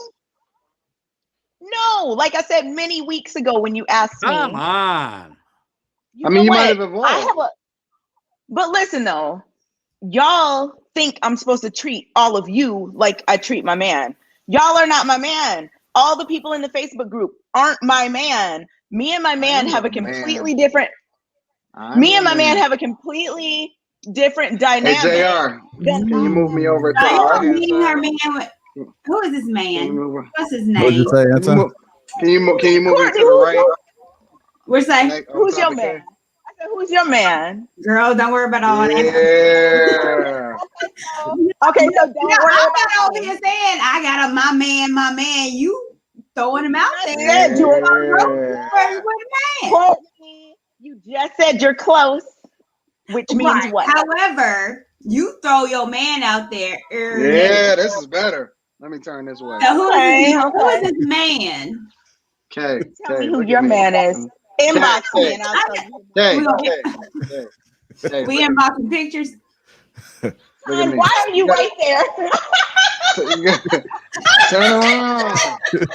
Okay, turn around, Kay. Look at me, Kay. Look at him. Kay, turn around. So why are you tripping? What's going on? Why are you tripping? Anton, we're not doing this with you. What's Kay, going turn around, on, baby Kay? girl? Calm down. Relax. Stop being combative. Why are you Kay. tripping? You know what I'm saying? You all over the place tonight. You all over the place. Kay, cooperate, Kay. You know what I'm saying? Cooperate. God. Being your submissive. Yeah. Hey, y'all want y'all's woman out here submitting to every random man everywhere or not? Nah. Okay, so why would I do that? Well, we don't want to be combative either, but I understand. I'm not combative with my man. We never argue. No, it's about every man out here, but I get what you're saying.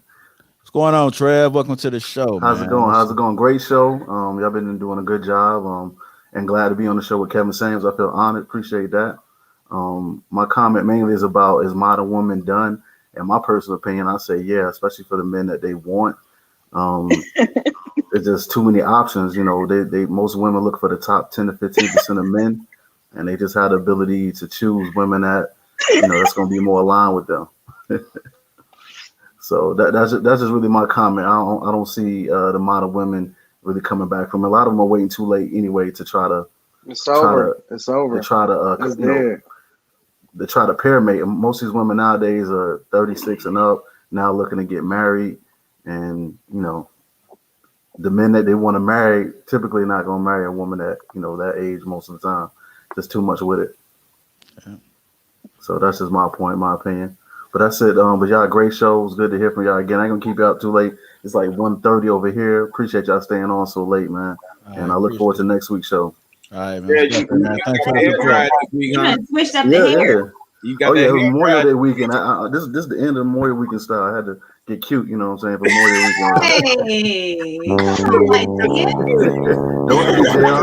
Don't hate, JR. You know what I'm saying? I know you combed out your beard this weekend. I know you got Hey, shot for this weekend. Hey, man, that's every morning, man. That's every morning, man. Every night I condition. You got the wave, you got the beard wave cap joint too. No, Yeah. I ain't got that. I ain't do all that, Okay, man. I just okay. take it out, you know, shampoo it once a week, condition it every day. Mm-hmm. Gotcha. And moisturize it every morning. Wow, that's what's up. Yeah, that boy moist. No homo. Well, anyway, I'm gonna let y'all have a good evening. It was nice talking with y'all. Y'all be easy. I appreciate it, man. All right, bye. Anton, with these sneakers, man, you gonna make me dig in the closet, bro. What's going on, You're Pete Tuck? not ready for that. No, you not ready for that. Welcome to the Did show. you just see what I pulled out? What up, man? I don't do the hype beast releases, man. Hey, Rilla. We're not getting these for less than you. Listen, if you know, you know. That's all I gotta say. Yeah, I hear you. I know. I got your text, Jr. Yeah. Pete Tuck then came here looking like Tiger Woods. All right, come on through. I think it was on a 9-hole. Regular degler. What's going on? Not much. I wanted to touch on the women and their tongue. That's it's crazy that you brought that up. Like, cause last week I didn't even watch the I was doing some shit, so I was doing some stuff, so I couldn't catch it. So I watched it this morning. Oh, come on. I was watching it this morning and I was like, Kay, what is you on? Like, Kay, what is you on? My cousin was watching it just on some random stuff like, yo, what's up with this girl? Like, yo, it was funny as ever this morning, yo. So like, you take a medication. But no, today it was crazy. Like, you know how you say like these women tongues is crazy. I've experienced it. Like I've seen it. Like, there's no respect for like older men. Like I see it in public. Like, it's just no respect. Like back in, you know, even when I was a younger, like women, you know, they wouldn't. I never seen women like older women disrespect older men. You feel me? Now it's like it's crazy. They just disrespect anybody. Like whatever. But I seen today as I was driving and stuff, I was driving and I seen like two little boys playing, but how they was playing, it was like the boys was acting like women. Like the boy was like, you cheating, you that like acting like a hystetic woman. And I was just like, wow, that's crazy. Like that's learned behavior. Like, so it's like you gotta watch. Females don't even realize what they doing, like, and how their actions are being portrayed and how boys is picking up on this. Like, so I just thought it was real ironic how you got to talking about that today. And I had seen that. Like, that was different. You know, so I just I didn't want to take too much time. I was just let it show, you know, I want to share that with y'all, you know. Definitely appreciate the support, Pete Tuck. You know, every week. I got some questions for Kay, but I'm just gonna hold off. Yeah, y'all take it easy, man. All right, thanks. Thanks, fam. Thank you. See y'all next week. All right. Yo, you be flipping your sneakers, Anton? Oh Lord. You said what? You be flipping your kicks? You be on StockX? You be down at Campus Martials? I just collect them. Yeah, you flip. What's going on, Patrick D? Welcome to the show. You called on the show before? Last week. Okay. Yeah, last week. You had the PK internet. I was alone with the schedule. Oh yeah. I remember. Yeah, P. Ray. He still got it, man. That's that P. Ray. I want to Man, that my apologize internet for like that. Tetris. I They be moving like. missed a big chunk of the show after that. Uh-oh. It ain't do it again, did it? What? It ain't do it again, did it? Wait, what? Is it glitching? God damn it. Can you hear me? Yeah. Come on. Yeah, we can hear you, bro. Okay. All right. Okay, well, I'm gonna try and make this quick because my internet I think is acting stupid. So, You now, can't make this up. I don't mean to pick on you right now, but I think the disconnect that everyone's having on the panel as far as like the whole thing about your purpose is that I think you believe that by you saying that my purpose for me is to be a wife and a mother and things like that, I think you're saying what everybody is saying as far as like a woman's purpose is being a wife and a mother, and actually not. I think You talking to K? what actually doing it is applying it. Yeah, it's the K. I think what you're doing actually. Yeah, I'm finding my connection. I'm sorry, guys. This is JR's What you're actually doing is actually blame it on.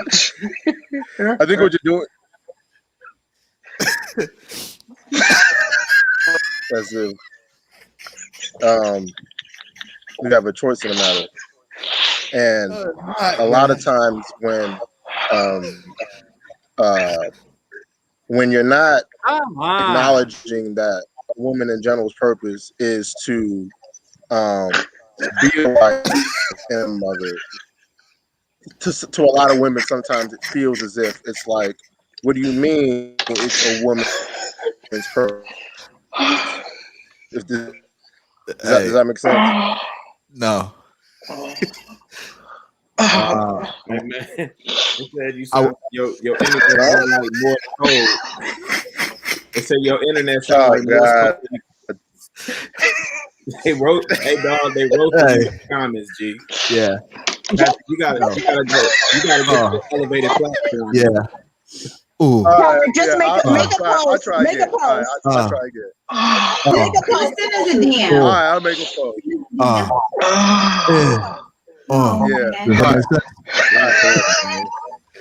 Boy, they roasting that boy in the comments, boy. I gotta get some Kleenex when you come on, man. Boy, you get sauteed and fricasseed in the comments. Hey, kudos for you, man, for the laughs, Patrick D. Boy. Oh, dog, this dude got me crying, dog. Yeah. Say call it collecting the RV. Does it make sense? I don't even think Katie. Did you hear? Did you hear what he was saying? I thought it was dirty to me. I didn't know. Oh, It was you. know who. I know who. What they say is Hey, that was to you. I didn't know her. I was so confused. But then finally, I don't know. Girl, I thought that was to me. You know what? I wouldn't even have started laughing if it wasn't for JR, bro. JR started giggling. And that what's going on? I tried to hold composure. I'm just gonna call you W, man. What's going on? What? How y'all doing? What the hell is that? Yeah. What's that you got in your hand? Oh man, what is that What's comedian going on? from Memphis? What is y'all doing? JR, why did you say that?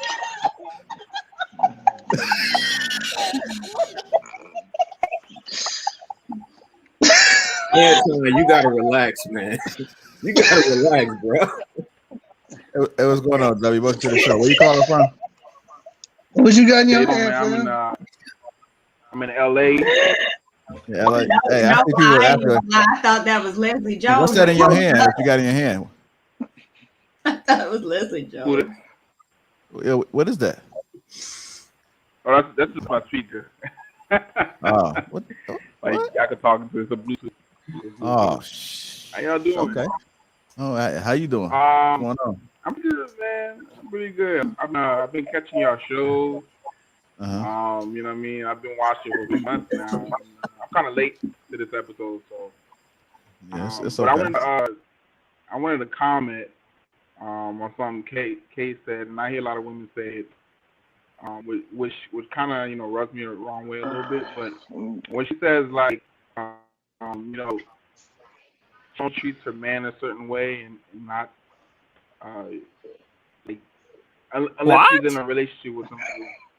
Unless she's in a relationship with somebody, she Oh treat man, her man a certain way, but she you got doesn't that have to. Patrick D She internet. doesn't have to do that with any other man, Why did it go? right? So P. Ray passed the torch to Patrick D. Okay, no, you know, I know what you're saying because you're saying like, why do I treat my man differently than other people? Is that kind of what you're asking? Other men. Let me explain. Yeah, like my I'm not man. about to dog. You know what? I'm reading these comments, dog. I just started reading the comments, bro. This is like a stupid, dog. Y'all out of control in these comments, bro. The reason I treat my man differently than any random man on the internet or out in the street is because my man would like literally die for me. That's not the same case for other men. So he's going to get a different level of treatment from me. yeah, well, yeah, well, the reason I brought that up. What is going on, man? What is going on? Boy, they roasting you, your internet connection, boy. Boy, they roasting you. Yo, Looks just like Leslie Jones. the packages are not cheap, man. Boy, they killing you, no hair, the Bluetooth, and everything in the comments, man. Oh man. Boy, you getting cricket feed. Man, yikes. Boy, they roasting you in the comments.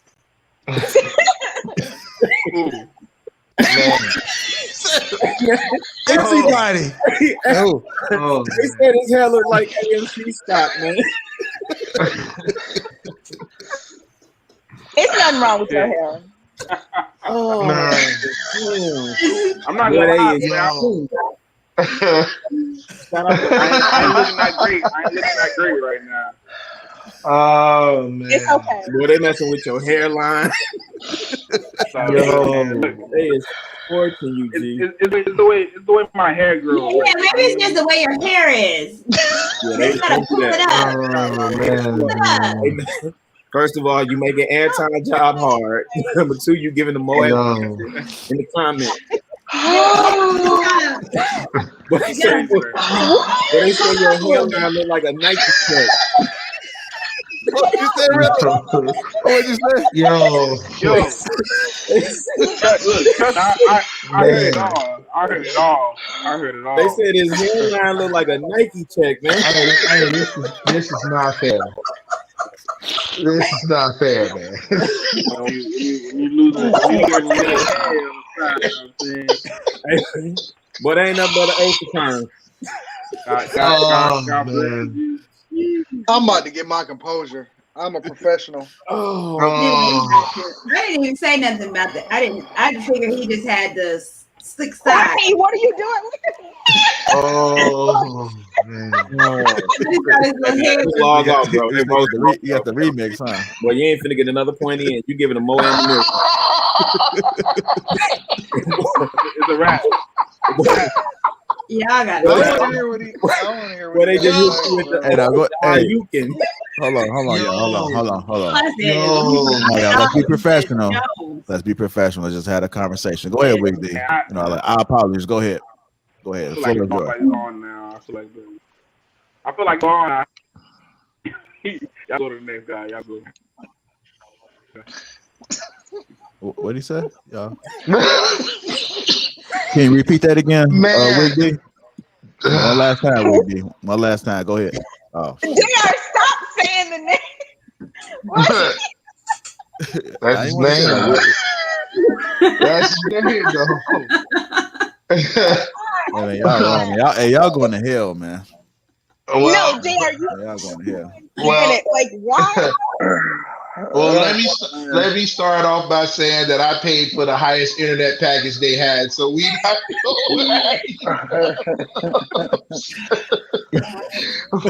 oh God! But I thought it was a troll at first. I'm like, damn, like. But he was using his Bluetooth speaker as a microphone. That was unique, man. That's the first. Oh man. But I was just calling in regards to the conversation about women marrying wrong, and as far as like marriage for the whole entire reason there.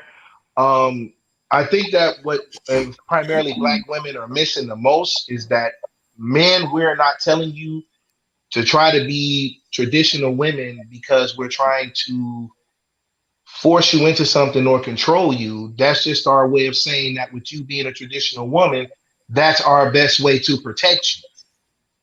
Because if you look at a sense from back in the 60s and the 70s, your grandfather and your grandma were married for 30, 40 years because your grandfather realized that the game being played outside wasn't meant for his wife to be out there to play it because she wasn't strong enough to play that game.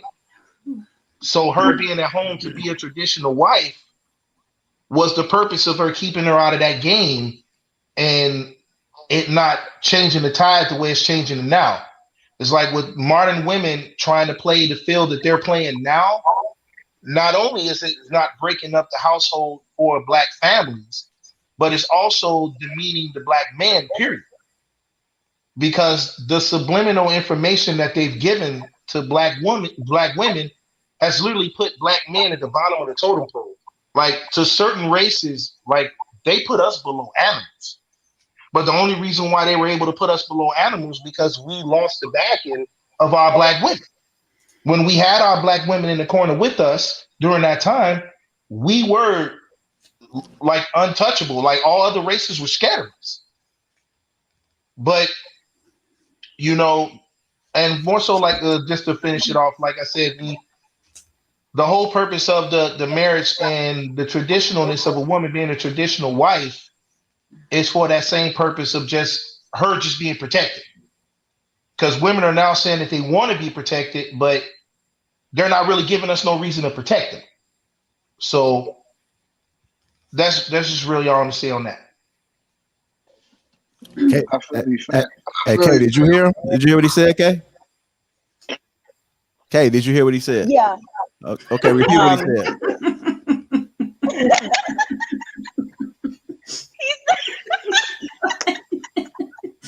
Oh my God! He said, what did he say, Kay? What did he say? Women are not. He said women are not giving men any reason to protect them. Yet we're out here saying we want to be protected. He said in the last 5 seconds. What did he say 5 minutes ago? You know what? I'm not even gonna lie. I have no idea. But that's Anton's fault. Why? Because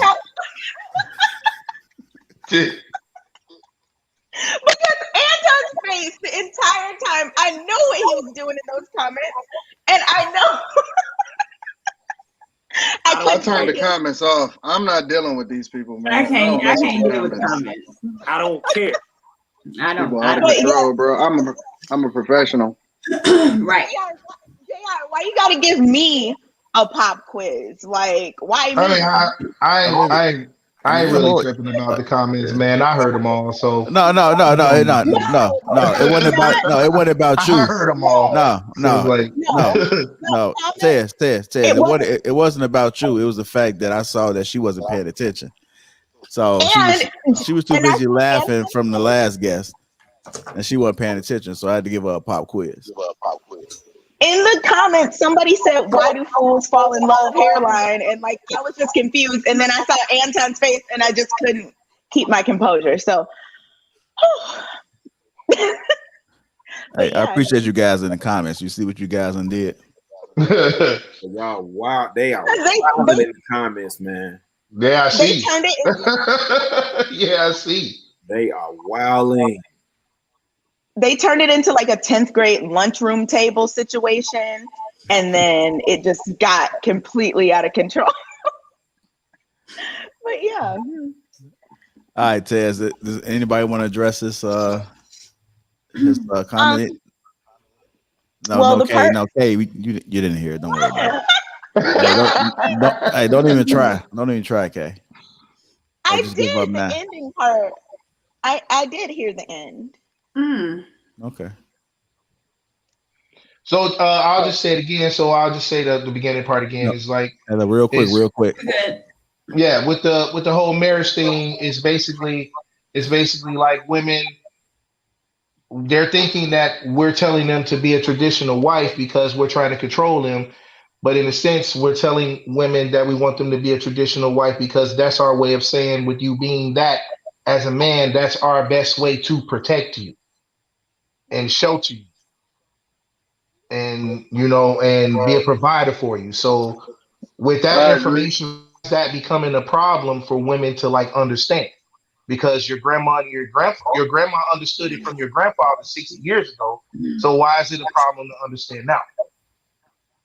Honestly, I don't think that men who lead have a problem with that.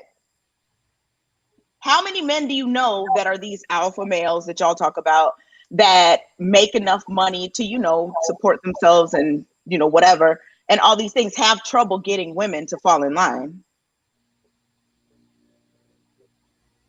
I feel like I don't think all women fall in line except for one. But even that one, they was in line for the most part. But no, most women fall in line when they get around certain men. Exactly. I 100% agree with that. That's why when I hear, but most of the men that these women want to be around is out of their league. They're out of their league, and so they need to align themselves with people that's more closer to their level. This is real talk. Yeah, I mean, I get that, but I really think even if you are a whatever amount of money making man, if you are a certain type of dude, women are going to fall in line for you. It's gonna happen. Like, that's just my philosophy. But and that's why whenever men start talking like, oh, how come it doesn't, you got to take a look in the mirror, because all men don't have this problem. But true, but in a sense, more women have the problem more than the men have the problem. Men are the leaders. I'm gonna be honest. If you're trying to solve this problem on a large level, on a community type of level, then having that conversation as far as holding women accountable is worth the dialogue. On a personal level, I wouldn't even care. I don't care nothing about what none of these hoes is doing, because when you walk in the room, they gonna get their act together. Simple as that. All right, y'all. That's gonna conclude our show for the night, man. We appreciate you, Martinez. No problem. Y'all have a good night. You too. Thank you. Hey, it's still not too late, man. Make sure y'all get these likes up even after this broadcast. We definitely appreciate you guys for tuning in tonight. It's been a great show. And I got to remind you guys, this is the greatest show on earth. I'll say aye. Aye. Aye. Aye. Aye. All right, y'all. Until next time, man. We out.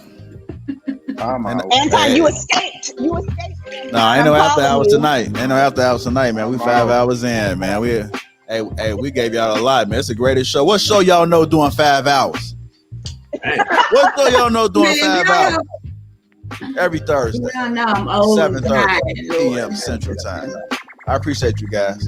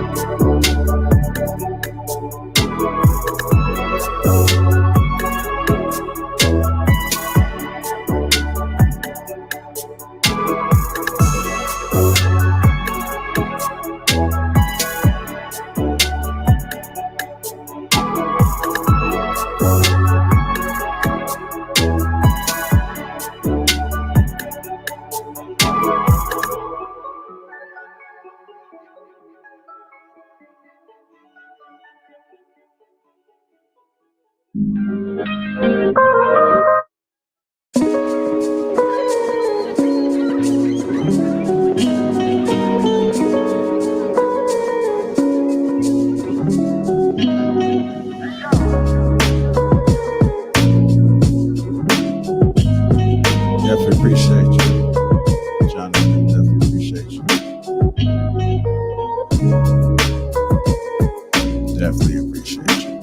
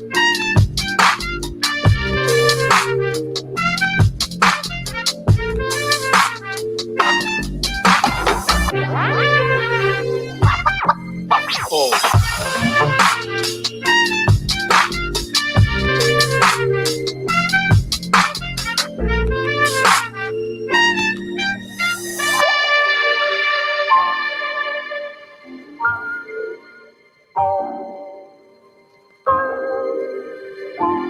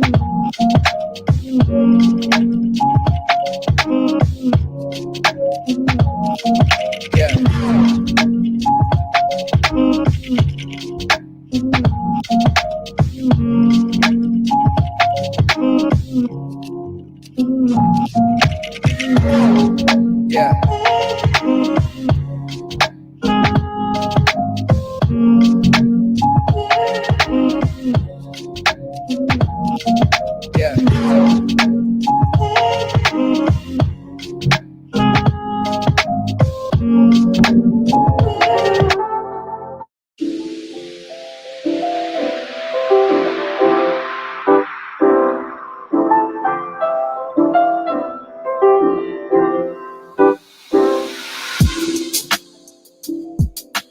All right, y'all, it's been real, man. I let y'all vibe out for a little bit, but I gotta get up early in the morning.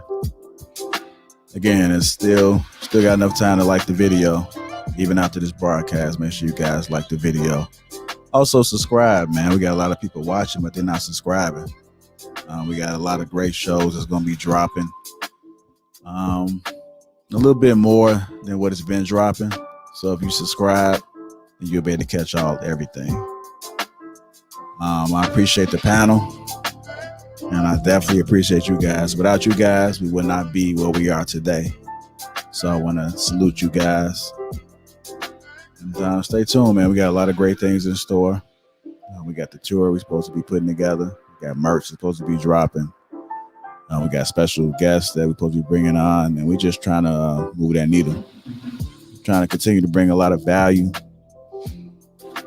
Have those tough conversations. You know, we human just like you guys, and so we can relate in any type of way and try to curve the movement that we're trying to push, then we all for it. Yeah, but until next time, y'all. Every Thursday, 7:30 Central Time. Tune in, tap in, subscribe, like. Again, appreciate you guys.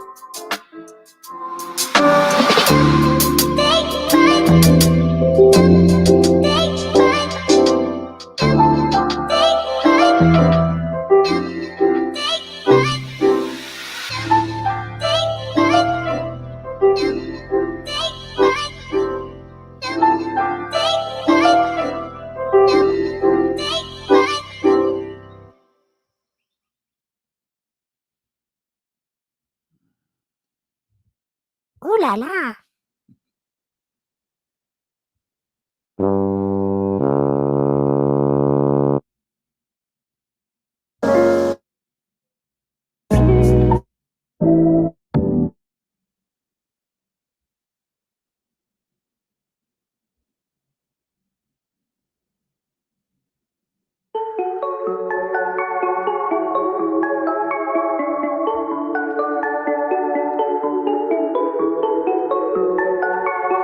Appreciate you again, Jonathan. Appreciate you.